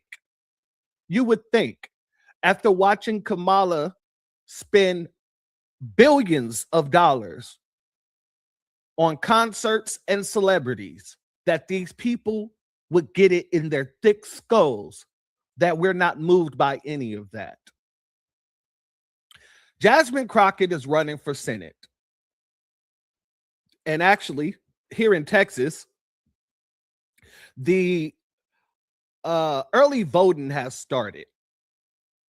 And it started, I believe it was the 14th of February. And I believe it's from the 14th to the 17th. No, I'm sorry. It's from the 14th to the 27th of February. That's early voting. Now,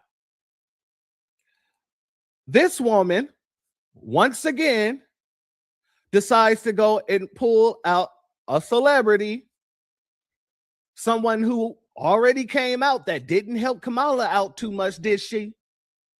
And she had Beyonce by her side, Kelly Rowland. And these women got together to send a little message out. And we're going to play that message. But you know what I got to do, as I always, when we talk about Jasmine Crockett, we got to play her theme music. Brain fried, scrambled like eggs in a skillet. Ooh. Thoughts running loose. Ooh. Can't even pin it. Ooh. Opinion spilling. Nonsense infinite. Logic took a vacation. She ain't in it. Ooh. Caught in the fog. Lost in the static. Ideas chaotic. Vibes erratic. Speeches gymnastics. Flips acrobatic. Words land hard, awkward, and tragic. Ooh. Dumber than a box of Crockett. Lost keys, no pockets. Talking loud, no logic. Every thought catastrophic. Dumber than a box of Crockett's. Every move out of pocket. Get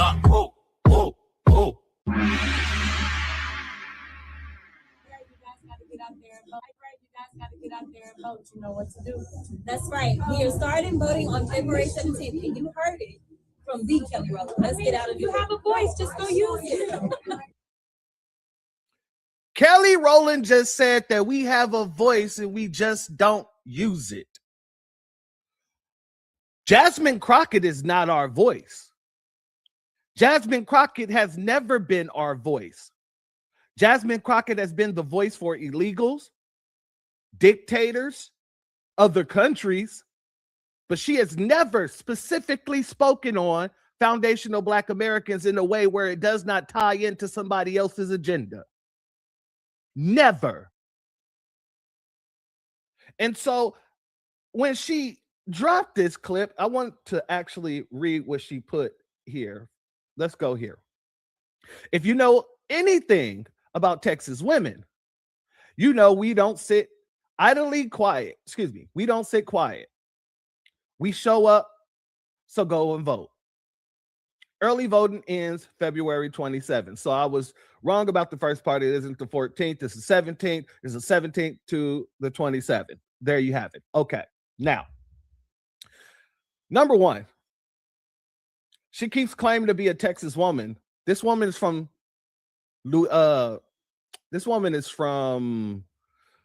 Missouri, St. Louis. That's where she's from. As a matter of fact, she didn't move to Texas until 20 years ago. So while she's talking about being a Texas woman, you're not a Texas woman. You are quite literally a St. Louis woman, if anything, if not a tether. But let's go back here. How are you Texas tough if you're from St. Louis? Now, family, I've only lived in Texas for 7 years now. I moved here in the end. Well, really it's 6 years because I moved in at the ass end of October. Yes, I moved out here in October of 2019. So technically, I've only really been here 6 years and 3 months. Well, no, 6 years and 2 months because it was the ass end of October. Anyway, I will never say, as long as I've been here, and it ain't been as long as her, I would never say I'm a Texan because I'm not a Texan. I'm a transplant. I moved from California. I'm a Californian in Texas. Now, I get on the phone from time to time, and my brothers, they like to play with me, and they be like, you a Texan now, this, that, and the third. You're talking like a Texan and all this other stuff. But I would never disrespect the Texans, the people who were actually born and raised in this state, by calling myself a Texan. I find that to be disrespectful. I find that to be manipulative. And I don't know how anybody else in Texas feel about it, but I know how I feel about it. And just off the pure respect for the people of Texas, I would never call myself a Texan. Now, you will hear me talking about how much I do enjoy Texas, but that doesn't make me a Texan. We started there. Let's move forward. Another thing. Bringing these celebrities out only shows your lack of policy. You've really never told anybody exactly what your platform really is while you're running for Senate, except that you're trying to balance out the Senate with more Democrats. Except that you want to make sure that you go against everything that Donald Trump does, whether good or bad. Jasmine Croccett has not proved herself to be a good politician, to be a good representative, to be a good anything. All she's proven herself to be good at is bootlicking for the establishment and anybody that they tell her to bootlick for. Whether it is illegals, whether it is Zelensky, Canada, Mexico, or the dictator from Venezuela. That's all she's good at. And really, she's not even good at that, because good would mean that you're able to pacify people into believing your stance. Yeah, nobody really rocks with you like that. And the people that do are Shills, S-H-I-L-L. Shills for the Democrat Party. And I want to make sure before we get up out of here that I read to you guys what I just put. I just wrote this not too long ago. I'm going to vote tomorrow against you. The fake ratchet experiment is over. I lost love and respect for Kelly when she came out supporting Cop Mala looking like a Dick Tracy villain. You're done here. And that's what it is. And that's what it's going to be. There is no amount of celebrity that will and can save you. Kid Gravity says it the best. Shout out to them. These people don't want to be, or excuse me, these people don't want to save the country. They just want to be famous. But with that being said, family, if you're not subscribed, go ahead, hit that subscribe button along with the notification bell so you can be notified whenever videos like this drop. Please make sure you're hitting that like and share button so we can beat up the algorithm. Make sure we get this message out to the ears that need to hear. And if you have not done so yet, please click the link in the description. Go to change.org and put your signature on the petition for reparations. And with that being said, family, please let me know what you think of this situation in the comment section. I look forward to reading it. With that being said, the doors of the church are now closed. Peace, family. My grandfather built this country, man. He fought wars for it. And most places he went wouldn't let him sit down and get a cup of coffee. I can't even catch a cab in New York. You know, it doesn't matter how many degrees I get. All you people see is color. Your grandfather was an immigrant. You're American. My grandfather was born here, Duke. And you people still look at me as just another nigga. I know that the government, whatever, can't stand us black people. He's doing everything in the world to make black man be extinct. But I'm going to tell you one thing. Us black people going to survive. Yeah. So fuck everybody. I'm out.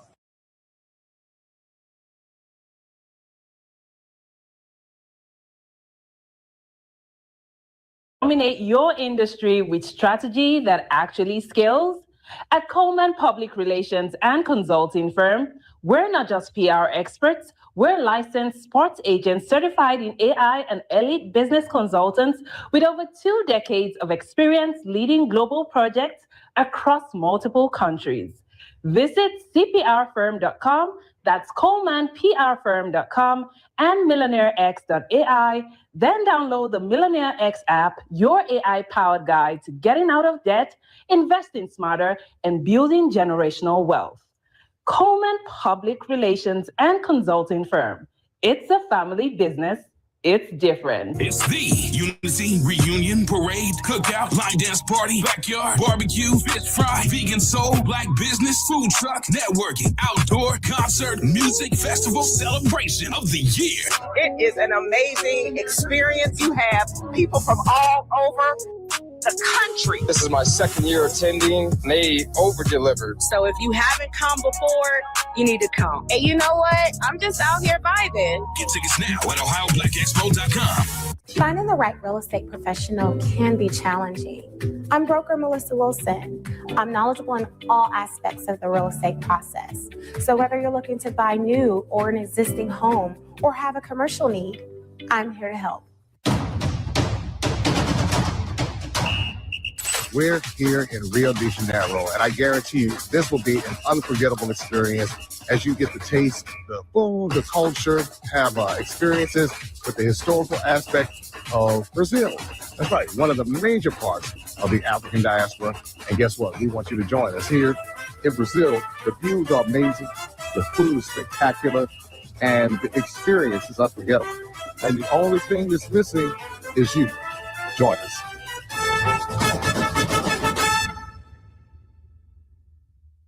Listen up, because I'm only going to say this once. You walking around thinking you're free, but let me ask you something. Are you really, or are you still running on somebody else's programming? Philip wrote 2 books that are about to flip your whole world upside down. I'm talking about Passive-Aggressive Racism in the System of White Supremacy and 7 Steps to Decolonize the Mind. This isn't some soft, feel-good reading. This is the manual on how the system keeps you stuck and exactly what you need to do to break those chains. Philip laid out the game they're running and the blueprint to take back your mind. Because once you see it, you can't unsee it. So stop making excuses and go grab both books right now on Amazon. Your mental liberation is waiting, and it starts with these pages. Don't sleep on this. Get them now. After 13 years of exposing lies in the media, I discovered the biggest lie of all. They want you to think racism is random, accidental, just bad people doing bad things. But what if I told you anti-Black racism was engineered, programmed like software, marketed like a product, and designed to survive across generations? That's exactly what I prove in my new book, Us versus the Machine, how anti-Black racism was programmed, marketed, and made to survive. Get Us versus the Machine on Amazon today, because once you understand the system, you can beat the system. Hey, baby, if you're tired of watered-down news that don't speak to us, then it's time you download the African Diaspora News Channel app. You can get it right now on Google Play and the Apple App Store. Stay informed, stay empowered, and support media that speaks truth from our perspective. Now, here's Brother Phil with today's message. All right, ladies and gentlemen, boys and girls, I'm going to get the sister off the screen. Thank you for joining us. We greatly appreciate it on this Friday evening.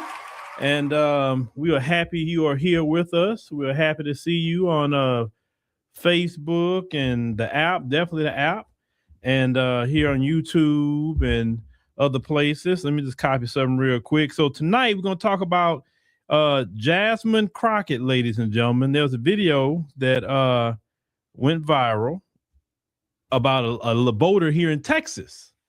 And what she said about Jasmine Croccett, and a lot of people feeling a certain kind of way about what this lady said. For me, It's to be expected, but we're going to put a different twist on some things tonight, give you a different visual. It took me a little bit to get these visuals ready, but I feel it's worth it. That's why I took a little extra time to get these visuals together, ladies and gentlemen. With that being said, let me click my button here. Give me a second. I'm sorry. Make sure everything is right. Boom. Everything is right. With levels are good. All right. You said no. This has nothing to do with the lead. No. I'm not talking about her leading. This is not the issue. The issue is anti-Black racism. Okay. And people think that anti-Black racism is just the N-word or putting videos or pictures up of Black people with monkey looking like a monkey or whatever. That's like the low grade. Anybody and their mama can spot that. But the type of racism that I like to get into more is that nuanced, that passive aggressive racism that I wrote about. That's the one you're going to actually experience more than the in your face, N-word, monkey stood things, watermelon, chicken, all that mess. No, the ones that is dangerous is passive aggressive. The ones that's out in the open, you know what I'm saying? A lot of us even just brush that off. But the racism that affects you politically, the racism that affects you to try to get a home loan or something like that, or a business loan, the racism that keeps you unemployed, right? That kind of racism to me is more of a danger. The racism in the medical field, that's more of a danger than somebody calling me the N-word. You understand what I'm saying? So Jasmine Croccett is running against James Tallarico here in Texas for the Senate seat. They got the primary coming up March the 3rd, which is this Tuesday, actually. It's crazy. We already coming up on the primary. And when we look at things, we're going to look at it tonight, pound for pound. Jasmine Croccett is extremely qualified for the position. We talking about merit-based, but you have to understand in the system of white supremacy, merit doesn't mean anything. They'll lie to you and me and say, oh, we want merit. We don't want color. We want merit. They don't believe in merit. This system has never believed in merit. And if you're a Black person that believe that, I got some pigs with wings that I want to sell you. If you believe that, understand what I'm saying? But with that said, as I continue to go, make sure to come join us in Brazil, October 30th through November the 8th. You can sign up for that. AfricanDiasporaNews.org/Brazil. You can also get $500 off of that. But you got to go to the video. Jay Cameron, he announces the code, so you got to do a little homework, and you get $500 off. I think it's $199 down, and you can make payments on it. It's not like you got to pay all up front. Also, the event in Toronto that's coming up, July 25th. Some of y'all already starting to get some tickets. Shout out to y'all for that. Make sure you come out to that July 25th for the Aqua Supper Club, 5 p.m. to midnight. Ladies and gentlemen, we will be out there. Also, as we played earlier, we will be at the Ohio Black Expo in Columbus, Ohio. That'll be Memorial Day weekend. That's gonna come up like this. It always does, and it was a good event. I think you should take your friends and family out there to the event at the Ohio Black Expo, ladies and gentlemen. All right. So let's go ahead and get started because I got some things I want to share with y'all today. All right. Rhonda, listen, Rhonda. Let me address that early. This isn't about so much Jasmine Croccett. It is, but it isn't. It's about paying attention to the system. And I always told y'all, I may disagree with Black politicians on some things, but my principles are very deep. And when I say my principles are deep, I would never side. I would never say, okay, about anti-Black racism just because I got an issue with a Black person. We'll check them all day long. That's what we're supposed to do, is check them ourselves. It's kind of like I can get at them, but you can't. That's kind of like that. That's how we were raised. Like, I can fight with my family all day long, but you can't come from the outside and fight with them. No, No. I'm never going to side with you over them. I don't care what I got against them. I'm never going to side with you because just the optics of that don't even look right. So that's the way I was raised, and that's the way I'm always going to be. That's not going to change for me, right? I think Jasmine Crockett is starting to learn. I think she's starting to learn. Slowly but surely she's starting to. But let me get to the video that everybody's talking about of this white lady who voted, okay? Now, let me get this lady's video. Where's the lady? Yeah, this is it right here. All right, this is the video everybody's been talking about. Yes, we need a fighter. And I was so ready to vote for Jasmine Crockett because I love her. But I voted for Tallarico because we need somebody who can win. Okay, all right. So she says she loved Jasmine Crockett. She's a fighter, but we need somebody who could win. Okay. Now, you have two type of arguments. You have emotional arguments. You have logical arguments. And a lot of people, unfortunately, delve into the emotion instead of the logical. And, the logical things that we're going to try to present. Okay. Now, let's look at something. Okay. You need somebody who could win. All right. So let me see here. Okay, hold on. This is the right one. All right. So the question is, who's more qualified between James Tallarico and Jasmine Crockett? Who's more qualified? Hey, he's a former middle school teacher. He's a former director of Young, Invincibles. He's a state rep of Texas 50th District. Okay. Cool. No problem. That's great. Jasmine Crockett, she went to Rhodes College, got a BA in business administration. She went to the University of Houston School of Law, got her JD. She's a current U.S. Congresswoman. She's a member of the House Oversight and Judiciary Committees. She's a leading progressive voice in Texas politics. So James he's a state rep, and he shout out to him. And everything. Now, of course, he did go to Harvard. I want to make sure I put that on there. He did go to Harvard. He is educated in that area. So I'm not taking nothing from James, but he doesn't have the experience on the Hill like that. He really don't. So that's just a logical thing to me. It's like, okay, Jasmine has more experience. Now, what we're actually seeing and hearing, well, he's a little bit more soft-spoken. In the time of Trump, you want somebody soft-spoken? Trump will run over you. He loves people that soft-spoken so he can run over and talk crap to them and like, what are you talking about? Somebody soft-spoken. Do you understand the time periods that we living in? You can't look, the soft-spoken thing don't work. It don't work with let me not say it because I'm on YouTube. It doesn't work with bullies. It just don't work. What person you ever known who's been a bully on the playground and some soft-spoken person talked to them and they just stopped being a bully? This never worked. A bully only stops when they get punched in the face, basically. That's how a bully gets stopped. I'm just talking about in general. I'm not talking about nobody's name. In general, that's usually how it stops. That no person can come up to a bully and speak soft to them and they respond. That's just bottom line. Now, here's the other issue. If you think about the qualifications between James Tallarico and you think about the qualifications with Jasmine Crockett, okay? If you just think about that here for a minute, okay? What y'all say? Okay. I want to present something to you, okay? I'm going to present to you, this is completely fictional, so this is not a real person. It's completely fictional, what I'm about to present. This person was not taken from a real person. This is completely AI generated, okay? But what if James Tallarico was not running against Jasmine Crockett, but what if he was running against Rebecca Lawson? Let's see what that looks like real quick on the screen, right? It don't hurt to look at that, right?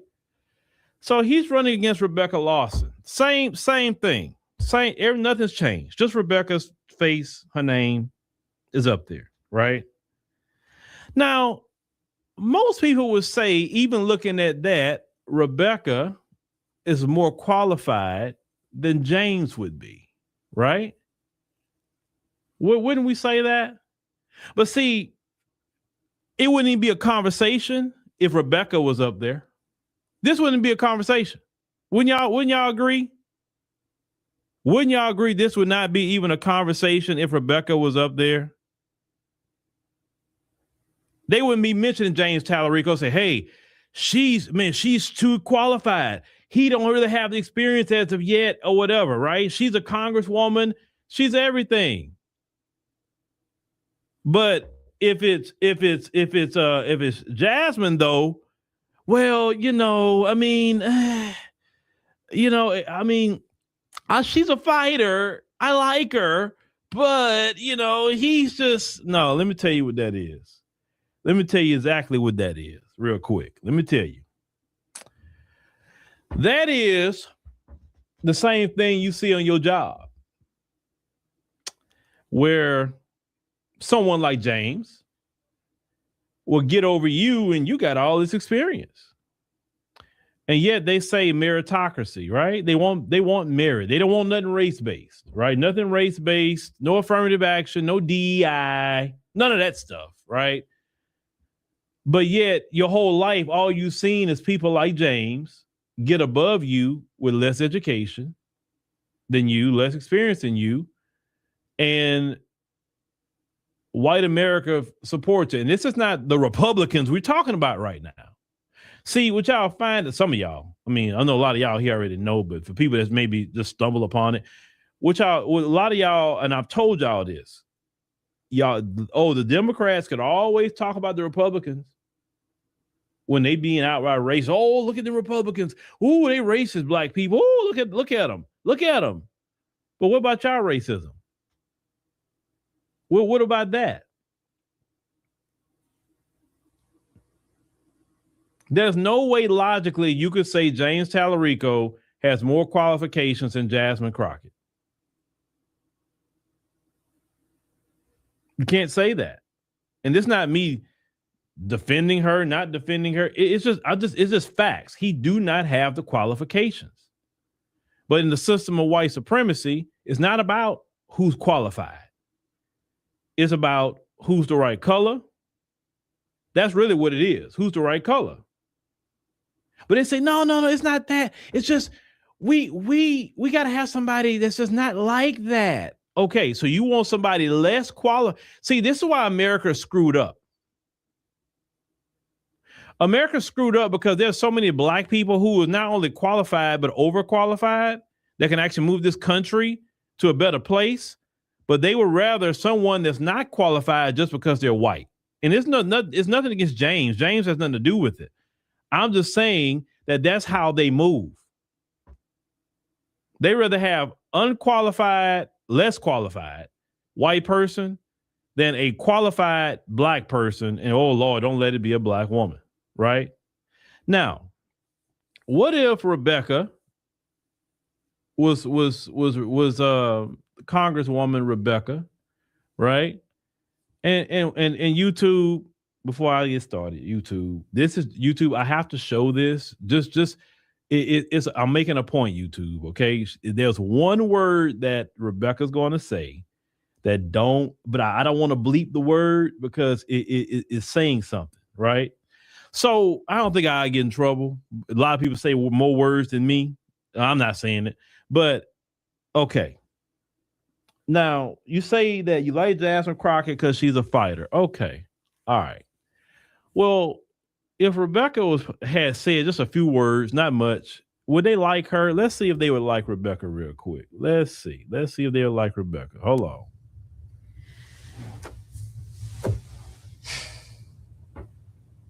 Don't play with me.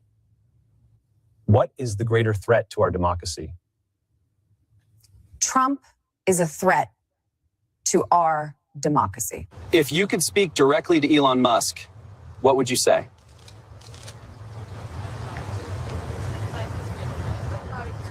Fuck off. Now, if Rebecca was real, in the real world, I think white America would love her. She would be a great progressive. They would support her over Tallarico. They'll say she's a fighter. We got to get Rebecca in there. But if it's the black woman, I just want y'all to see it. You know, even with a progressive, right? A progressive Democrat, oh, that's what they do.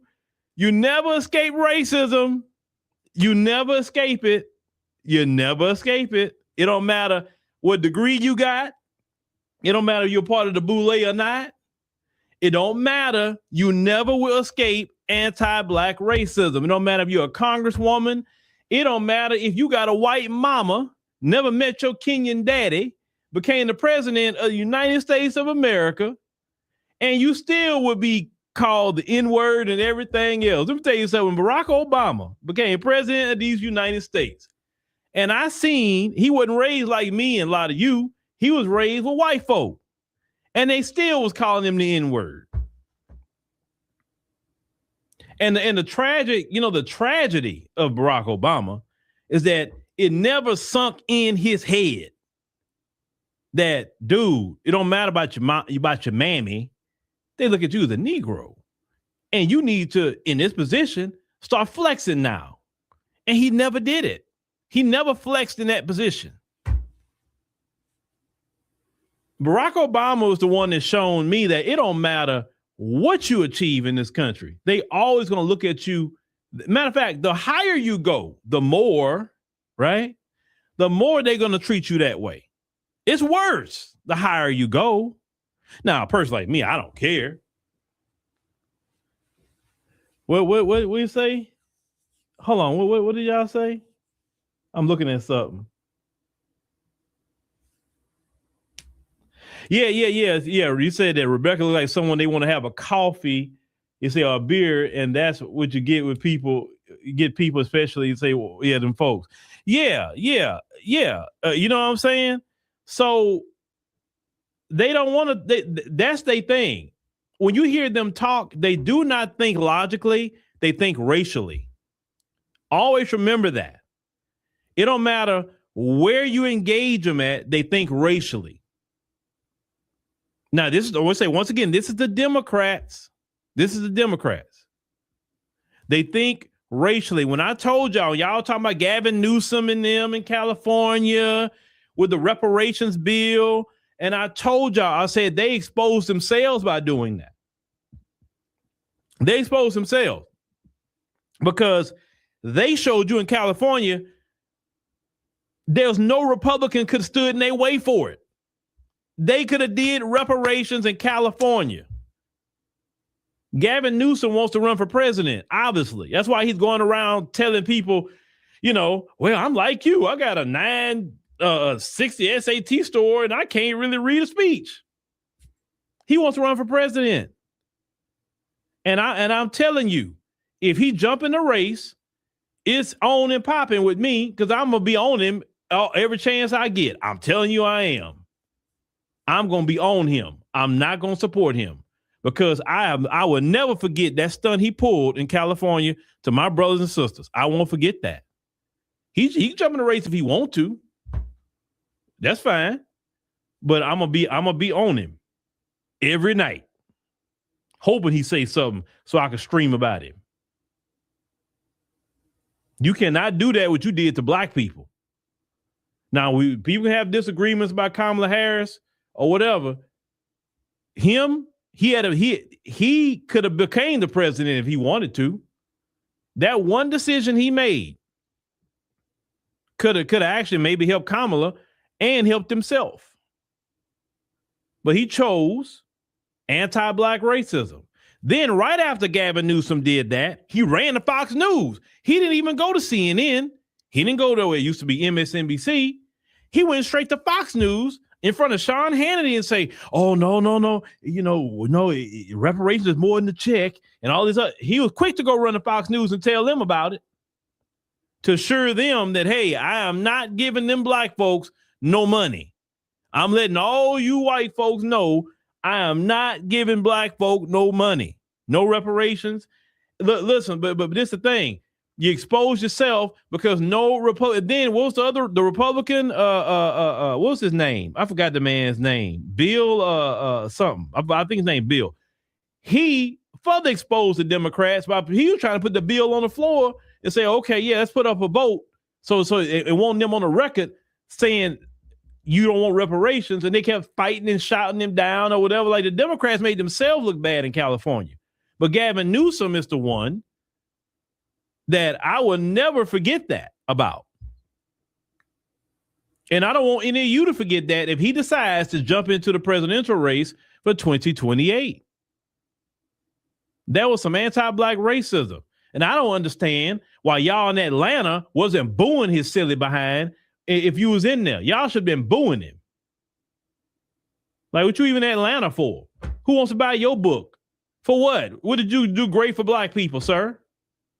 Nothing. You had a chance to do something great for Black people, and you chose not to. You chose whiteness over the Black folk. And you don't even have a lot of Black people in California anymore. A lot of Black folks left.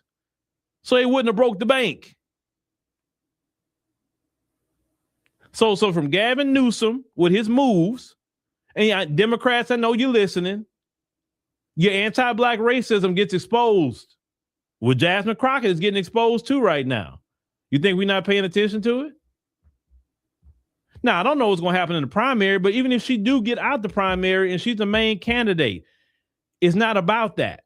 It's about if you are up here doing racist things. And like clockwork, I saw a video of Obama.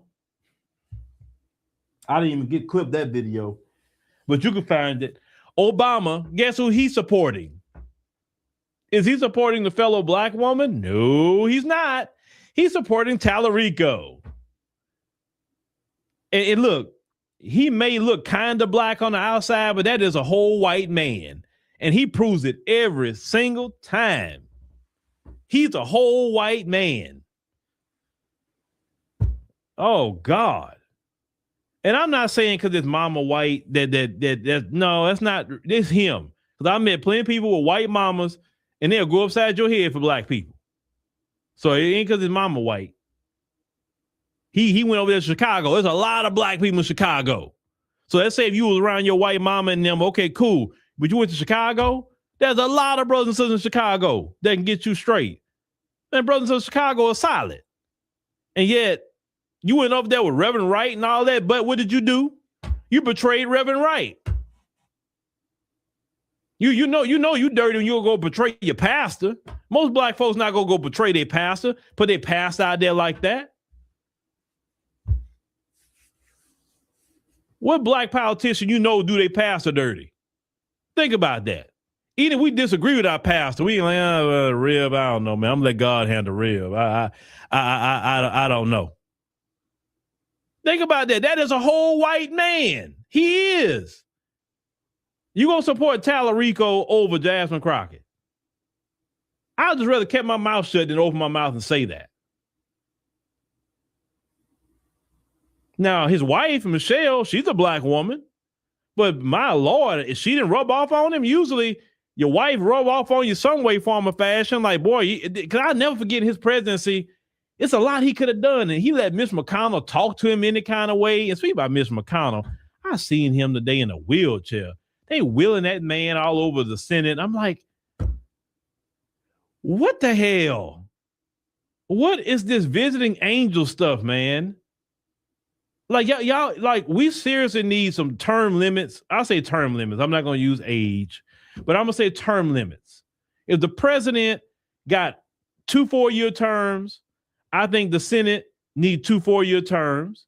I think Congress needs 2 4-year terms. And they out. We get some fresh faces, new ideas.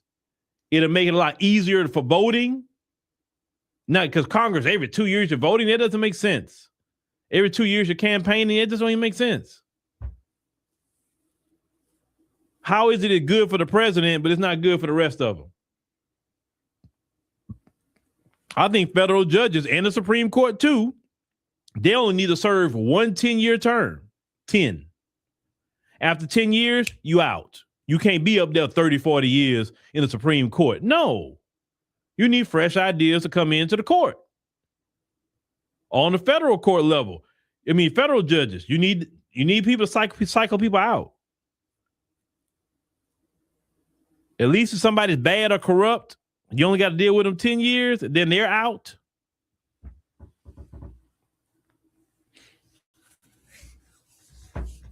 Yeah, then Obama, he always trying to come here and trying to. I never forget Obama trying to come chastise black men and black people. Bro, that's why black people didn't accept. Listen, we don't mind being told something from somebody we respect. Give example. Let's say if Samuel L. Jackson had came to talk to a group of black men. They'll listen to Samuel L. Jackson. Maybe Delroy Lindo. They probably listen to him too. If Denzel Washington said something to a group of black men, we accept what Denzel has to say, right? If Dave Chappelle, maybe Eddie Murphy, if a Minister Farrakhan or somebody that black people respect, and they come talk to us, okay, like, all right, man, we gonna listen to it a lot more. But Barack Obama, nobody respects him. Like I said, that's a whole white man in the mind because he chose to be white. That's a choice. He chose to be white. He chose that. Yes, I'm saying it. He chose whiteness because it was no excuse.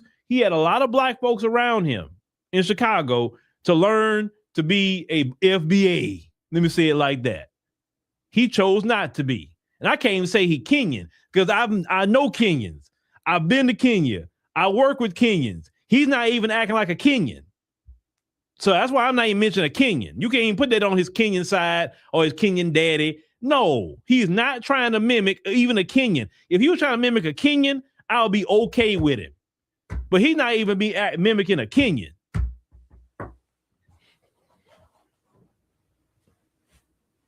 He would never be accepted as a white man. Never. I mean, I know it's half his lineage. I get it. But he'll never be accepted as a white man. That's just not going to happen.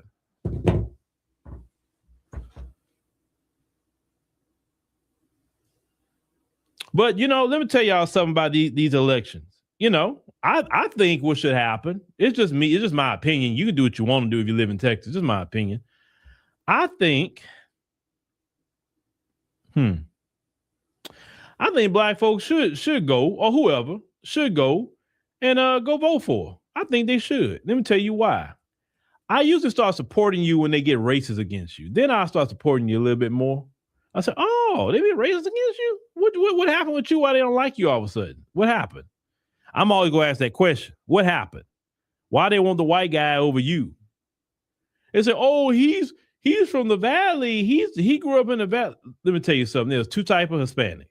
There's a white Hispanic, and then there's the Hispanic. Okay? And the white Hispanic, like the ones that lead LACC and things like that fought to be white, the white Hispanic, those types,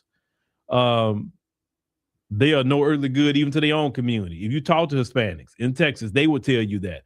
I've talked to many. I've worked with many Hispanics. They have told me that, hey, we got some people just like, like one job I used to work at. I was the only brother on the crew. He was the only Mexican on the crew. And when I first went to that job, he came directly to me. He said, man, I'm so happy to see you here. I said, okay, how you doing? What's going on? He said, man, this whole crew is full of, I'm going to repeat what he said, full of them white boys, man. He said, oh my God, I'm so happy you here. Now I got somebody I can talk to. I'm like, all right, cool. So I'm going to show you the ropes and everything. He did. And me and him was like this. We covered for each other and all of that. Good dude. Good family, and everything, no issue, no problem. We worked together for a very long time. And we would be kind of talking different, things about Hispanics and black people, and, sometime in the truck. And, one time I think I was frustrated about something about, how we sell each other out. And he was like, Mexicans are worse. I said, what you mean? He said, man, you may have a successful taco truck right there. He said, a Mexican will go drive and put the next taco truck right next to your spot, trying to steal your customers instead of going somewhere else and getting his own customers. He said, man, don't even get me talking about the cartel in Mexico. He said, how we kill up each other. He said, man, I can give you everything about Mexicans, please. He said, ain't nobody better than nobody else. He said, I think we worse than what black people do. I like, okay. But when you talk to different people, they'll tell you. You talk to Asians, they'll tell you. You talk to Arabs, everybody got stories about how their own groups sell each other out. So once I learned that over years, I realized that's a human thing. It's not just an exclusive thing to black folk, right? So you got your Uncle Ruckus in every community. There always gonna be some Uncle Ruckus. But in Texas, that's what you got. And that's why the vote is so split like that. You have half of them really believe in their mind they white, but see, ICE is showing them right now they're not white. See, ICE is giving that wake-up call. It's ICE. And that's why I'm so curious to see how they're going to vote in these elections, because ICE is ICE doing their thing. You said Ted Cruz, who said AKA Mrs. Doubtfire. Okay, he says a great example. Yeah. Ted Cruz, and the way he moves like a white Hispanic. That's how he moves. You don't see him like down for his people or nothing like that. They try to lose their accent. His name is Raphael, not Ted. Raphael. That is a Hispanic way of saying it. That's his name. He and the dude Cuban. You know what I'm saying? But you also had two different type of Cuban too. You had the white Cubans who they allowed to go to Miami like that, and who was against Fidel Castro and all of them because he was trying to set up equality in Cuba. And then you had the black Cubans. They never let the black Cubans come over here in mass. Every time you saw the Cubans floating in the water, it wasn't the black ones. You wouldn't have thought no black people was in Cuba. There's a gang of black people in Cuba. Go look at the videos on YouTube. Black folks everywhere in Cuba, but they never let them come. Maybe they'll let a few here and there come, sprinkle in, but it's always the white Cubans they want to come over here, not the black. Yeah, you say like Charlie Sheen. Yeah, they get over here, change their names, and but they can get away with it because they don't look like a Hispanic. They don't have the dark skin and the dark hair, and they don't have the features of Hispanic people. I mean, Hispanic people, the ones that are really darker and things like that, a lot of times they got full lips, no different than we got, and broad noses, and some of them got hair no different than mine, some of them, but they ain't walking around here looking like you said, Charlie Sheen or Tallarico, though. Who wants to be Trump's favorite pet? Who wants to be? Who y'all talking about Trump? Oh, you talking about Cruz? Yeah, if you're talking now, Ted Cruz, he disrespected Ted Cruz. I think did he disrespect his wife or something? Like, bro, you can't be cool with no dude that disrespect your wife. Marco Rubio, he called him Little Marco. Like, bro, I can't work for no dude that called me Lil anything. Like, where's your dignity and self-respect, bro? Like, I don't want to be in your administration. You can't disrespect me and I go work for you. That's just not going to work. Because me and you gonna have a problem. So I can't work for you. But these people will sell their self-respect out for a position. For a position. Marco Rubio, his name was actually a lot better prior to him getting in this administration. There's no way. Listen, let me tell you something. The Bible teaches that a good name is worth more than precious rubies. Always protect your name, because your name is not only going to precede you on earth, but even when you leave this earth, your name is going to be here. And when people speak of your name, if you kept a good name, people say, oh yeah, he was a good man. She was a good woman. He did this. She did that. I respect him. I respect her. Sometimes affiliating yourself with certain people can ruin your name. Not that you even did anything, but people think, well, why would he affiliate with this guy? That don't make sense. What's up with that? He don't see the issues with this person? You gonna go work for a guy like that? It'd be like me going to do a business deal and partner with a dude that beats on his wife or cheat on his wife. And it's well known he does it. Y'all be looking at me like, Phil, I know you know that dude beat his wife. I know you know the dude always cheating on his wife. Why would you go work with that dude? Y'all wouldn't accept me and say, hey, well, I don't know. It's his business. It ain't got nothing to do with me. Y'all wouldn't accept that. Y'all wouldn't accept that from me. He said, nah, Phil, I can't rock with that, bro. I can't rock with you on that. No, that's not cool. So you cool? Oh, you cool with that? So that means that. Well, what about your wife then? You doing something like why are you cool with that? You know, anybody, it never be a legitimate thing to ask. You don't tie your name to certain people because it can ruin your name, and you had nothing to do with it. There's certain people I won't fool with. There's certain people that I won't let come on my platform, or if they say something out of line, they out of here. Why? Because you're not going to mess up my name or anything else attached to it. You're out of here. If you think you will come over here running something when you ain't got no business running, you out of here too. Because I'm not putting up with that either. I'll give you a warning first, though. I'm not mean, but you're not going to come running nothing here either. Go run your own house. Go run your own platform. You're not running this one.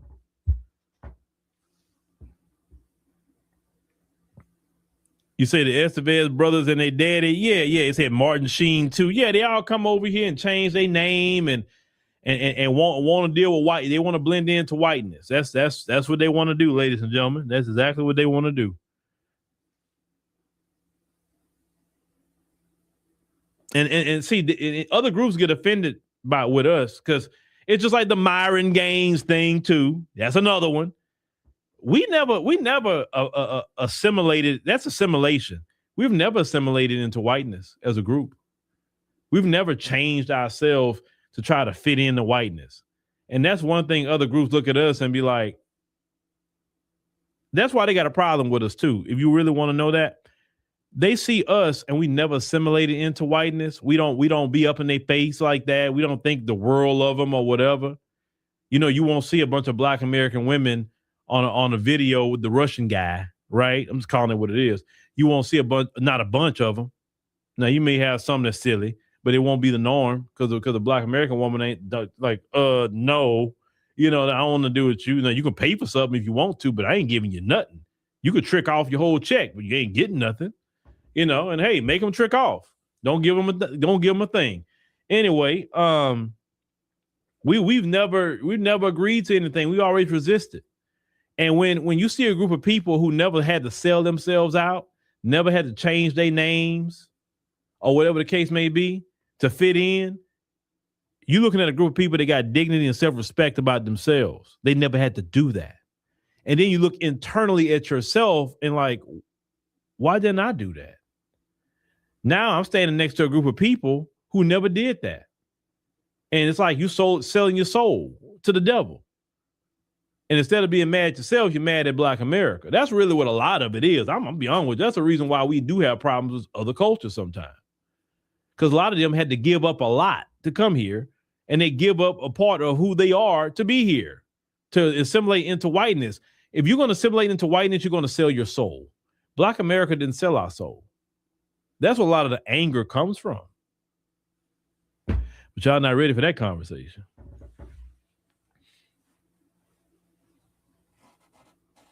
That's a totally different conversation. But, well, with that being said, if Jasmine Croccett was Rebecca, then it wouldn't be an issue. It wouldn't be a problem. It wouldn't be a conversation.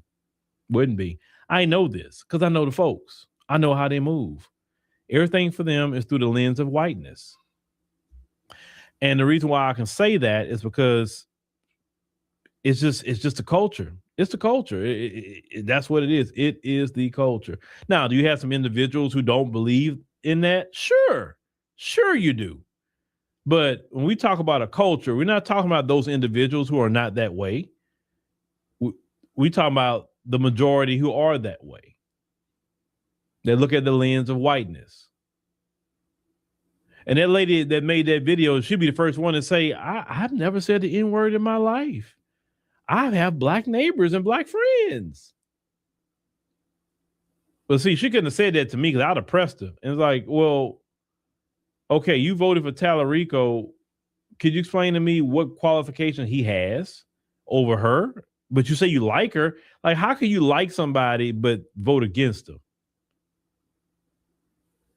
Well, I think he could win. How you okay? If he runs against Ken Paxton here in Texas, you think he could beat Ken Paxton? He couldn't even handle Jasmine Crockett in a debate. Ken Paxton would run over him too. You know what I'm saying? Who else? John Cornyn. He would run over him too. He's too soft spoken. These guys don't care about that. Whether it's on the Republican side, they need somebody that's going to bark at them a little bit. That's all they understand. These guys are ignorant.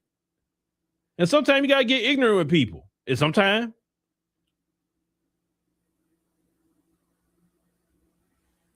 I can understand if he had like out debated Jasmine Crockett and made her look like, oh, wow, man, Jasmine. You know, he didn't do that. He didn't do it. I watched it. You can go watch it on YouTube. He did not do that. You say McQueen say we loving ourselves and they can't stand that. I mean, no, they're never like that. They're never like that. But you know, because of all this stuff with the racism, I hope she do get him in the primary. And think about the racist thing. And the racist thing he said, I totally forgot about that. Well, he said that he didn't get into the race to run against a strong black woman. He wanted to run against a mediocre black man. I don't care if you gave a compliment to Jasmine Crockett. If you say a mediocre black man, that means you think black people are mediocre. That was a racist comment in itself. Like the dude showed like, and I guess them folks like, oh, okay. All right. Shoot, he down. Okay, cool. Let me go vote for him.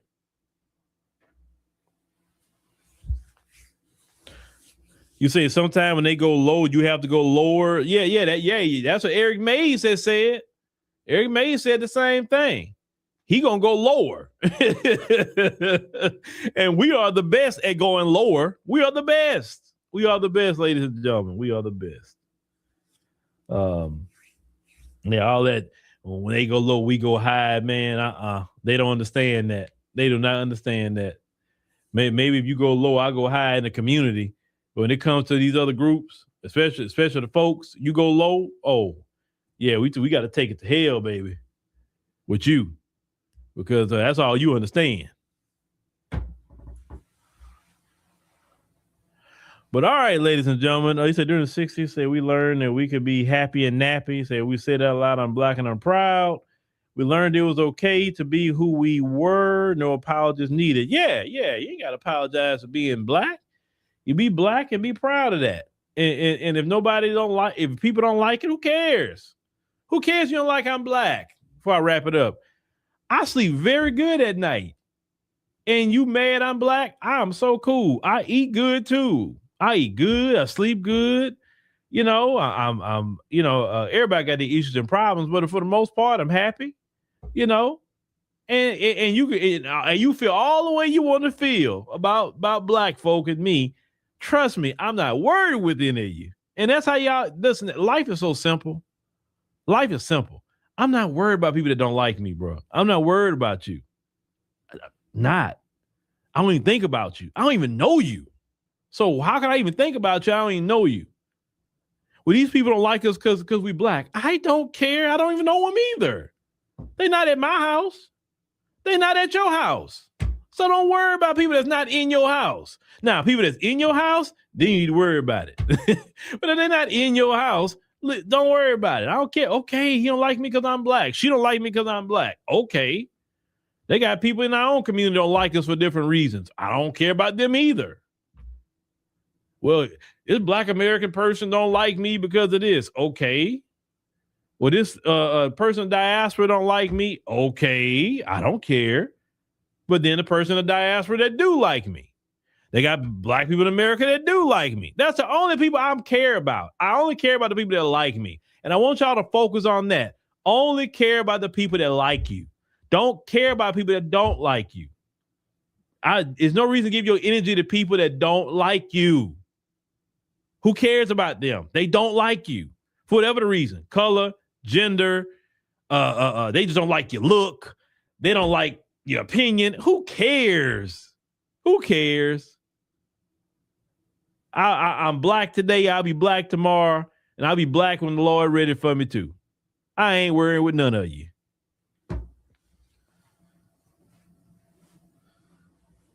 That's right, Ron. They don't pay your bills. Ain't none of them people that don't like you paying your bills. They ain't putting the food on the table or in your mouth. They not putting a drop of gas in your car. Forget everybody that don't like you. Forget them. Don't worry with them. Don't worry with them. No matter who they are. You don't like me? Bye. You can go on by your business. Matter of fact, you ain't got to leave. I'll leave. You ain't got to go nowhere. You start getting too funny style, I need to leave. Because I don't want to be around people that don't like me, and I don't want to be around people that betrayed me either, or even about to. I'll leave. All right, ladies and gentlemen. Thank you for joining us on the stream tonight. Really appreciate it. Make sure you subscribe. Tell your friends.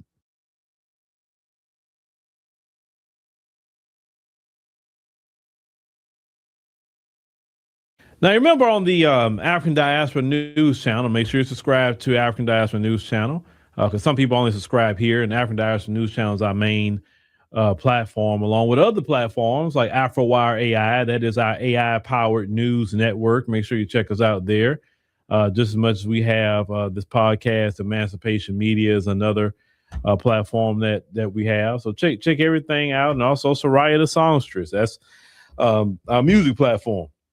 But the other night, we covered about Ilhan Omar interrupting at the State of the Union. And a lot of people felt a certain kind of way about that.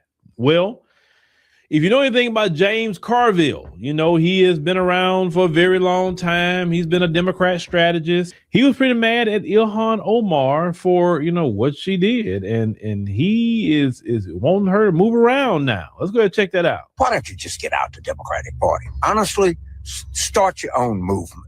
All right, let's do the simple math. And probably 69%, I don't know, we could call Jim Gerstein or Jeff Garrett.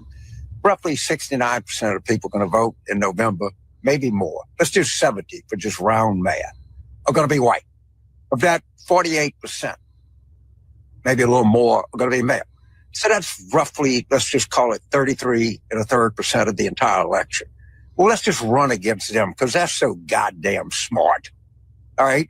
So now we're going to have a campaign by the progressive left against white men who vote about a third of everybody that votes in an election.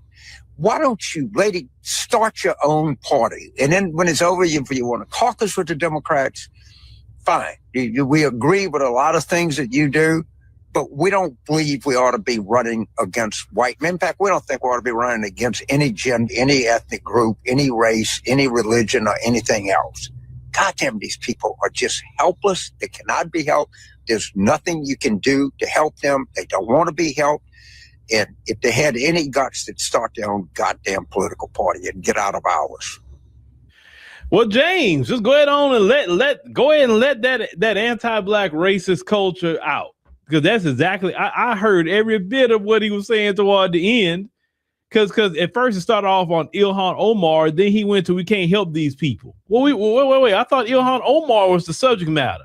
It went from her to starting their own party to we can't help these people. They need to get their own party. No. That was a straight up dog whistle. And Ilhan Omar, because maybe somebody sending this to you. You see, they look at you no different than they look at us. They probably don't. I think they don't like you a little more because you're too mouthy. Okay, you way too mouthy for them. Because see, if you like the Congressional Black Caucus, ma'am, they'll be cool with you. They will have no problem. Do you ever hear James Carville saying anything negative about the Congressional Black Caucus members? No, because they stay in line. They don't get out of line. You understand what I'm saying? So not only does he want her out the Democrat Party, he want her to start her own party, say, maybe you can caucus with us, but other than that, no. But my main thing is toward the end when he said, oh, you can't help these people. And all that, like, first of all, sir, none of us want your help. I can't speak on what Somalis got going on, but I can speak on Black America. We don't want your help. We want nothing from you. Matter of fact, we want you and your party to leave us the hell alone. That's what we want. I can't speak for Ilhan and with her gang, but I can speak over here. We don't want nothing to do with you. We don't want your help. We don't want you saying nothing to us. Leave us alone. Only thing you can do us at this point, or do for us, is bring us our cash payment reparations. That's the only thing you can do at this point. If you're not going to do cash payment reparations, right? Anti-Black hate crime bill, minimum, then leave us alone too, and we good. Because your party is the one to come around wanting the Black vote. It's your party, sir.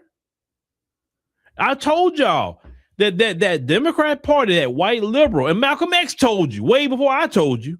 He told you that the white liberal is worse than the white conservative. He told you. He told you that the white conservative, he basically upfront how he feel, and I can respect the white conservative for that. Because at least I know if I engage the white conservative, I know exactly what I'm getting and what I'm dealing with. So we can actually have a respectful conversation because of that. I'm not joining with him. I'm not joining his party, but I can at least have a conversation. But that white liberal, like James Carville, he's worse. He feel like that white conservative, but you know, a lot of times they try to pretty it up. Now he's up in age, so he don't want to hold back no more. That's why his racism spewed out in that manner. Once again, James, nobody wants your help. You can't. Matter of fact, why don't you go help white people? Go help them. White people in the rural areas, white people in the cities, go help white people. Because they need your help. They really need your help. We don't need your help. We fine. When they had the government shutdown, did you see a bunch of us in the food bank line? No. It was your people, sir. Go help your people. Clearly, your people need the most help. We will be all right. See, Black folk, for a long time, have been having to make it with nobody's help. And all that lying that y'all were doing, including your party, sir, Democrats. Oh, Black people on these food stamps and Black people this and all Black people. Until that government shut down and the whole world got to see who was on the food stamps. Because see, that view of y'all in food bank lines, that went all over the world. That's one of the reasons why y'all, they can say what they want to say, but that's one of the reasons why that government shutdown happened, had to wrap up, let me say. Because those images of a bunch of white people, basically poor, can't feed themselves. What were people saying in other countries? I thought America was rich. Why is all them people can't feed themselves? They got quote unquote poor countries and people don't starve. Americans can't make it? What is this? A lot of people was asking questions. And it was the folks that was the poster children of that image. It wasn't us. But they lied to themselves for years that everything was us. We're the poor ones. We're the, Black people so horrible. Oh, about Black people. No, it's not us. It was y'all. It was y'all. So here's the thing. The Somalis, we know, are getting their wake-up call. They're getting it. Ilhan is doing exactly what the Somalis want her to do, though. She's outspoken. She talks the way she talks, and that's part of her culture too, though. That's what people don't understand. When I told you people bring their culture with them everywhere they go, that's truly what they do is bring their culture. In her culture, that fighting like that's part of the culture. I know you've seen Black Hawk Down. That's part of their culture. So she's really not doing nothing no different than what her culture do. Y'all didn't know that before she got in Congress? But James isn't the only one that feel that way about, well, I'm going to say not just Somalis, but Black people. We try to help these people. Like, no, trust me, y'all need more help than we do. Y'all do not need to help nobody but yourself. Go help yourself. You understand what I'm saying?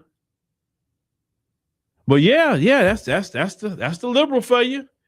You know, but oh boy, they couldn't. Well, and Trump posted that thing on there by the Obama, the monkey thing. Oh boy, oh look at Trump. Oh my God, look at his racism. Oh, he's a racist. And I'm like, you just as racist. What are you talking about? You're not better than him. At least he's upfront what he does. He don't hide. Whatever he got going on, he don't really hide it unless he's trying to hide his participation with Epstein. He hides that best way he can, but everything else he don't really hide that. But y'all hide it. You be doing the same thing, just you don't not upfront with it. You're a coward. At least the conservative, I respect him because at least he's upfront with it. He's honest. I'll tell anybody, give me an honest anti-black racist any day than some dishonest trying to deceive me, acting like you my friend. No. Because not only you can't stand me, but you're a liar. And that's even worse. I can respect an honest anti-black racist than a lying anti-black racist. You can't respect a liar. That you cannot respect nobody who lies. Because what's the old saying? If you're gonna lie, you're gonna cheat. And if you're gonna cheat, you're gonna steal.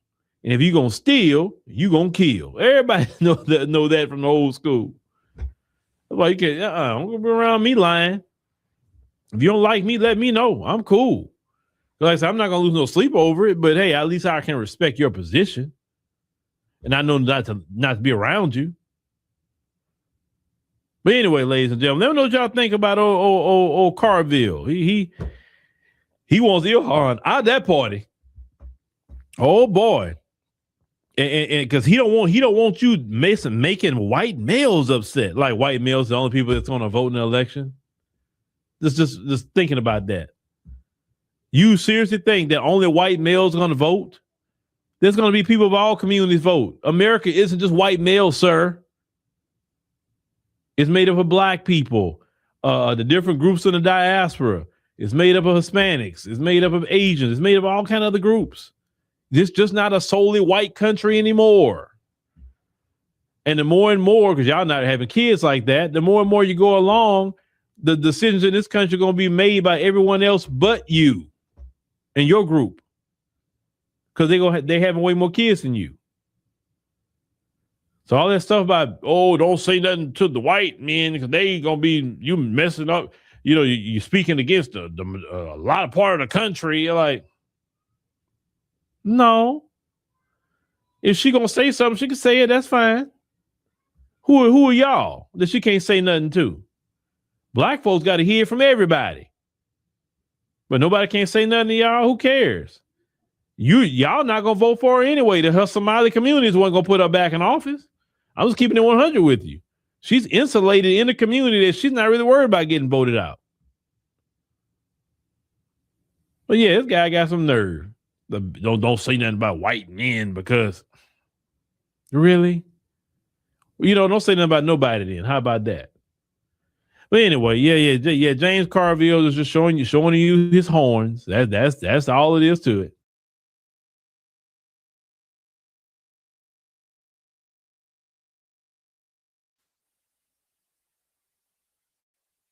At Coleman Public Relations and Consulting Firm, we're not just PR experts, we're licensed sports agents certified in AI and elite business consultants with over 2 decades of experience leading global projects across multiple countries.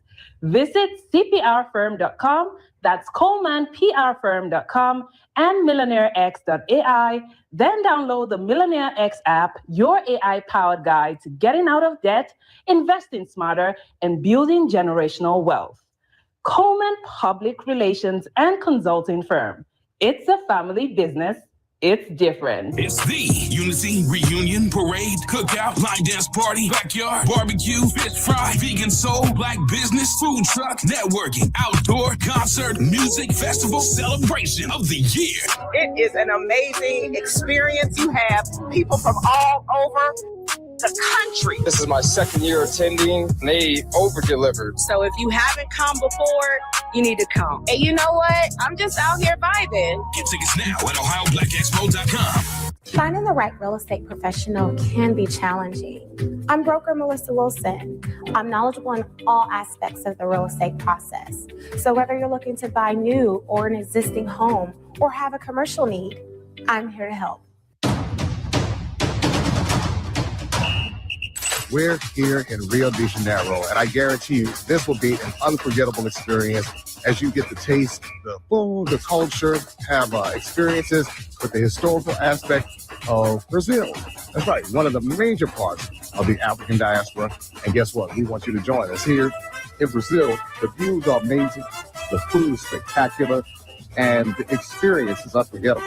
And the only thing that's missing is you. Join us.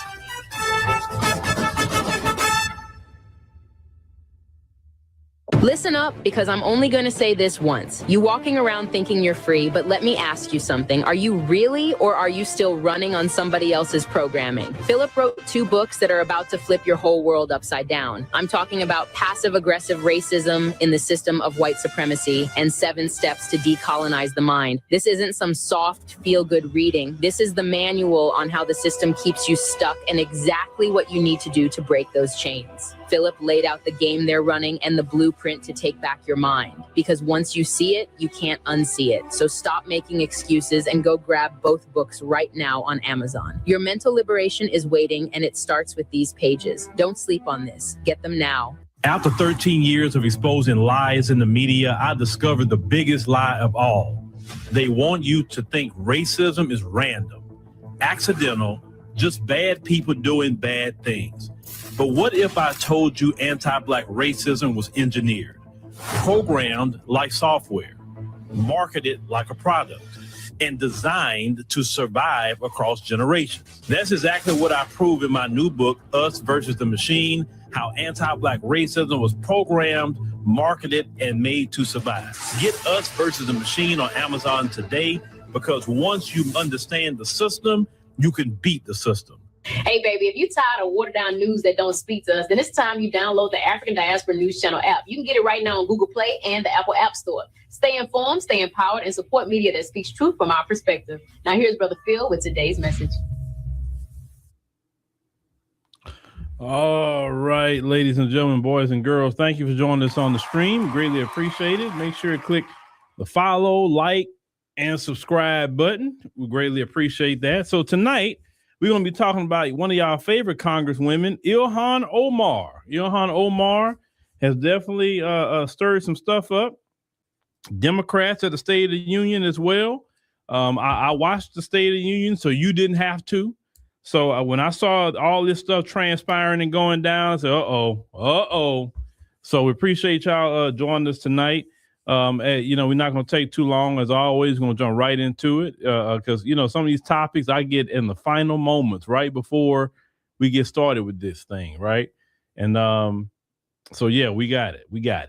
All right. A few things real quick. Thank you for all the new people who have downloaded and joined us on the African Diaspora News Channel app. You were right there to see our new upgrade.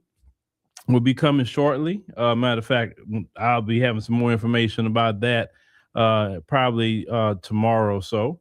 But when I was told everything's going according to schedule, I'm excited about that.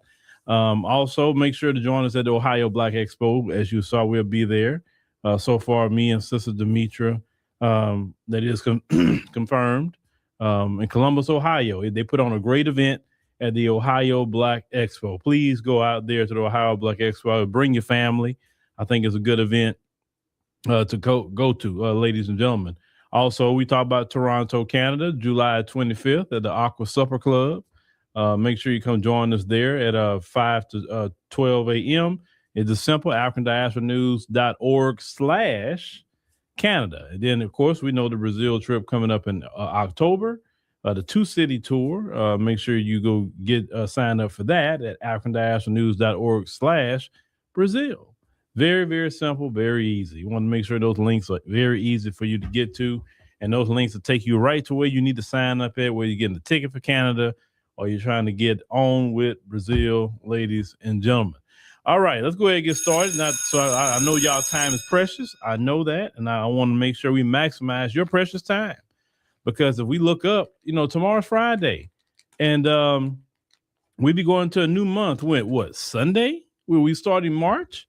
So yeah, it's not long. And then when they got the primaries coming up this week, at least definitely here in Texas, March the 3rd, the primary. So I don't know if people are going to participate in that or not. You know, you can decide what you like to do with your right to vote.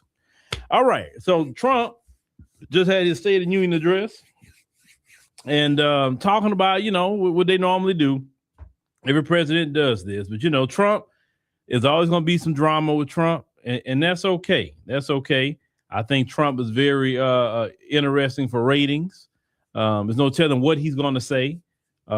Sometimes he's right. A lot of times he's wrong. Sometimes you're like, Trump, what are you saying, bro? You just like, you're talking, but you're not really saying a whole lot. So I want you to see this video. I think it's like 3 minutes, some odd minute. You know, it's a whole 2 hour plus video. If you want to see the State of the Union, you can go watch the whole full 2 hours. But this is the point that everybody's really talking about right here. So let me go and cue up your girl. Cue up your girl, Ilhan Omar. I'm inviting every legislature to join with my administration in reaffirming a fundamental principle. If you agree with this statement, then stand up and show your support. The first duty of the American government is to protect American citizens, not illegal aliens.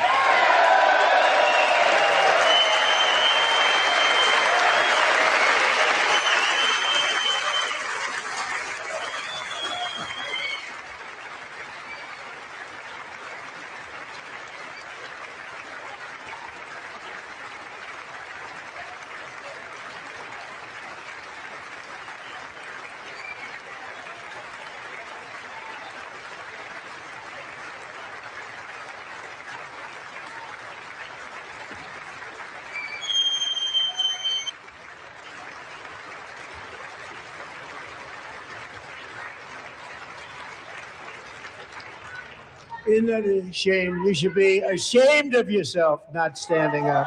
You should be ashamed of yourself.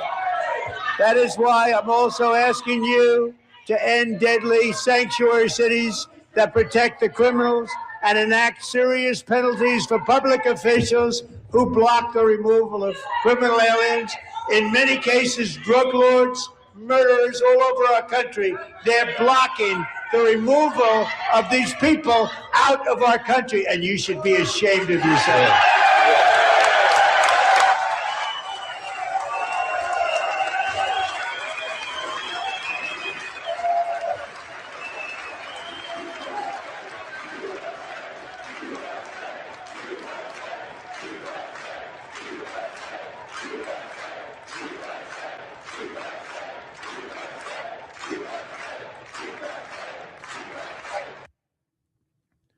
All right.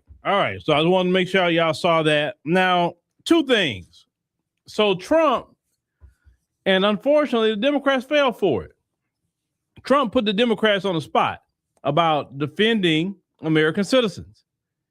And sometimes you got like, okay, I may not like the dude, but optics is very important if you understand optics. And if you say as a congressperson or senator that we should defend the citizens of the United States of America, I believe I would have stood up. I would have stood up because that's what I'm here to do. I'm not here to defend people. You know, they really put themselves in a bad position saying that, okay, y'all going to do the same thing y'all were doing during the Biden administration? Are you going to go back to flooding the country with a bunch of illegal immigrants? Why didn't you stand up at least on that part? You could have sat down for everything else, but at least that part, like a fundamental thing that you should do for the country. If you look at California is overran with illegal immigrants, or overran with it. And what happens when they get their numbers up? A lot of times they get hostile. And a lot of black people know that fact from definitely in LA. But that party have built itself off of illegal immigration, minority coalitions, and the delineation movement has broken their minority coalition because there's no minority coalition without Black Americans. Now, let's get to talking about Ilhan Omar real quick. And the reason why I wanted to talk about her, I got two parts of what I want to say about her, just me personally. I will say this much. A side note from what she did, I address that. But once again, I'm going to say what I said, I think, the other day. Why can't we have a Congressional Black Caucus member to act that way for Black Americans? Why can't they scream about reparations? Why can't they scream about an anti-Black hate crime bill? You know, the only person that be halfway trying to scream is Representative Al Green, and it's not really nothing that is going to benefit us. Okay, if you impeach him, whatever, that doesn't really benefit Black Americans. You really don't. So you're not screaming and yelling and putting signs up against Trump, Al Green. You know, he's a congressman from the Houston area. That doesn't do anything for Black people, sir. Nobody care about you yelling and all that mess that you be doing. Look, I don't care if you yell and get put out because you stand on business for Black America. You're not standing on business for Black America. I don't know what you're doing it for. Maybe your Democrat flunkies have told you to go out there and do it. You be the crash test dummy. You're like Jamal Bowman and went pull the fire alarm, being a crash test dummy. I would tell them white ones, say, no, you do it. I'm not doing that. You yell at him, you go pull the fire alarm. They're not going to have me. No. You got privilege anyway. Mr. White Liberal or Miss White Liberal, you do it. Now, I'm going to chill and watch you do it. They're not going to react to you like they will react to me. So we don't have an Ilhan Omar figure. And I, you know, the time they want to stand on business, what is her name? Representative LaMonica McIver. What's her last name? Y'all help me. Is it McIver? Is her last name? I know her name is LaMonica. Well, she went up there trying to get access to the ICE facility, and they told her she couldn't go in there at the time, and so she go in there and catch a charge.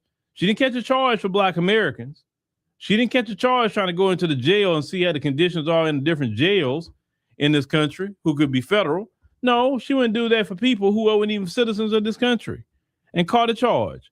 If you're going to catch a charge, at least, and that's why Black America, ma'am, that's why Black America is not defending you.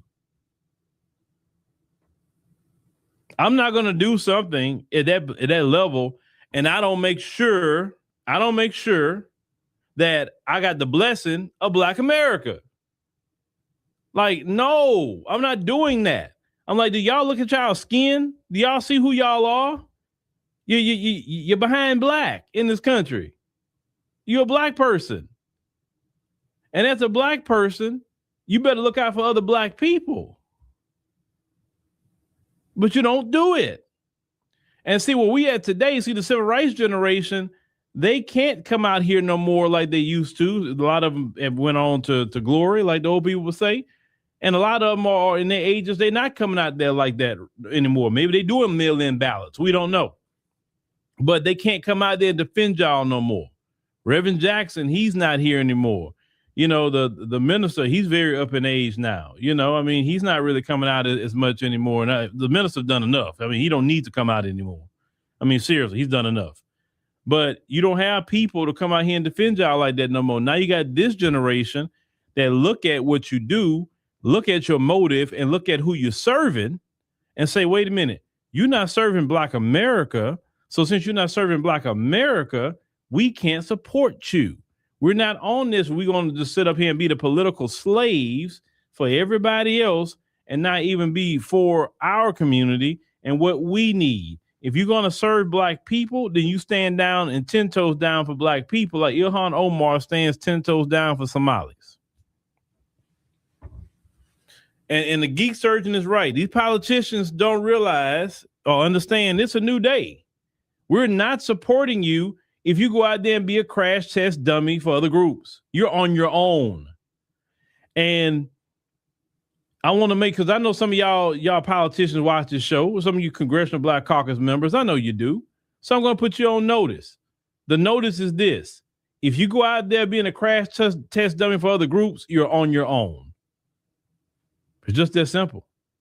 You're not going to have the support of Black America. Now, you may have the support of your inner circle, but you're not going to have the support of Black America, because Black America is focused on what we need and our issues and our problems, because if we don't take care of us, nobody will. Okay. The Honorable Elijah Muhammad told us a long time ago, we need to do for self. And we haven't been doing for self. We've been doing for everybody else but self.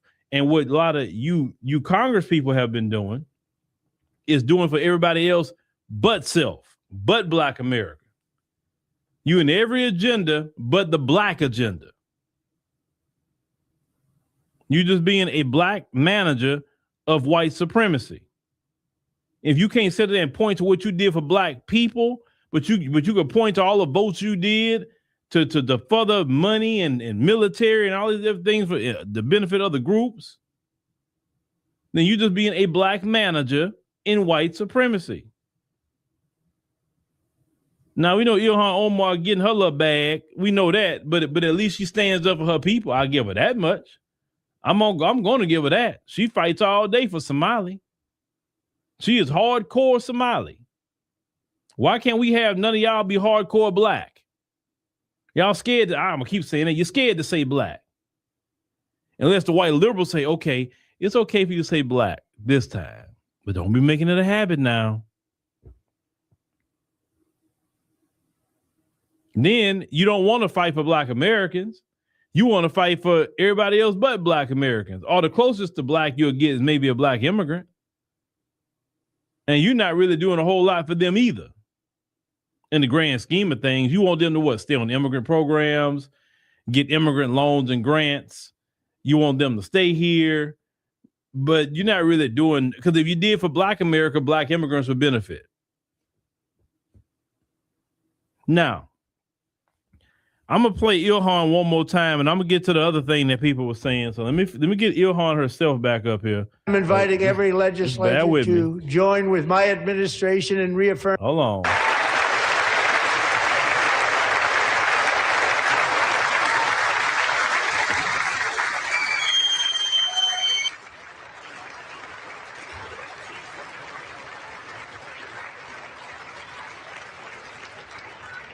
Isn't that a shame? You should be ashamed of yourself not standing up. You should be ashamed of yourself. That is why I'm also asking you to end deadly sanctuary cities that protect the criminals and enact serious penalties for public officials who block the removal of criminal aliens. In many cases.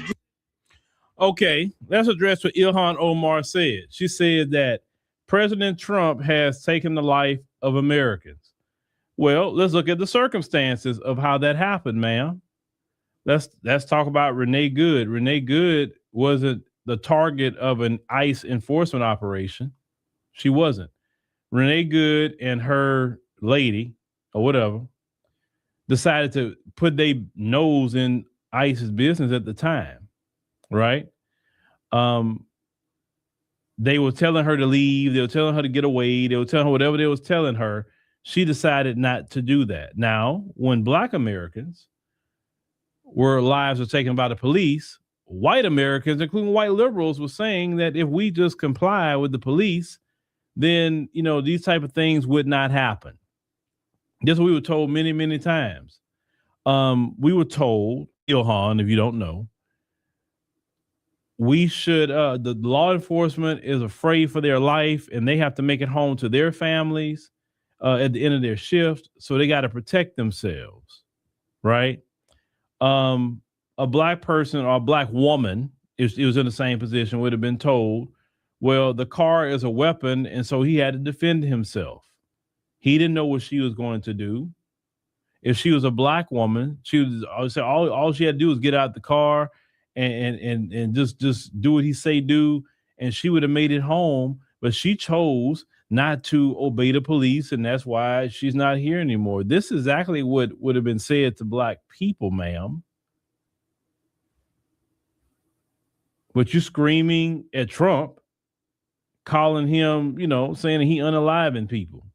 Well, technically he didn't, but the people that work for him, I guess. Now let's get to the other guy. That's your constituents that you're talking about. He was involving himself in an ICE operation that had nothing to do with him. They weren't targeting him. They weren't looking for him. Now, should the man lost his life? No. But how many times black people have lost their life in the same manner? On the ground, even handcuffed, some black people have lost their life with the police. The white liberals, including the white conservative, have done nothing about it. So what ended up happening is that, you know, the leopard is eating your face. That's really what it is. And all of this could have been prevented if the white liberals would have been more on board with getting rid of qualified immunity. Why aren't you talking about that, Ilhan? That would have been more of a conversation so it don't ever happen again, right? You're not talking about ending qualified immunity, but if that's the case, you had to take the talking points of Black America, but you're black, and Ilhan, you said you're a black woman. You're black when it's convenient. And convenient blackness is not going to work. I'm not picking on her, but I'm just letting everybody know convenient blackness is not going to work. If you black, it's like me. I can't be black by convenience. I'm black by lineage. I'm black by, that's the skin I'm in. Everybody know 24/7, 365, I'm black. I'm blickety black and I'm black, y'all. Period. That's what I am. I cannot escape it. I can't jump into blackness when I want to and jump out. There's no double dutch in blackness. If you're going to come here, you're going to say, yep, I'm black just like y'all. Yep, my ethnic group may be this tribe. You know, maybe I may be the Igbo, I may be the Hausa, you know, I may be the Fulani, whatever, but hey, I'm black. Yeah, my nationality is Nigerian, but I'm black. I rock with y'all. That's how you approach it. Now, like, oh, I ain't you because, okay, if you ain't us, then you're gonna stay over there. It's not gonna be no jumping in and out of blackness like double dutch. It's not gonna be no wishy-washy blackness. You know, you want to be black when the times are tough. And then when the time is not tough or whatever, let's say Trump get out of office. Let's say you get somebody you like, maybe a Democrat. Okay. Then you're going to go back to what? The foreign flags? That would not be wise to do. I'm seeing a lot of new converts into black. I'm seeing that too. Oh, I'm watching. A lot of new converts. People who a couple of years ago would have been telling us, I'm not black, I'm this.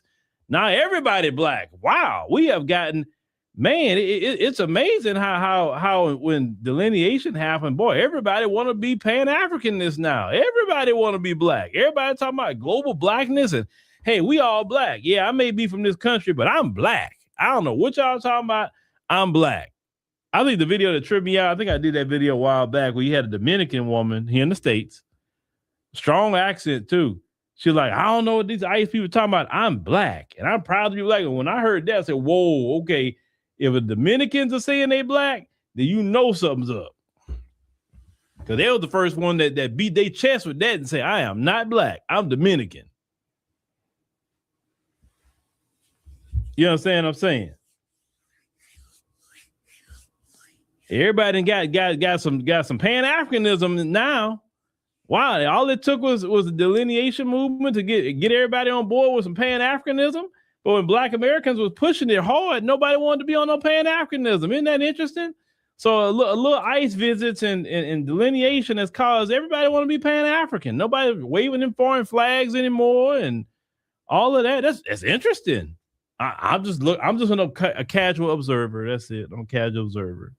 Now, Ilhan Omar. Let me see, how far did I put? Drug lords, murderers all over our country, they're blocking the removal of these people out of our country, and you should be ashamed of yourself.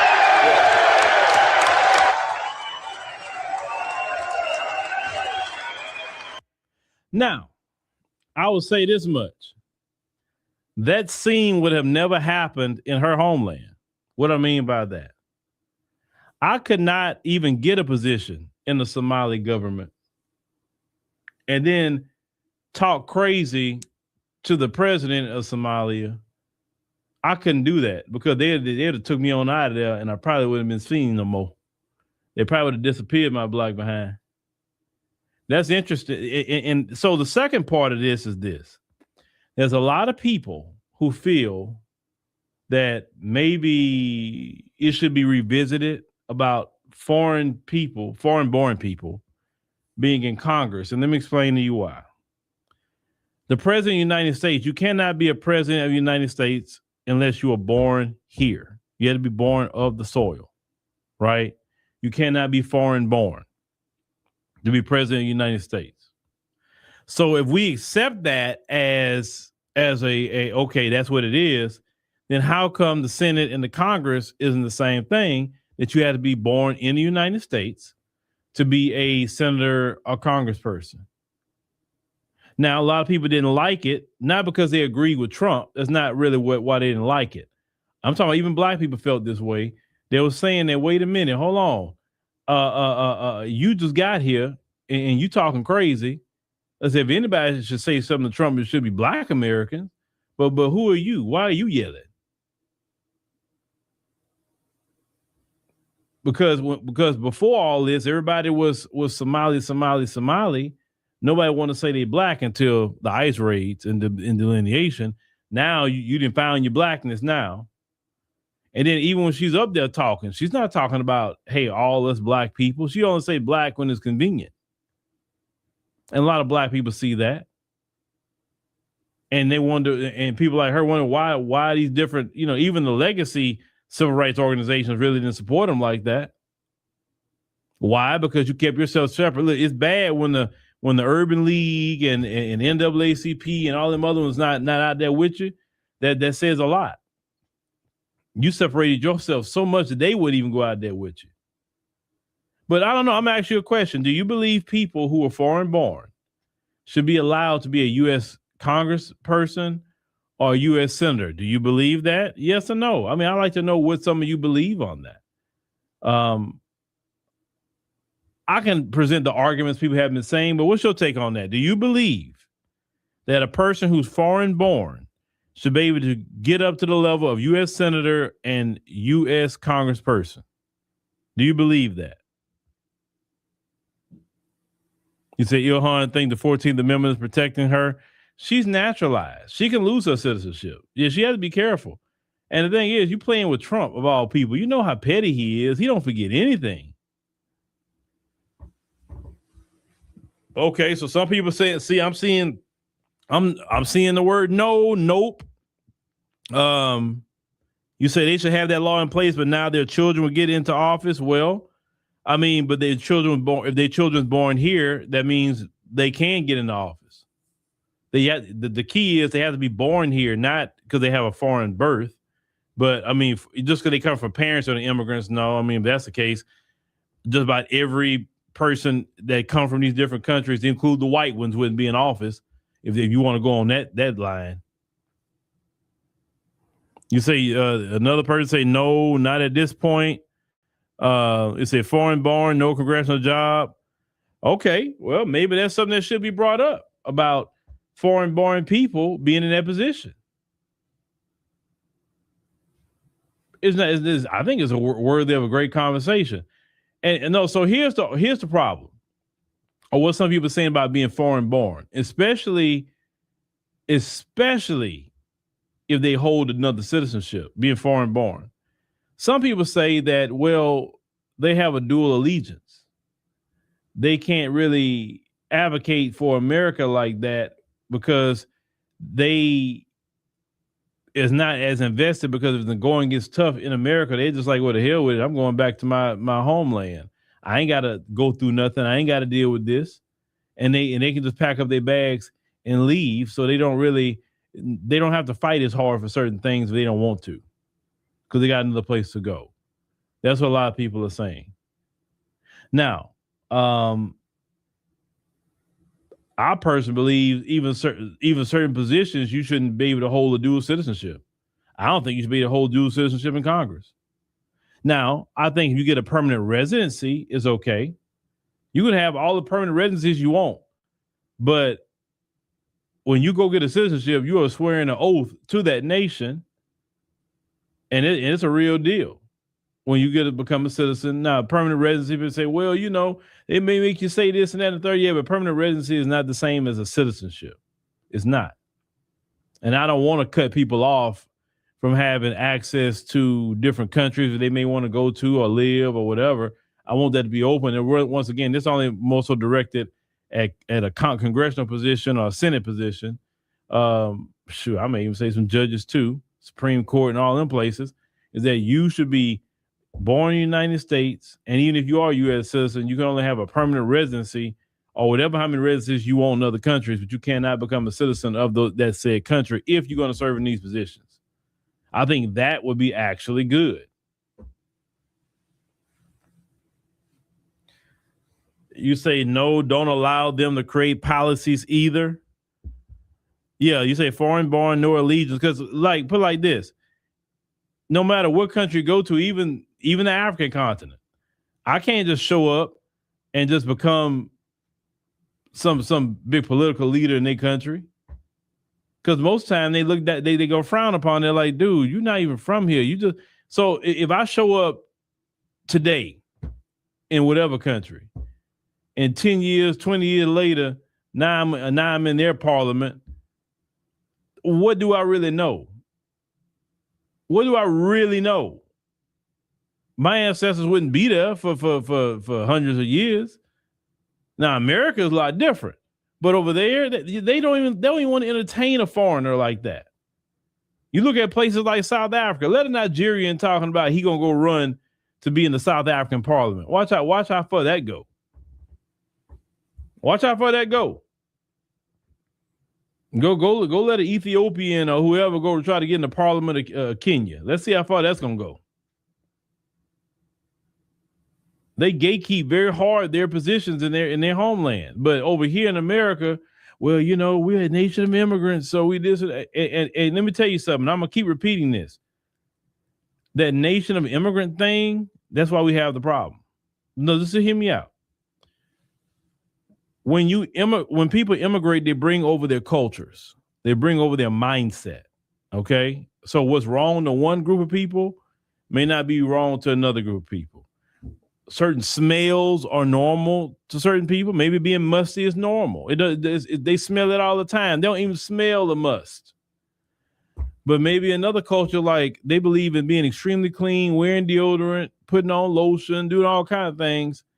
And your very pungent odor that you don't even smell because you're so desensitized to it. And that's part of your culture. Now you're going around another culture of people who believe in being clean and going to smell you coming. It's so many different things that clash with all these different cultures. You bring different languages and everything that comes along with that.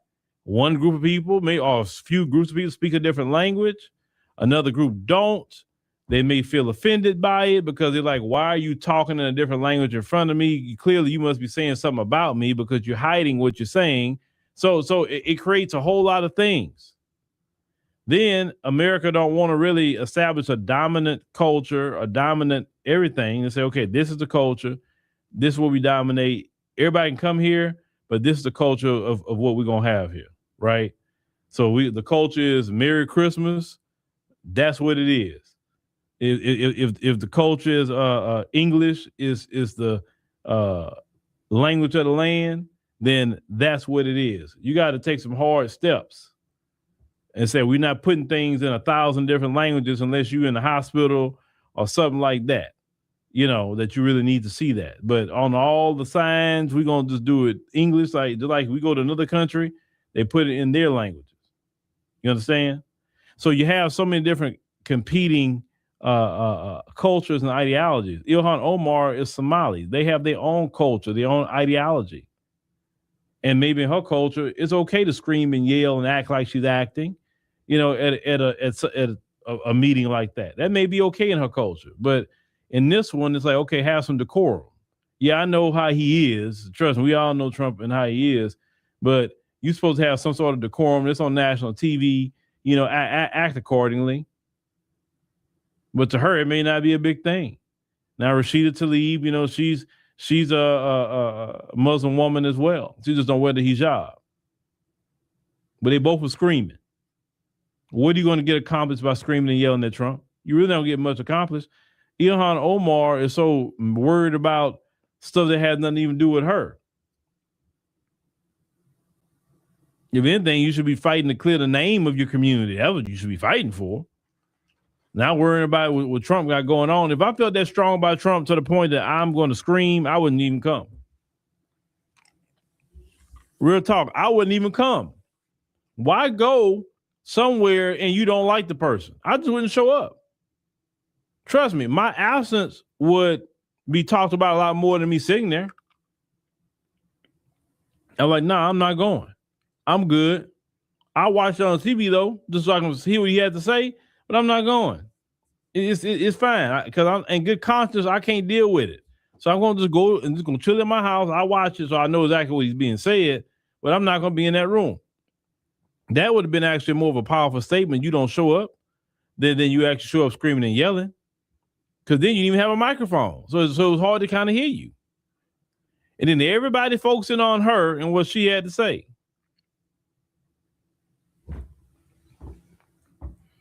You say Trump is the epitome of ratchetness? Oh, yeah.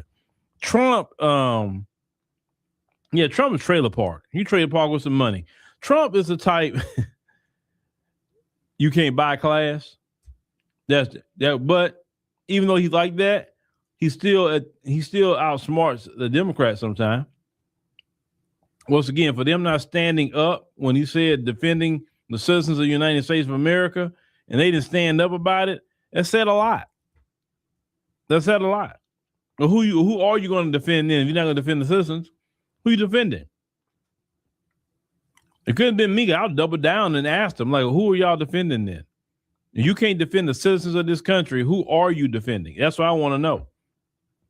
And maybe we need to investigate every last one of you, because who are you defending? Are you defending a foreign adversary? Now, who are you defending?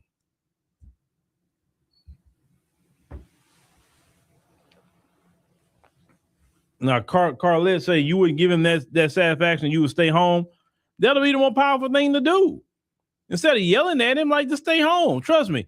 They'll look over there and they'll say, wait a minute. Oh, shoot. She didn't even come. Oh, he didn't even come. And then they're going to interview him like, why didn't you go to State of the Union? Because I didn't want to be in a room with him like that.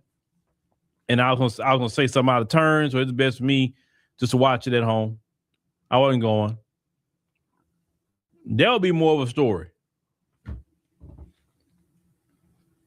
McQueen say, yeah, Trump, he's funny. I give him that. He is funny. He's funny. You know, you're not going to get another president like that, though. You're not. So enjoy while you got it.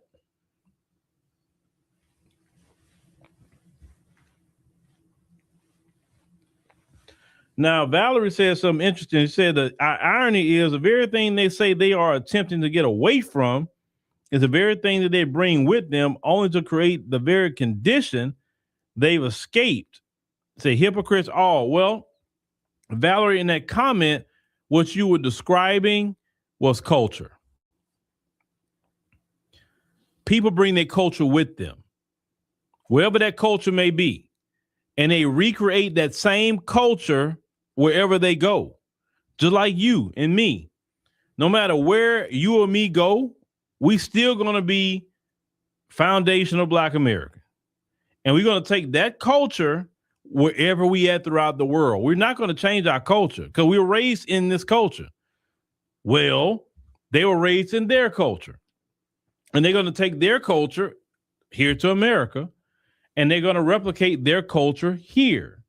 And their culture may be a culture that is very, anti-American culture, or Black American culture in particular. And so that's where the clashes come at, is that those differences of culture. So, yeah, you say they may escape one thing, but they go and recreate the same conditions because that's in the culture.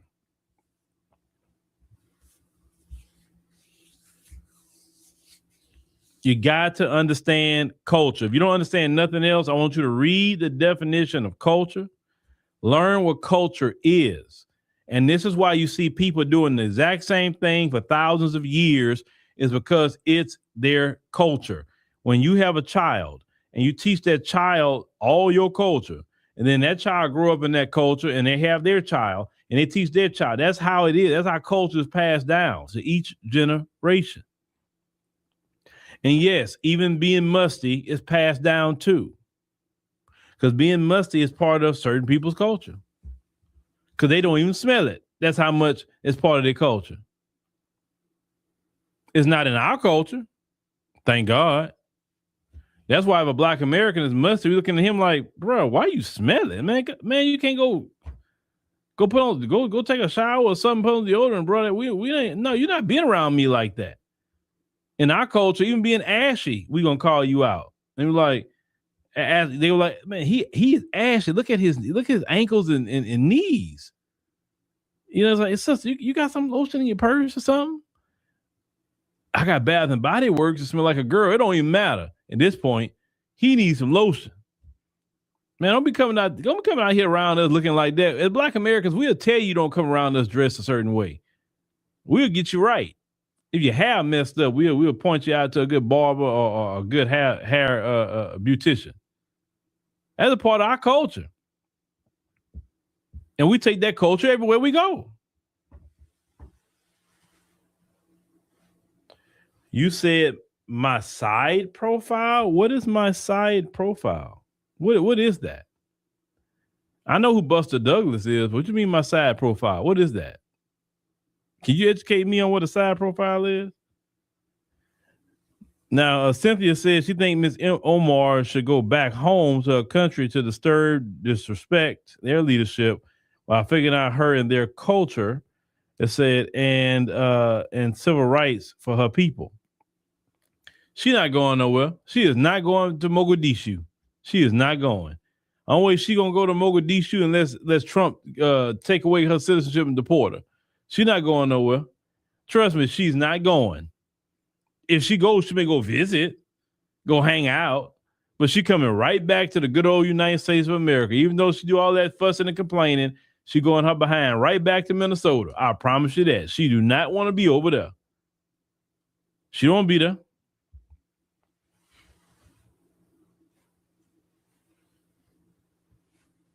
Shoot, you'll go to Somalia before she go. And that's the truth. She ain't trying to be there. Because if she wanted to be there, she'd be there already. She got a bag. She can actually not run anymore and go chill, live a good life in Somalia. But she's not going over there. And the thing is, on the African continent, man, people are so cool. You know, they want to break bread with Black Americans, and you know, they want to be helpful and kind and all of that. It's like the dynamic's not even the same. But they don't want to go back. They do not want no parts of Somalia. You say her cousin, you say her country, I'm sorry, don't want her. Now Cynthia say our beautiful Black culture rocks. I mean, well, you know, our culture is global. You literally will see a Black American woman aesthetic in the African continent. I'm talking Black American. You will see a Black American male aesthetic in the African continent. Like I said, in South Africa, they be saying the N-word to each other. I'll never forget that dude that said that to me. I'm like, whoa. I'm like, it don't even sound right with that accent. It just don't even sound right. The accent just throws me off. Like, you're not saying it even right. That accent just throwing me off, brother. I was like, you chill out with that. It's just the accent. I was like, it's a certain way we say, if we're going to say it, we say it a certain way, and it can mean multiple things by the way we're saying it. Okay? So I'm like, why you want to say that word? All the words Black Americans have to say, you want to say the N-word. I'm sorry, y'all. And in South Africa, they do that a lot. They call each other the N-word a lot in South Africa. I'm like, y'all killing me with that accent. It just don't sound right. I'm telling you, it sounds too proper, basically. With our accent, it just sounds too proper. It don't sound right. You know, we all have our academic voice. We know how to do that, code switching. And you notice that we don't use that word when we're using our academic voice? Have you noticed that? We don't do that. We got to use the language of our neighborhoods if we're gonna go there.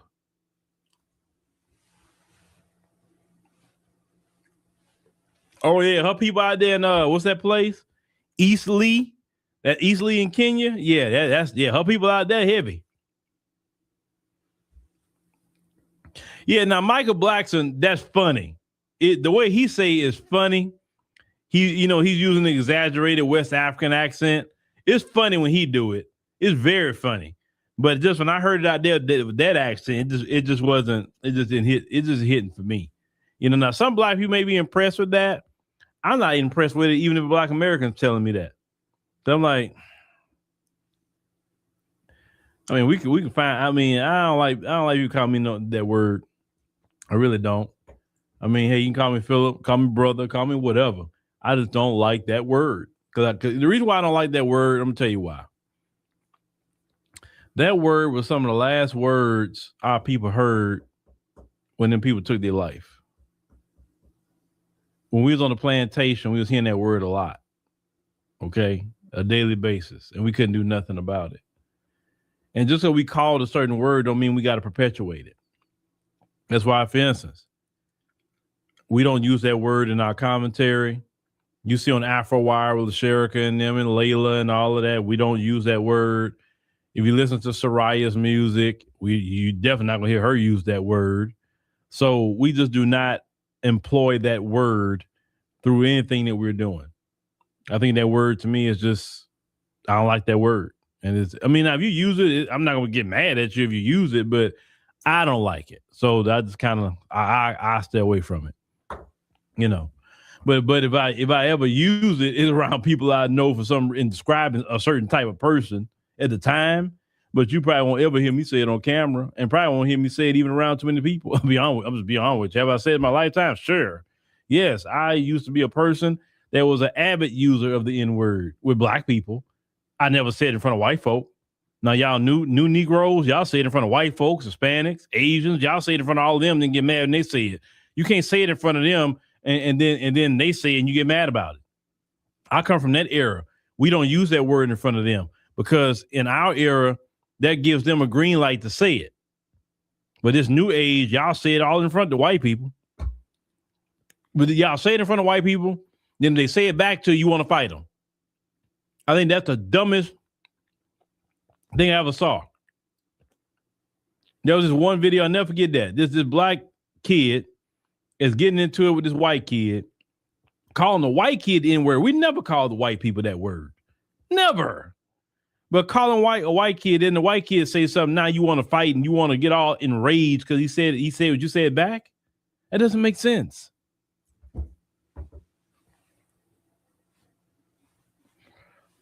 Well, McQueen, you said that it might slip out if somebody gets you mad. It don't say if you get me upset, it don't slip out. Because what I've learned over the time, when you use certain language, it's going to slip out. So if you don't use certain language, it's not going to slip out. So the key is controlled anger. Learn controlled anger. Anger is not sinful, but uncontrolled anger turns into sin because you're going to do something you're normally not going to do. So even if you get upset, stay in control. You got to stay in control at all times because people sometimes get you upset to get you to say something on camera, to get you to do something to lose your job. So you got to know how to control your anger at all times. Sometimes you can't get mad about a whole lot of things. Sometimes you got to laugh. I think the older I get, the more I laugh at things. I ain't gonna lie with you. Things that I used to get mad about maybe 5-10 years ago. Now I'm like, whatever, okay. I don't get mad about it. And I think that's just getting older and just seeing life more clear and what matters and what don't matter. Yeah, so anyway, hold on. Brother Phil, I love the YouTube, the ADNC, thanks for education. I appreciate it, Rhonda, appreciate it. I understand why every other word out of some black folks' mouths is that word. King Noble, I'm going to say ignorance. Ignorance. I don't even want to hear music like that too. That's why once again, I keep telling people, that's why I created Soraya's music and all of that is because I was tired of the toxicity in the music. I was tired of hearing the N-word in the music.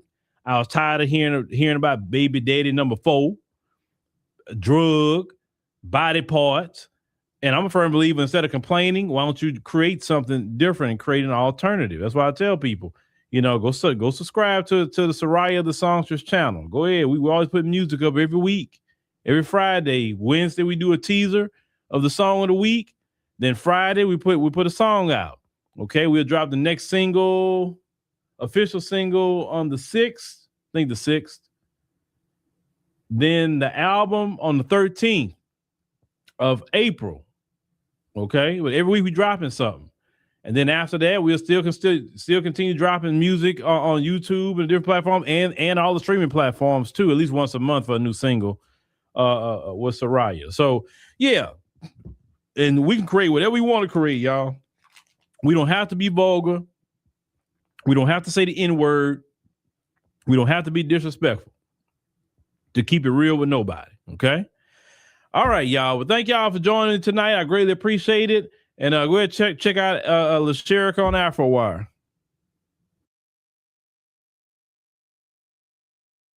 Peace, family. It's your brother Chase back at you again with another reaction video. And check it out. As you can see by the title below, we back at it again, family. We back at it again. We got to do a little bit of straightening on this Saturday.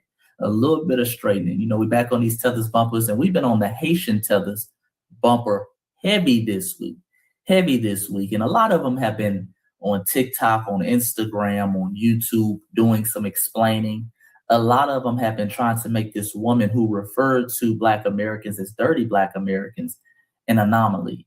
But as I showed you in my previous video with the other Haitian woman, the years and years of disrespect that has come from the Haitian community. And many of them are showing it again in real time. See, the more and more they talk, the more that disdain for foundational Black Americans comes out. And you're going to see it again today, family, with this gentleman we're about to break down, okay? But before we do all that, family, make sure you like the video, you subscribe to the channel, and you hit that bell icon. And also, family, this will be the last day to take advantage of my free giveaway for Black History Month. You can either get my book, 19 White Men Who Admitted They Were Indigenous Black People in America, or you can get my book, 30 Black Wall Streets the Mainstream Media Never Told You About. Link is down in the description below. Don't miss out, family. Don't ever say your boy didn't never try to look out for you. You dig? But with that being said, let's get into the video because we got some straightening to do. So y'all remember the podcast where the Haitian woman was calling Black people, what she called them, dirty Black Americans? Mm-hmm. So I have a Haitian friend, and I'm going to get his take on that topic. 1 second. Okay, so this is my Haitian friend, Carl. He's from Haiti. So what do you think about the girl calling people dirty Black Americans? You're Haitian. What do you think? Why was she calling them dirty Black Americans? She said because that's what we are. Just to say it? I guess she wanted clout. I don't know, but you're Haitian. Can you explain that? Do they really call us that? No, she called y'all that. Just her. I've never called anyone a dirty Black American. I don't know why she called Black Americans dirty. She probably had a bad experience with y'all. As do most Caribbeans do have bad experiences with Black Americans. Have you ever had a bad experience with a Black American? All the time. But you don't consider them as dirty Black Americans, though, do you? They just, I feel like Black Americans lack unity. I feel like I can meet a Haitian of any age. Hang in there, family. I know. I know. We're going to cook. We're going to turn up the eye on his ass. But okay, go ahead. From any background, and automatically when they find out I'm Haitian, they're protecting me in the room. Some way, somehow. They're looking out. They're making sure. Are Black people? Huh? Are Black people or you're the Haitians? The Caribbeans, okay. Jamaicans. Like they see another Caribbean in the room, they looking out for them. Just like white people could see they friend applying for the job, they gonna make sure the white friend good. Just like the Spanish people stick together and they family members want to live in the same house and always be together. Vivi hang out with all her sisters all the time. Foreigners stick together. So you saying Black Americans don't stick together? They be against one another. Oh yes, it be for may the best win. It'd be a doggy dog world. They're not. They're not about unity. They're not about unity. Okay, hold on. We gotta pause it right here. We gotta pause it now. Let me cook for a second, family. Now, many times, family, I'm gonna be honest with you. Every night, I reflect on the videos that I post, what I say in the videos, the research that I give the family, because I never want to purposely give any of the family any misinformation. And I'm truly not on here to attack any other ethnic group, especially Black ethnic group. But after every reflection at the end of the night, and I think about what I say, I never regret it. I never regret it because of individuals like this. In the logic that some of these tethers use and they have. Let's review what he just said. Family, he just said Black Americans, we have no unity. But Haitians do. Huh? Family, we can easily debunk this by looking at Haiti. Sir, if you're so unified, if Haitians are so unified, why is a dusty, crusty Negro that is nicknamed Barbecue running your homeland into the ground right now? If Haitians are so unified, why can't y'all get together to pave the damn roads in Haiti where 3/4 of your roads are unpaved? If Haitians are so unified, why are your beautiful Haitian babies walking around eating mud cookies, which is a part of the culture in Haiti? If Haiti is so unified, how is it that y'all only make $4 a day while standing on top of $20 billion worth of mineral resources? Why can't y'all get together to do something with the natural resources that's underneath your feet? Why can't y'all get together to have stable electricity and consistently clean and safe running water in your homeland? Better yet, why are you here? She said you're from Haiti. Why don't you go be around your Haitian brothers and sisters? Since you're so unified, no one forced you to come here, sir. Make it make sense, family. Is it me? I'm asking the family. Put in the comment. Is it Brother Chase? Am I just missing something?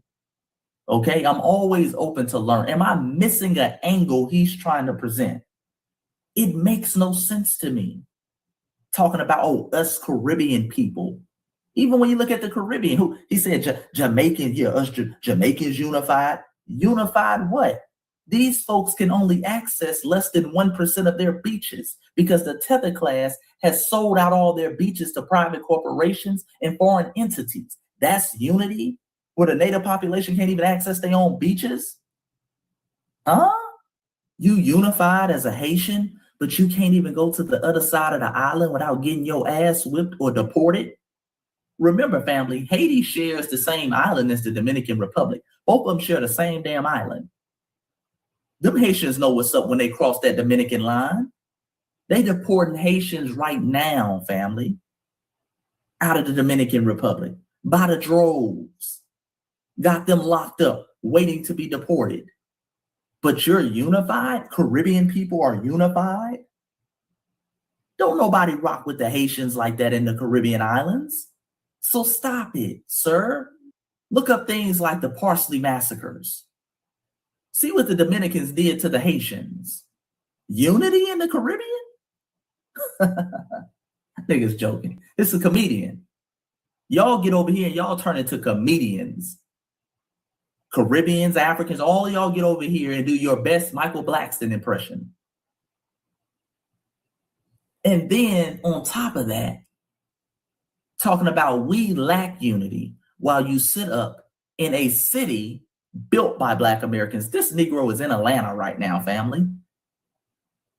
He's in Atlanta, a city built by foundational Black Americans, benefiting off the fruits of our unity that granted him civil rights so he can walk around freely and say whatever he needs to say without fear of being lynched. Okay? That granted him birthright citizenship because she said he's from Haiti. I don't really hear no Haitian accent. I feel like his parents are from Haiti and he was born here. So now he had birthright citizenship, something that was made possible due to the unification of foundational Black Americans during and after slavery. Queen mothers like Sojourner Truth pushing for that, saying, hey, anybody who was born here is now a U.S. citizen. You benefit off the fruits of our unity, sir. And you know that. That's why you're here cosplaying as a foundational Black American. But let's continue, family.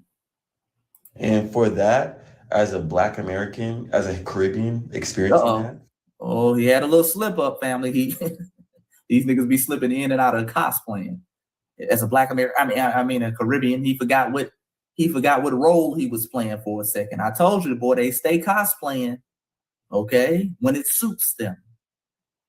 From a Black American, and you're always used to Black people always like wanting to be one, and then you see like the Americans are not like that. It's like, wait, I thought we was on the same team, you know?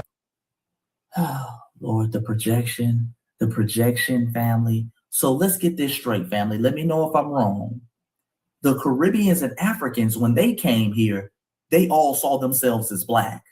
They were one big Negro. They didn't have no tribes. They didn't come here and say, me no Black, me Dominican. No. They didn't do all that. They came here and they said, we're just Black.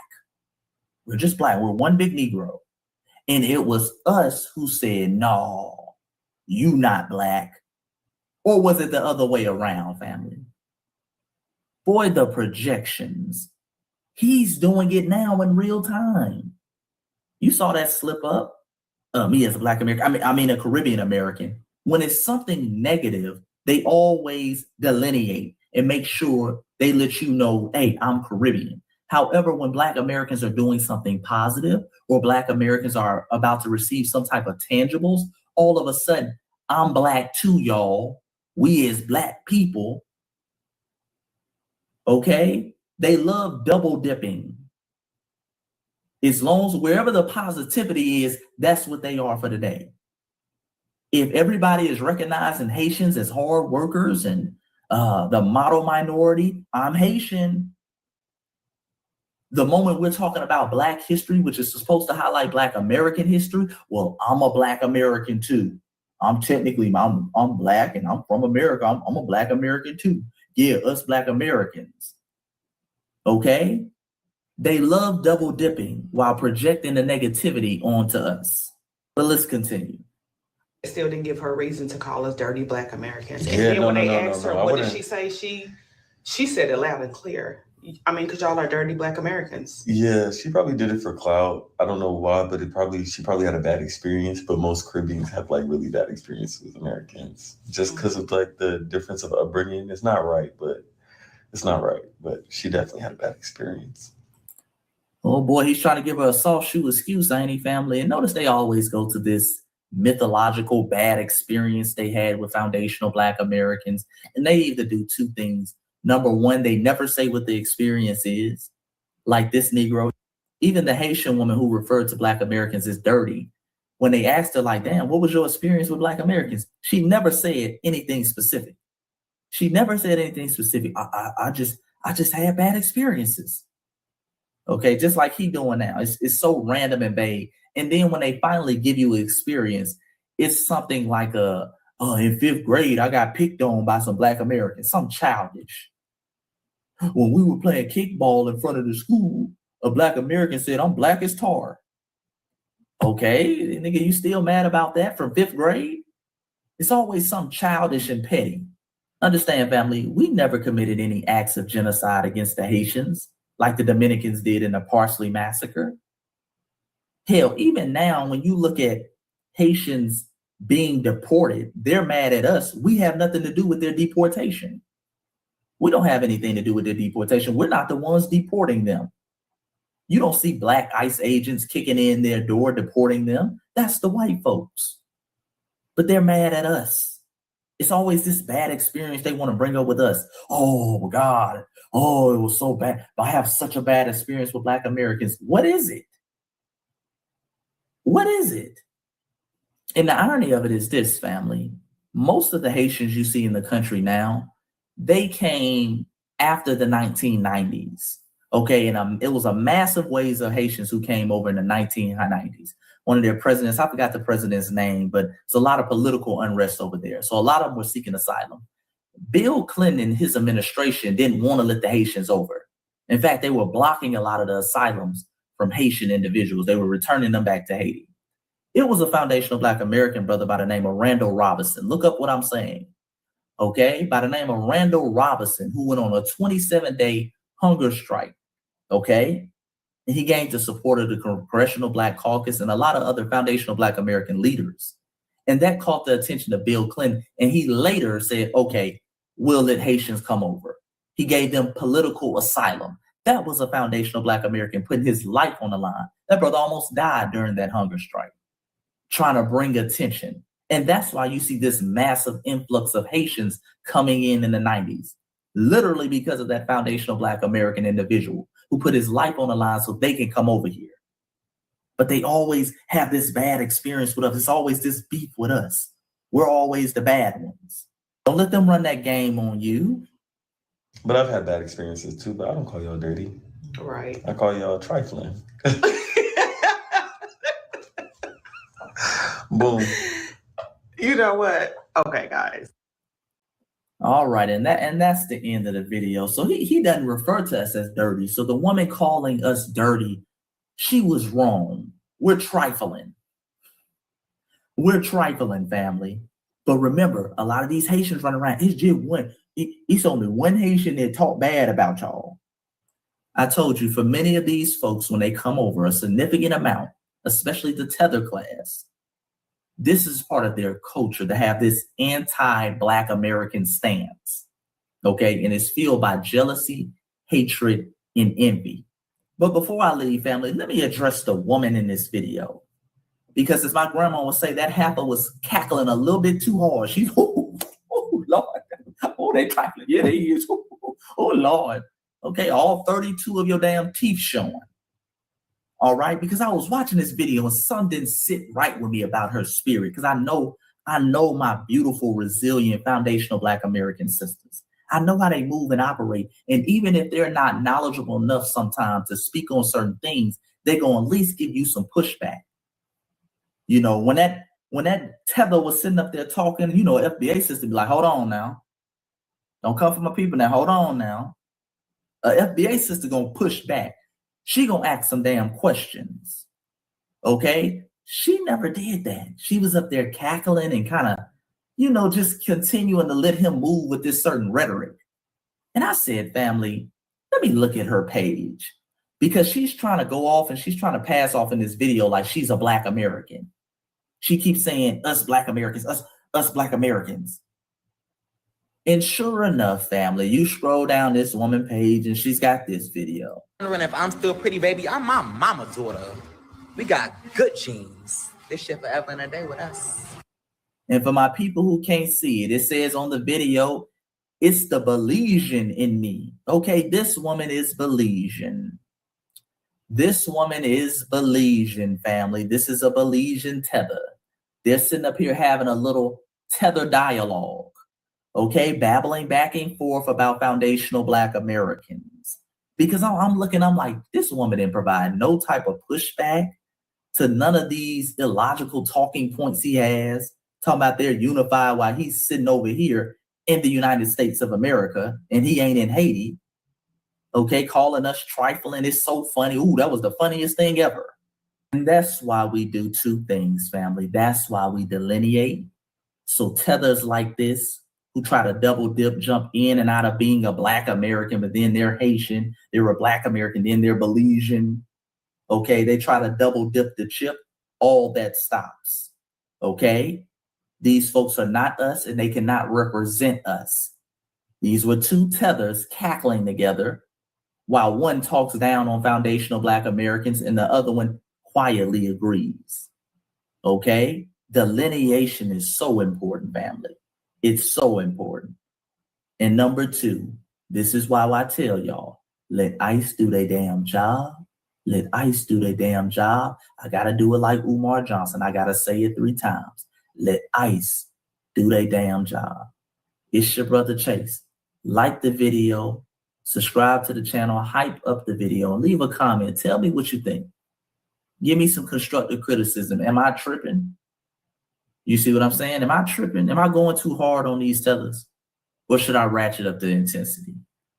And last but not least, it's the last day to get your free copy of the 19 White Men Who Admitted There Were Indigenous Black People in America, or the 30 Black Wall Streets the mainstream media never told you about. So make sure you go get that in the description.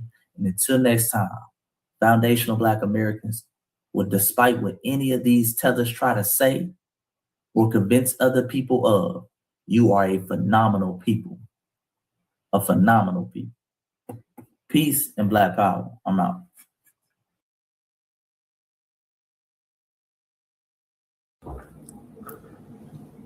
Peace, love, and reparations. Welcome to Black Star TV 2.0. It's your boy Black Star. Come in and hit that like button, that subscribe button if you're not subscribed to the channel, and please share this out to all your social media platforms. What's going on, family? I want to talk about something today about, I heard somebody on Tariq's show the other day. They said, y'all always talking about we're taking your jobs, we're taking your jobs. And when Tariq answered, he said, no, we don't be saying that.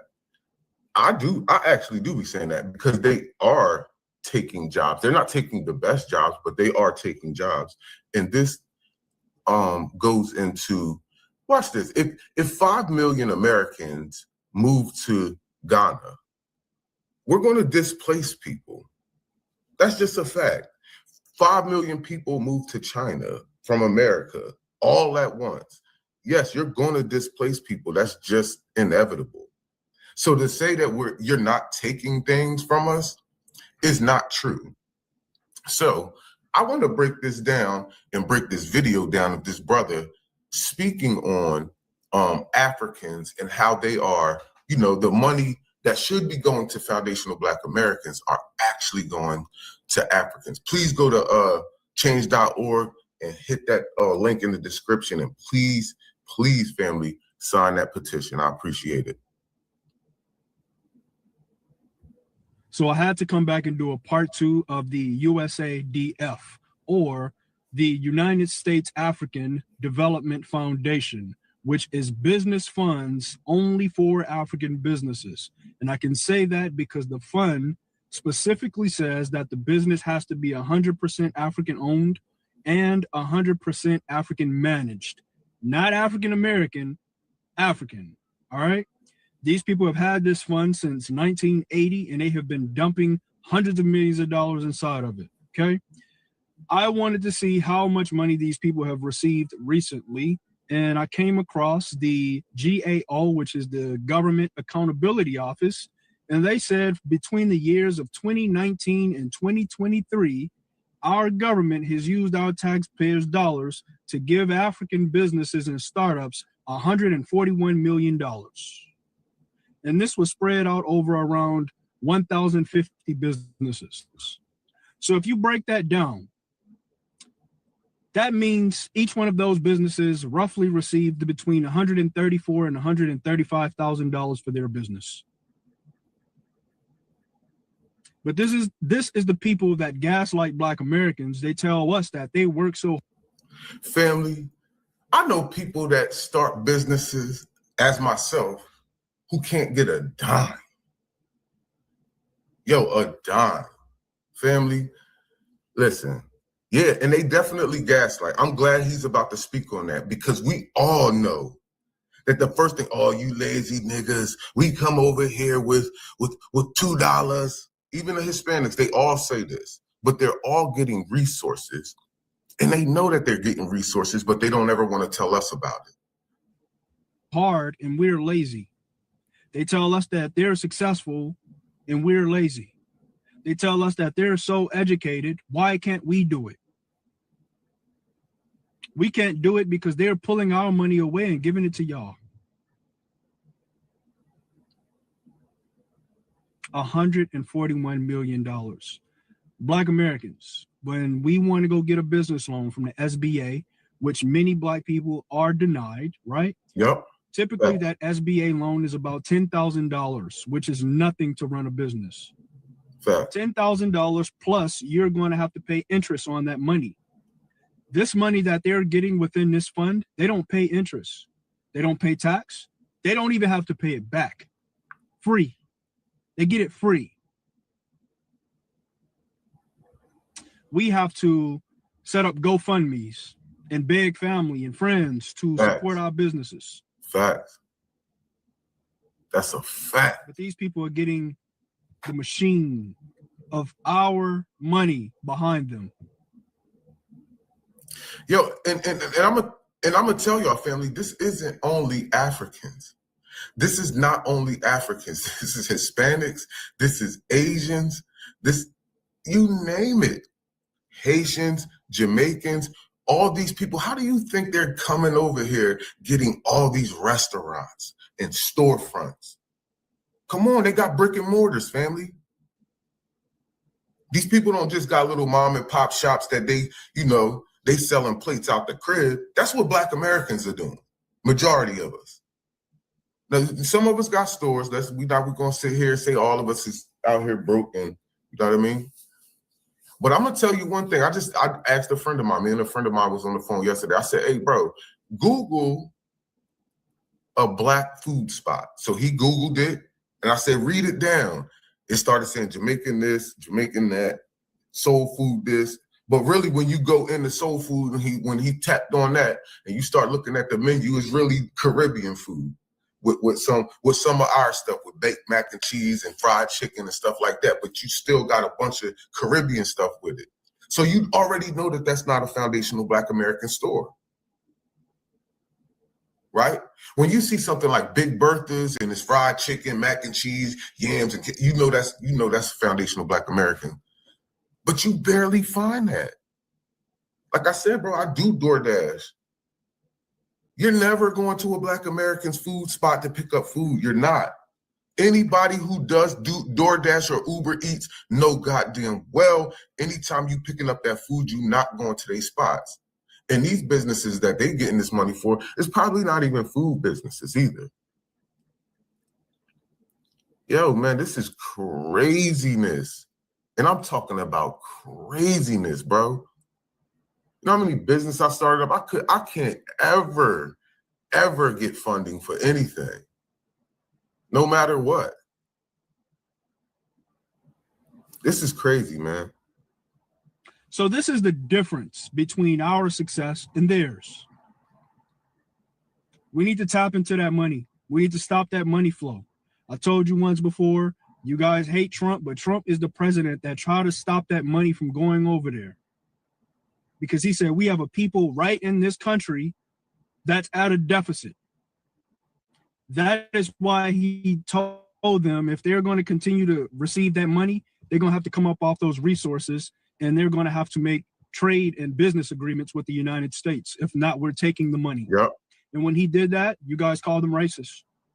When you did that, Congress, Democrats and Republicans, they stopped him from stopping the money. Just over the last 2 years, they've received 45 million. And I'm telling people, this is why, please, family, please go to that the change.org and please sign the petition. And I'm trying to tell you, all of this is to drown us out, make us consumers, give them all the business loans while they just talk about us with jobs. And these people literally just keep flooding more of their people over here, and all they do is cater to their people. They don't cater to us. There's no allies. We don't have friends in this country. We only have each other, and we are all we got. And I mean that shit. We are all we got. Family, I need 200 signatures. We have 104. Family, I need you guys to sign this.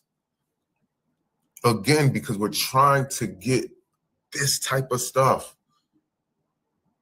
But we're trying to aggregate it to where we can get it just for foundational Black Americans. Specifically, that way you can't usurp us and try to give it to other people.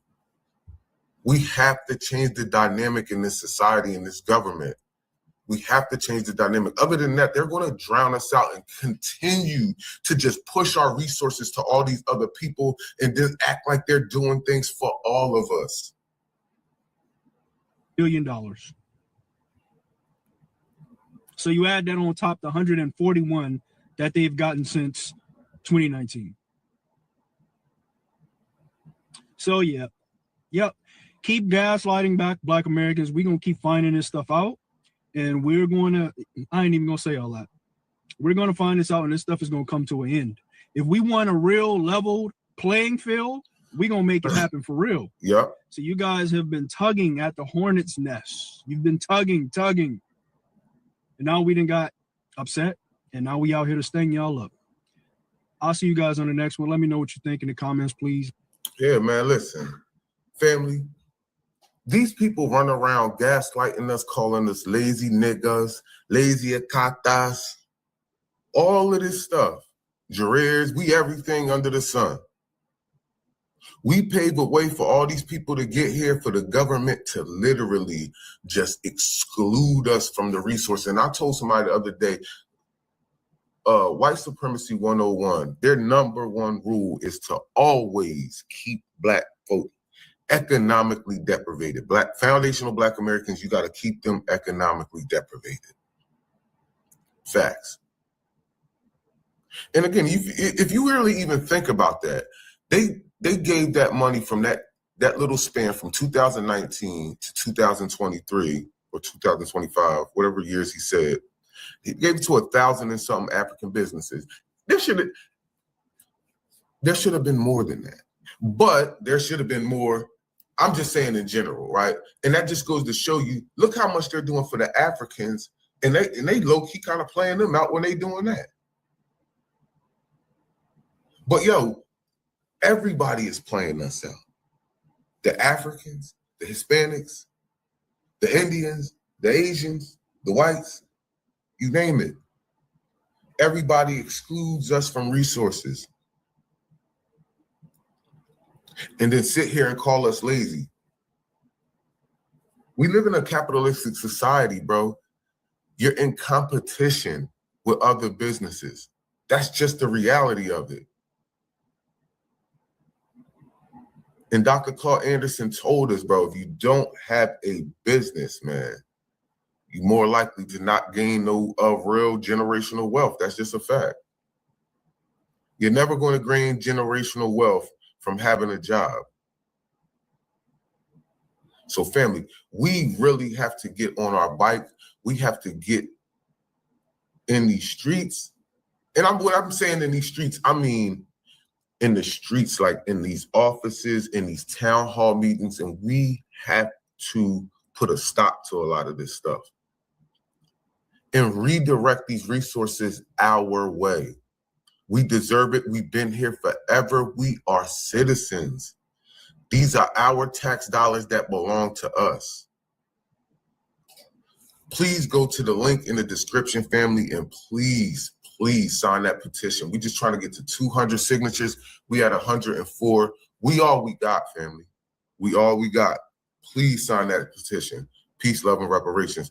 I'm up out of here. Y'all have a blessed day.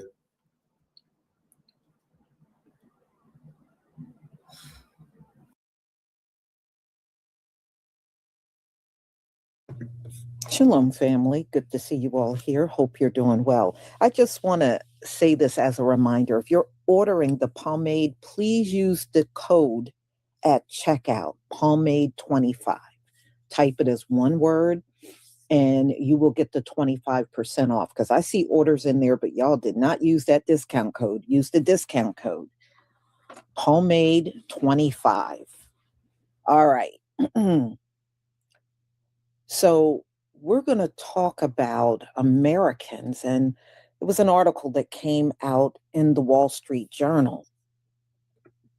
And a lot of Americans are fed up, and many of them are now leaving, and they're saying this is in record number. So it's a lot of things happening, not just this. And yes, some of these people that are leaving are from our community that don't want to be here anymore. So America will be celebrating 250-year anniversary. It's supposed to be a big celebration going on in Washington, D.C.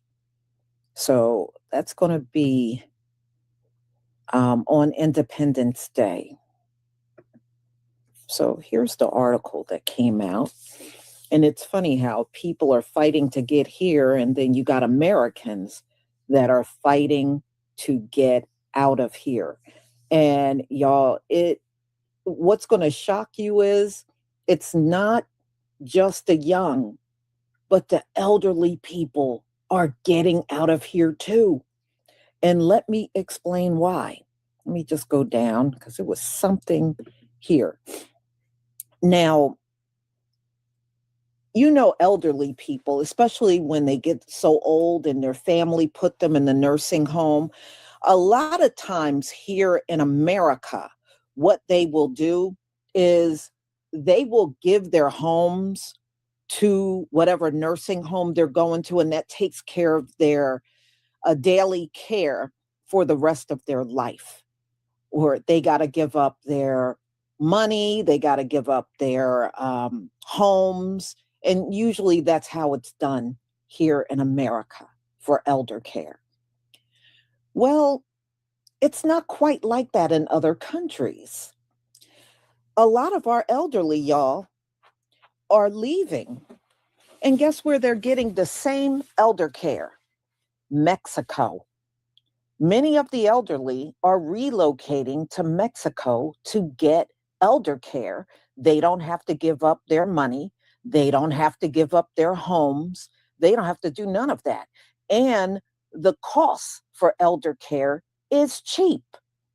So a lot of our old people are foregoing getting into living assisted apartments or going into a nursing home. And they're now opting to go over to Mexico for their care because you get the same care for a fraction of the cost.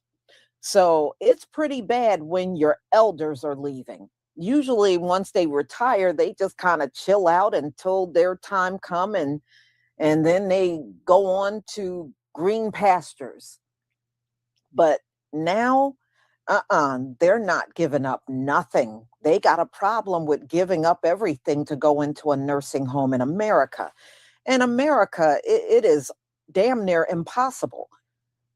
A lot of people can't afford it. This is why people will have their elderly parents at home just caring for them, because it is so unaffordable. You know, it's an arm and a leg. So that's happening. A lot of Americans are getting, you know, condos and apartments, and they're relocating to Mexico because the cost of living is just cheap. And that's not the only place they're going. They're going to other places around the world as well. You know, I was looking at another article. A woman left from here and she went to go live in Scotland, and said it is so much affordable to live in Scotland than to live in America. So this is going for all age ranges, all racial groups, and even elderly people. So it's really interesting what's going on. But y'all, isn't this also biblical? People leaving the land and either going back home or just going elsewhere. Yeah, this is very biblical. Very. And they're saying that the people that are leaving now, it's in record numbers. In record numbers. All right.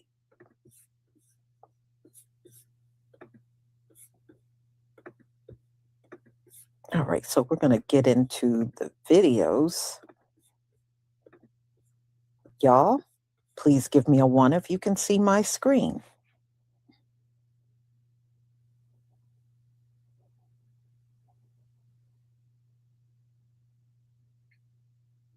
Thank you.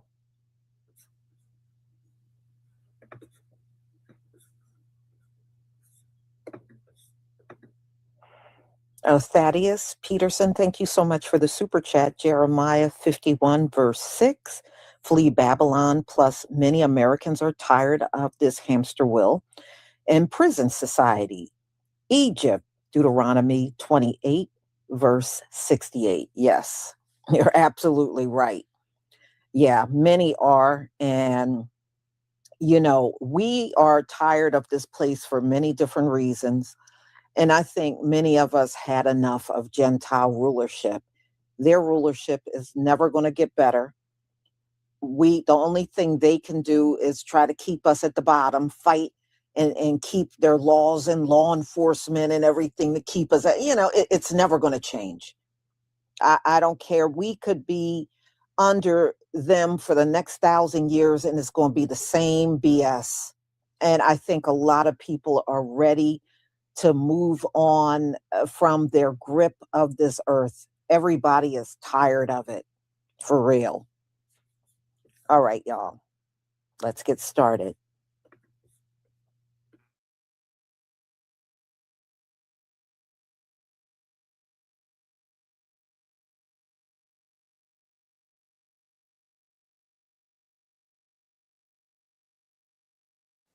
This is something we got to talk about.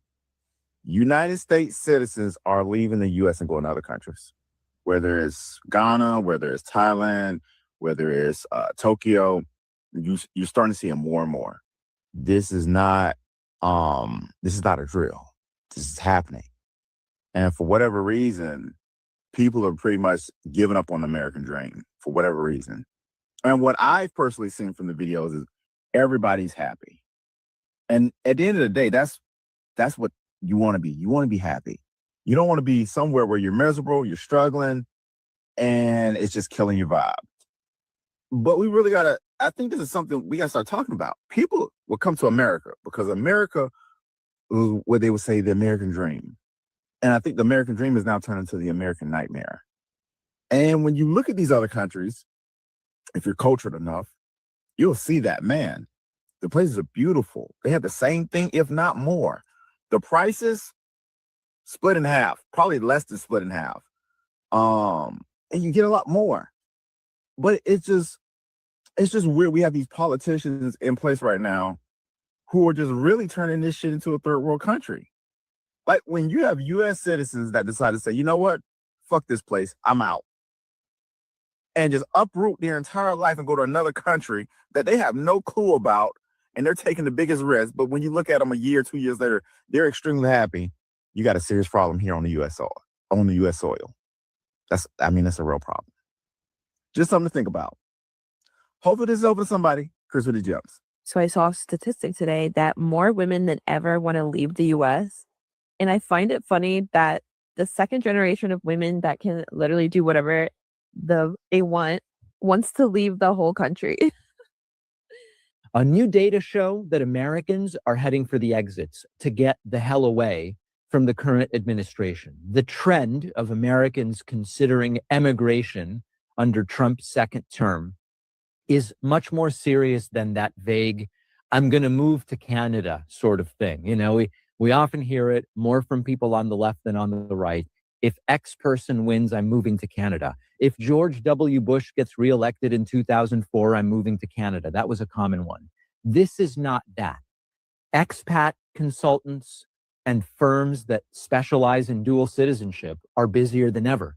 And they're fielding a huge number of calls from Americans who are just looking at, how could I leave the country? Now, this includes skilled professionals. This includes scientists. This includes people who are just looking to do something different elsewhere. If you look at Germany's Max Planck Society, they have seen a huge increase in applications from American researchers. And there are other countries that are saying Trump has generated a new talent pool by virtue of what they are doing with DOJ and with federal governments.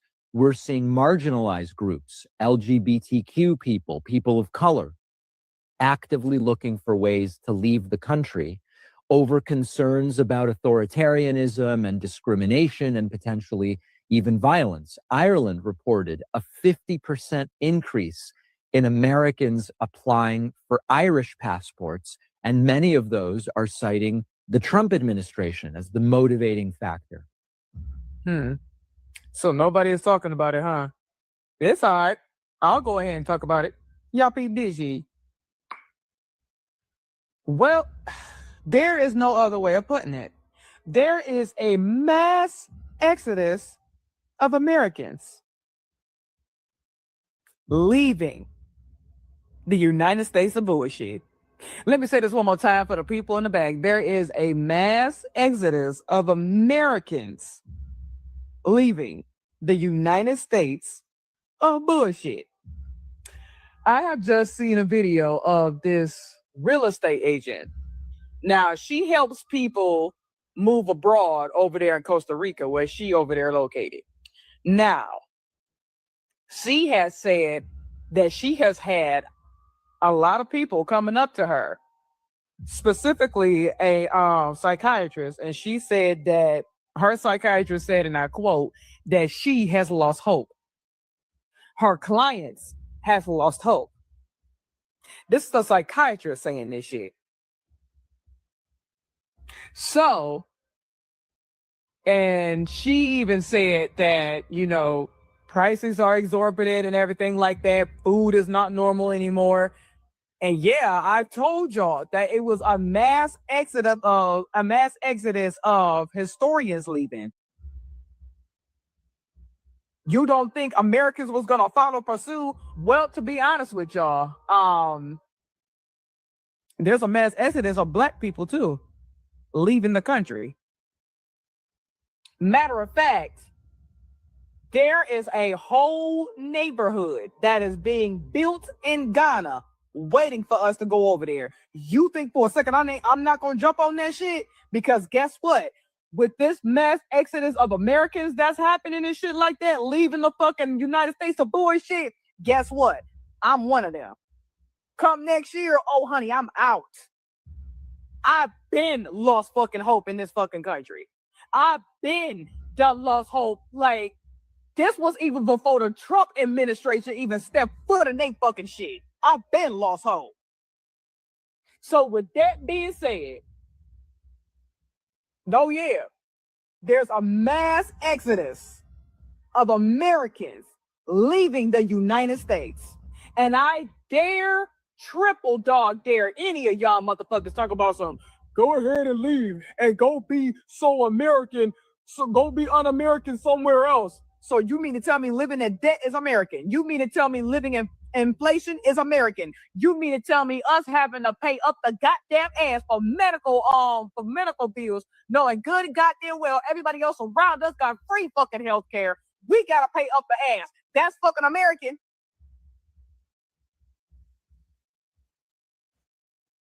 We're the ones that gotta wait before shit gets fucking better. Bitch, ain't shit getting fucking better. Shit is getting fucking worse. Why do we gotta fucking deal with that shit? Why do Americans gotta deal with it? But anybody else around us, oh, they good as fuck. What? And you wonder why a lot of people are fucking leaving. Girl, bye. I'm so glad I got my motherfucking passport. Now it's just a matter of fucking time. Oh, where the fuck I want to move to. And trust me, I got a couple of places in mind where the fuck I'm moving in. Y'all just stay the fuck to and where the fuck I'm moving to. Okay, period. So Americans, rich and poor, are packing their bags and leaving the United States of America. From the first 6 months of this year compared to the first 6 months of last year, Americans moving to other countries has increased by 90%. That's right, 90%. And so that's almost double where it was last year. And so, folks, people are seeing the craziness and the chaos and the instability and the violence, and they're just leaving. They're just leaving. Folks, let me know why you think this is happening in the comments. And I love you guys to give me a follow. Thank you. Americans are abandoning the United States in record numbers, and this isn't temporary vacation travel, it's permanent relocation that's doubling year after year. New data reveals a shocking exodus of normal families, retirees, and young professionals who've simply had enough. They're not millionaires or dreamers, but ordinary citizens seeking basic dignity and safety that America can no longer provide. The reasons echo what we all feel daily: skyrocketing living costs that make groceries luxury items, never-ending political chaos that consumes everything, and genuine fear about safety in everyday spaces like shopping centers. Popular European destinations like Greece, Spain, France, and Portugal are witnessing cafes filled with former Americans who've completely given up on the American dream. These aren't protest moves. They're survival decisions made by people who still want to experience life without constant financial struggle and anxiety. The most surprising aspect is who's leaving. Not just the wealthy who can afford multiple homes, but teachers, healthcare workers, and remote employees who calculated they can live better elsewhere. Their common thread isn't politics, it's the fundamental desire for a dignified existence that no longer seems possible in today's America. Americans are leaving. They're leaving this country in record numbers. But the amount of Americans that want to leave, that's got to be a new record in itself. 63% of Gen Z want to leave the United States. Their main reason being there is no economic future here. Okay, 68% of people in this country say that they are surviving rather than living. 52% of millennials also want to leave the United States, while Gen X and boomers want to stay put. Only 25 and 26% of them, respectively, have any interest in leaving the United States. And while, yes, there is a huge gap of people who want to leave and people who can leave and people who end up actually leaving, this is worrying, right? Who's going to be left in the country if all the young people want to go somewhere else? Where do these people want to go, you might ask? Well, the top 5 countries that they want to move to are Canada, the UK, Australia, France, and Italy. There is a tidal wave of people that want to leave this country. And I can't say that I blame them. Life here is hard. I'm not saying it's a bed of roses anywhere else, but here it just feels impossible. We're moving abroad next year and we can't be more excited. If you're interested in what that looks like, stick around. The amount of people just leaving the United States is absolutely insane. I could sit here and read you all the numbers about how 4 in 10 US adults are planning to relocate, how more people than ever are emigrating from the United States, and how for the first time in over 50 years, there's going to be a net outflow of immigrants rather than an inflow. It is just astounding. But the amount of immigration lawyers and relocation experts and foreign governments who are just swamped with Americans because there are so many people moving that I don't even think the true number is really documented. And it is just going to show that there is a movement happening and it's out of the United States. And whether that's political, economical, or something else, like just looking for a better quality of life, a better pace of life, better work-life balance, there is something happening. And I think a lot of people realize the sinking ship that we are on and they're getting off. I'm not trying to cause a panic or anything like that, but I think people realize the way things are going here, how it's not improving, how it's not going to get better anytime soon. And they are taking the nuclear option of taking their American dream somewhere else. Because the American dream now is to leave. Just look at the number of Americans who live in Mexico, Spain, Portugal, France, etc. It is growing and growing and growing. And I think this is going to have ramifications from foreign governments locking down immigration in the future. Anti-American sentiment is on the rise, unfortunately. And who knows, maybe the government here increasing taxes on expats. I know they were supposed to get rid of the taxes on expats. And instead of doing that, they actually increased the fee of money leaving the United States. So, our government doesn't really like us leaving the country anyway, because it really is the biggest form of protest. You're taking your dollars and you are moving to another place and saying, I am removing myself from this American system. I myself am moving and I am moving to Portugal next year. I couldn't be more excited. Follow me if you find that interesting. And please let me know if you're leaving, if you're thinking of leaving, and if you are, where you're going. Because even though things are bad here, economically, politically, whatever, I think most of us aren't running away from something as much as we are running towards something. And that something is a better life.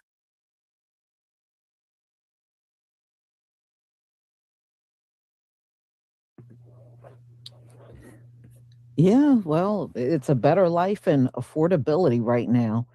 There's a lot of people that are upset about how out of control inflation is in America. It did not improve under Donald Trump. If you remember, he said day one, prices would go down. As soon as he takes office, day one, it would go down. It did not happen. In fact, it went up since he took office. So nothing has been done about the inflation. Jobless rate has gotten worse. As I had told y'all before, there's more people unemployed than there are jobs to go around. And, this inflation is not going anywhere, y'all. We are about to approach spring.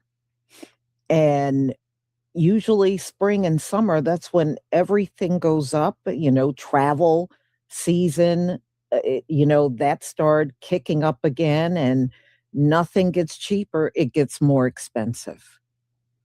So Yeah, I would imagine this is probably going to step up even more before we get to the end of the year.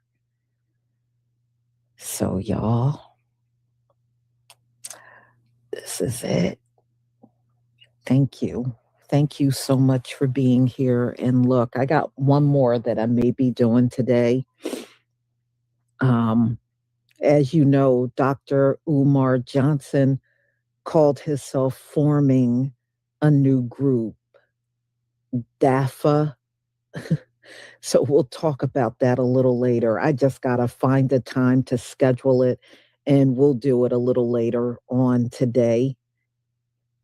You know, he wants the word African in there. And, you know, there's a lot of people that feel we are not African. You know, definitely on a cultural level, definitely not. So we'll look into that and do a deep dive a little later. So y'all have a wonderful, wonderful day. And hold on. Gentle Spirit 8862, thank you for the super chat. Shalom, Sister Lisa, thank you for your continued works, even throughout your recovery. May you be 1,000 times. Thank you. And may you be Baruch 1,000 times over. Thank you. I deeply appreciate it. And thank you for your contribution. Thank you so much. I do deeply appreciate it. And the recovery is going fine. I still can't feel my arm, but it's going well. So I will see you later, family. Shalom. But I want to get the language right tonight.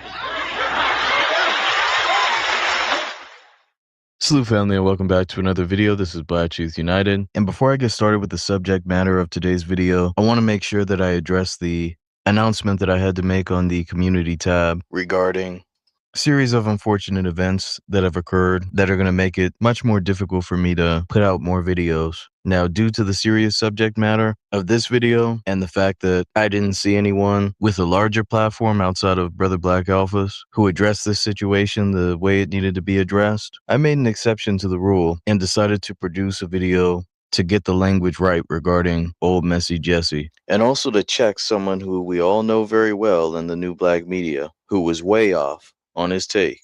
But we'll get to that later. Now, I don't know when the next video will be coming out. It could be 2 weeks from now, a month from now. But I do sincerely want to thank everyone on this channel for being supportive over the years, by word and deed. It really does mean a lot. So certified salute to all of you. Now, with that being said, it's time to get into this important video for the whole of FBA society. And we're going to be getting the language right with the so-called legacy of Jesse Jackson, a known sellout, a known traitor to the community. I'm not going to be mincing words on this. You have quite a few clowns who are really showing their true colors by not calling out Jesse Jackson for what he was during pretty much the entirety of his public life. Some of you know that the nickname for Jesse Jackson is Messy Jesse, an appropriate name for a known traitor. And this video is going to be a case study. It's going to outline not only the quote-unquote legacy of Jesse Jackson, but you're going to know why it's important to remember traitors. But before I do that, I want to check the temperature in the room and get your feedback regarding the following image. I want to do a perception test, which I don't normally do. I'm going to show you an image and I want you to point out what's wrong with it.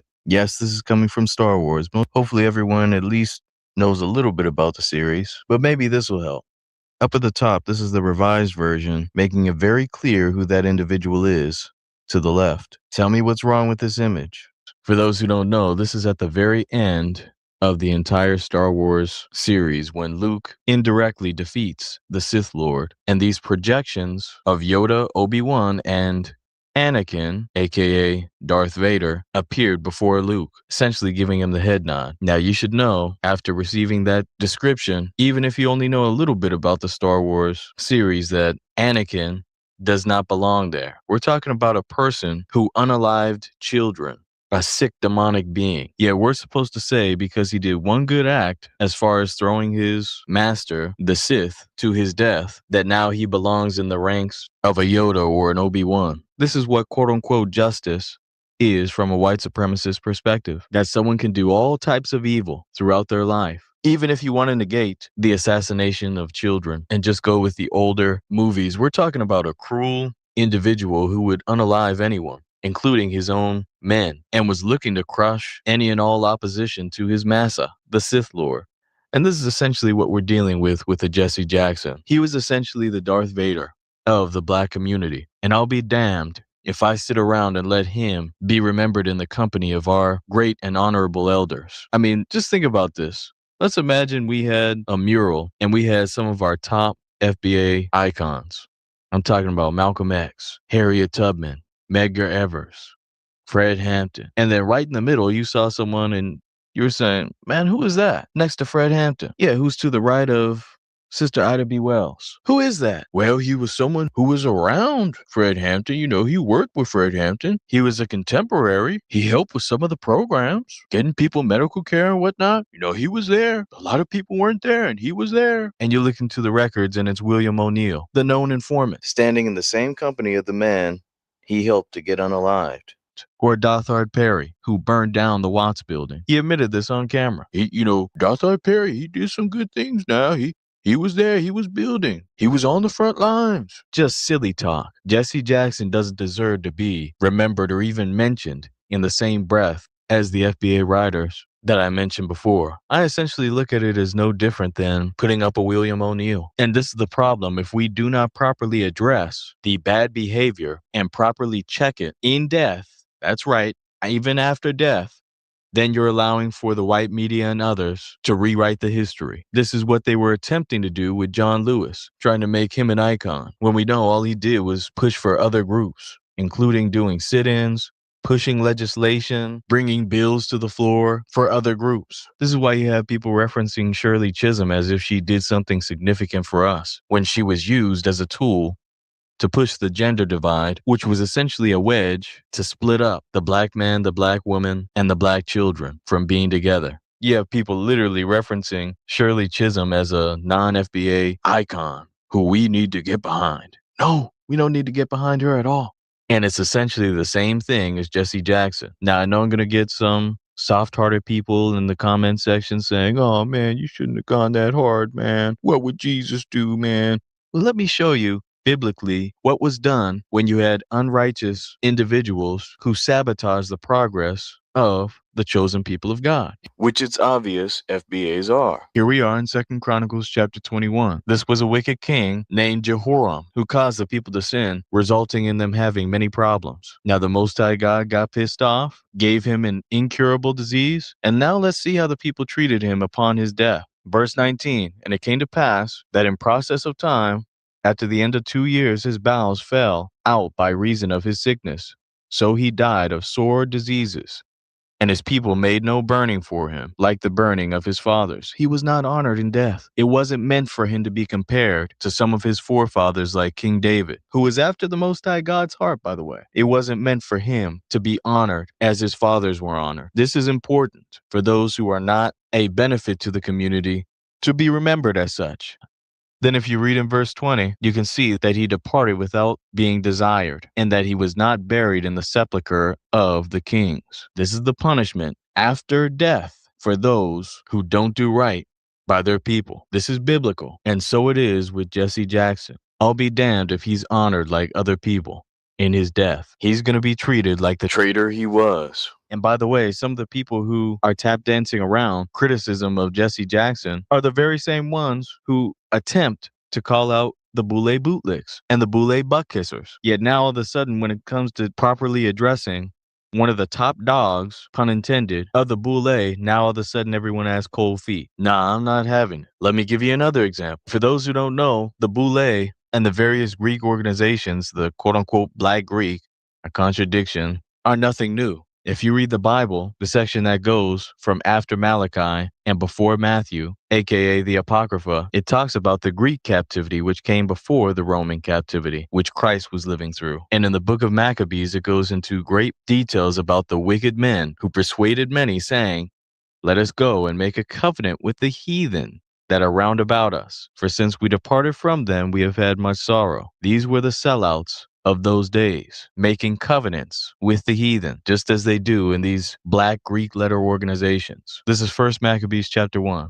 So this device pleased them well. Then certain of the people were so forward therein that they went to the king of the land, the Grecian king, over them, who gave them license to do after the ordinances of the heathen. Whereupon they built a place of exercise at Jerusalem according to the customs of the heathen. Verse 15, this is key, pay attention. And made themselves uncircumcised, and forsook the holy covenant, and joined themselves to the heathen, and were sold to do mischief. That's what Jesse Jackson was sold to do, mischief. And that mischief won't be forgotten. Now let me give you 2 Maccabees, which for those who don't know runs parallel to 1 Maccabees. It just gives more details about the story of 1 Maccabees.